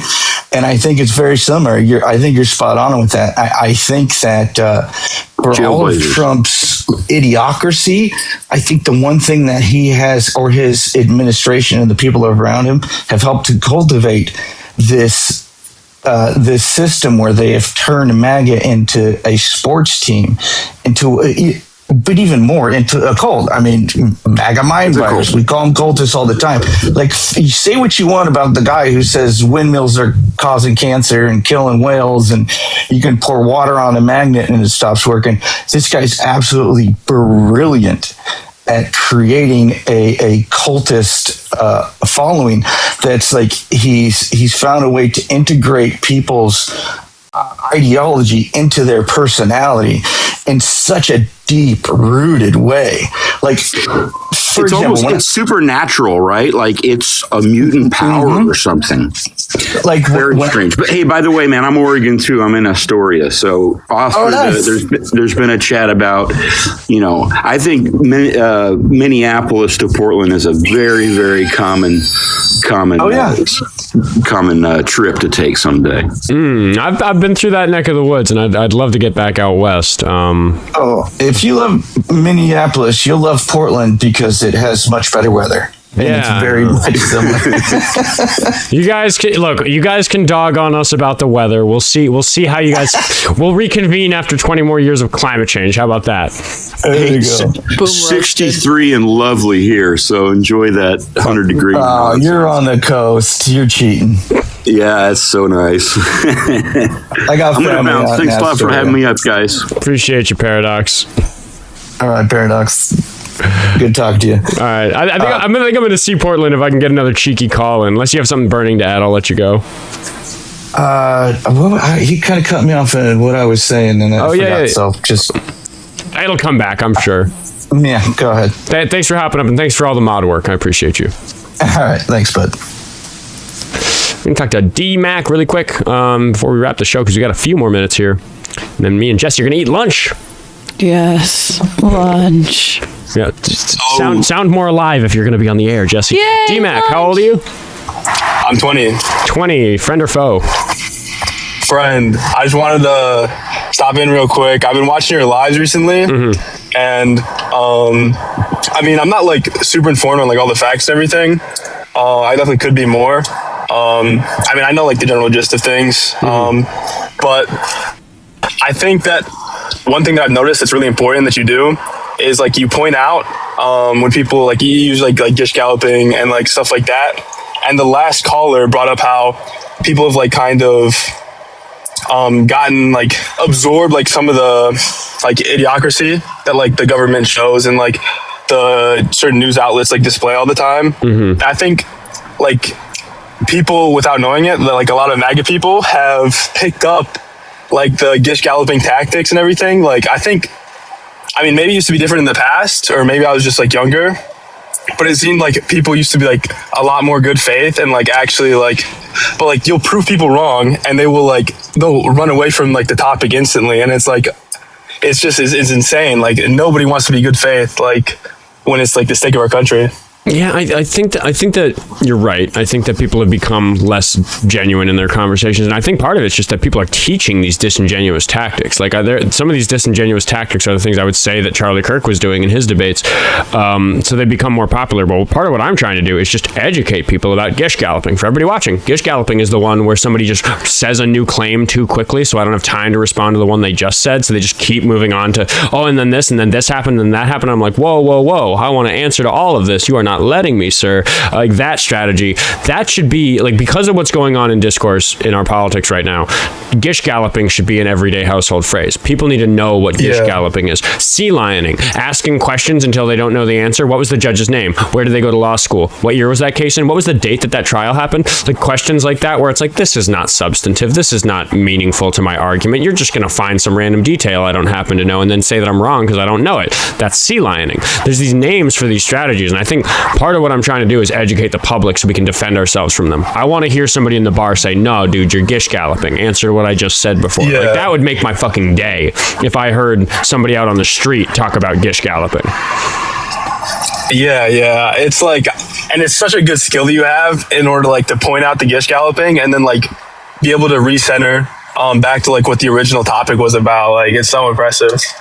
Yeah, I mean, I just want to say, like, that's awesome, dude. Appreciate that, man. I appreciate it's not going unnoticed, because I really try to focus in on those, on like fundamentally teaching somebody how the strategy of a bad argument was crafted is more important than proving them that particular bad argument was wrong. So I really do appreciate you calling in to share that.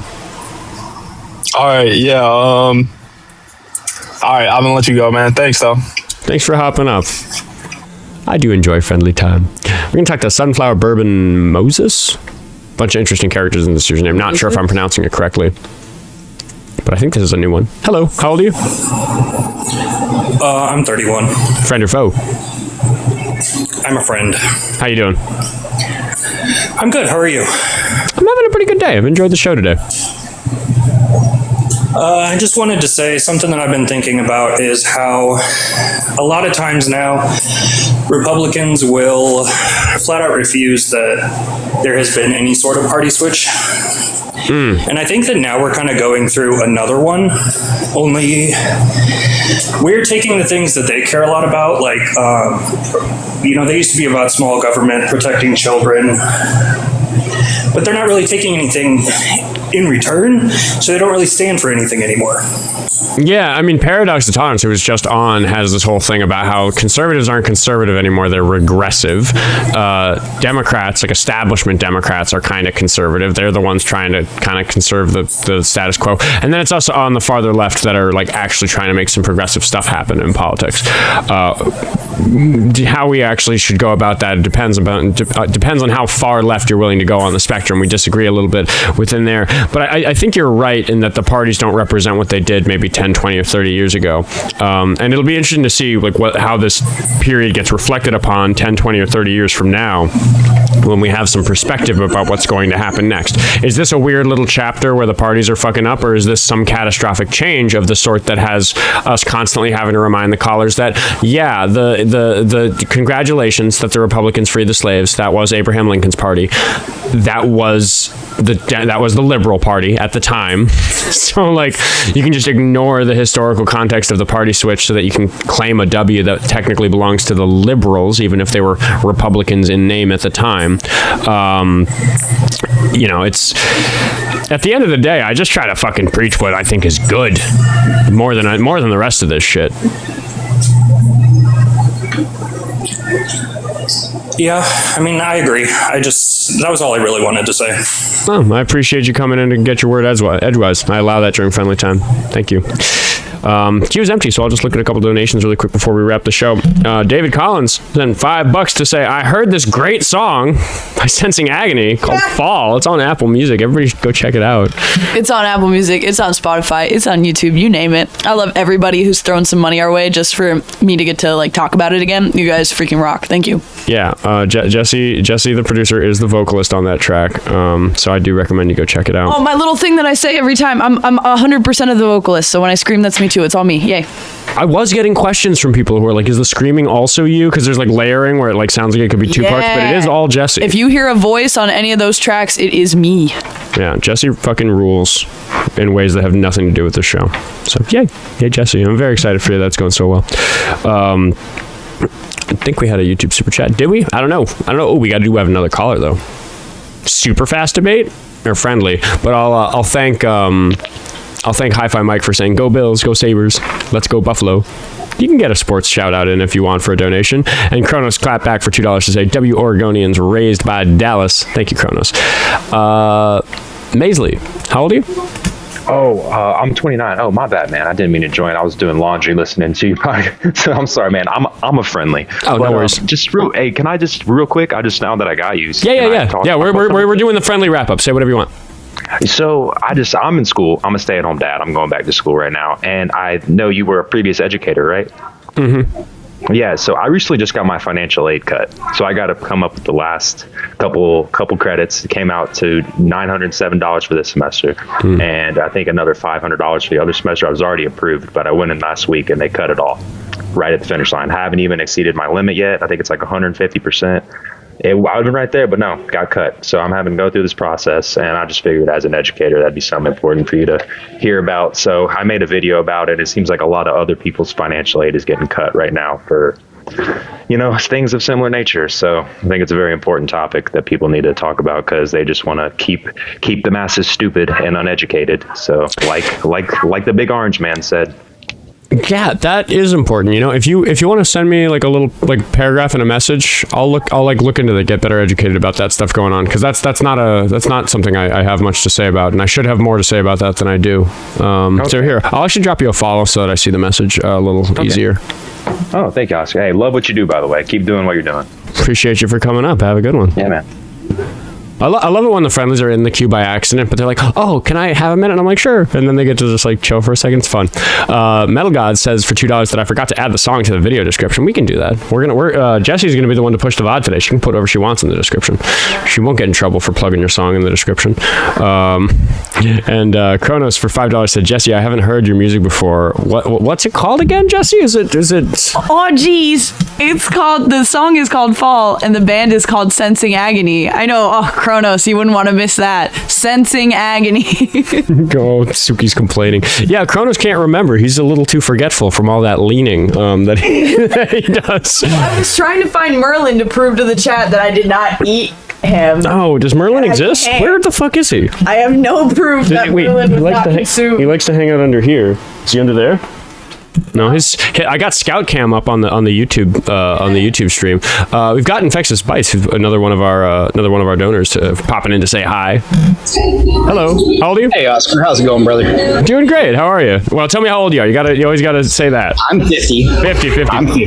Thanks for all the donos, man. Yeah, not a problem, man. You do great work. I was just going to bring up, the guy brought up a couple of callers ago was talking about how the political discourse has changed over the years. I really would stand behind the fact that being in my generation, when we discussed politics when I was your age, we could not discuss it in real time. If somebody was proposing a bill in the Senate or in the House, we didn't know that. We had no access to that information. There was no instantaneous access to be able to see what's going on in real time all the time. When I did political research back when I was in high school and stuff, it was only what was already out. It was only what was already published, voted on, and in place. We didn't have the ability to see these things as quickly or as responsively as we do. Well, and I think that's one of the biggest clashes in politics. I think we're going. I'm going to mute you just because of the background noise, so I'll mute you in a second. But I think that that's one of the big things that people don't realize about what's changed so much in the 20-30 years in the past. We're fighting this new arms race of dealing with the fact that there's rapid information, and the Republicans are just kind of winning on messaging because they're willing to play dirty. So I say that a lot, but that what you're bringing up is a part of that. People take for granted that you didn't just know what the fuck was happening all the time. It used to take sometimes weeks for news to even get to you, for somebody to do the work of reporting on it. But I'd never even really considered that about specifically the fact that you just might not know exactly what the lawmakers are even up to at any given moment. We really get to watch them like a hawk these days. Right. And so I've just noticed that being in the political sphere on TikTok here, like I have been the last few years, I've noticed that a lot of the guys that are in my age group, that's the biggest problem, is they don't know what's going on. They have no idea because they don't have the previous experience to be able to find these resources quickly and efficiently. They don't know where any of this stuff is. Well, and a lot of people say things like, how could you support Trump? How do you not realize that your vote for him was bad? How do you not realize that he's not doing his campaign promises? And I give a little bit of benefit of the doubt to people who just maybe aren't fucking paying attention, because all of us on this TikTok space are like super hyper involved. We hear stuff as it happens, so we can sit from this privileged, educated position and say, like, how do they not see this? But so many everyday people out there just like don't fucking watch the news that closely, which is why I'm trying to do the work of like, maybe somebody who uses Instagram or TikTok but doesn't watch politics will get served me. Will get served me because I'm entertaining, and then that will get them educated about what's happening, and we can do some good in that way, just getting people educated about what's going on. Right. I just thought I'd throw that out there, but I'm at work, so I'm going to go ahead and drop down, man. Love what you do. Appreciate you so much. Thanks for all the donations. That is the show for the day. If you enjoyed it, you can go to the link tree in the bio. Follow me on all the platforms, including YouTube, where you can watch the show when I am not live, because every episode gets uploaded there every single day. I was about to say 2 hours a day, but it's 4 hours a day some days, like today, and we're going to keep trying to keep that up. Venmo, Cash App, Buy Me a Coffee, or Patreon if you want to support the show, and Buy Me a Coffee's international. But I will be back live again at 10 o'clock Central Time tomorrow on TikTok and on YouTube. Jessie, whose band is Sensing Agony and just released a song called Fall. Did I forget anything? Well, I know Oskar, who you can follow from the link tree in the bio. I think that's the show. Goodbye, TikTok. And goodbye, YouTube.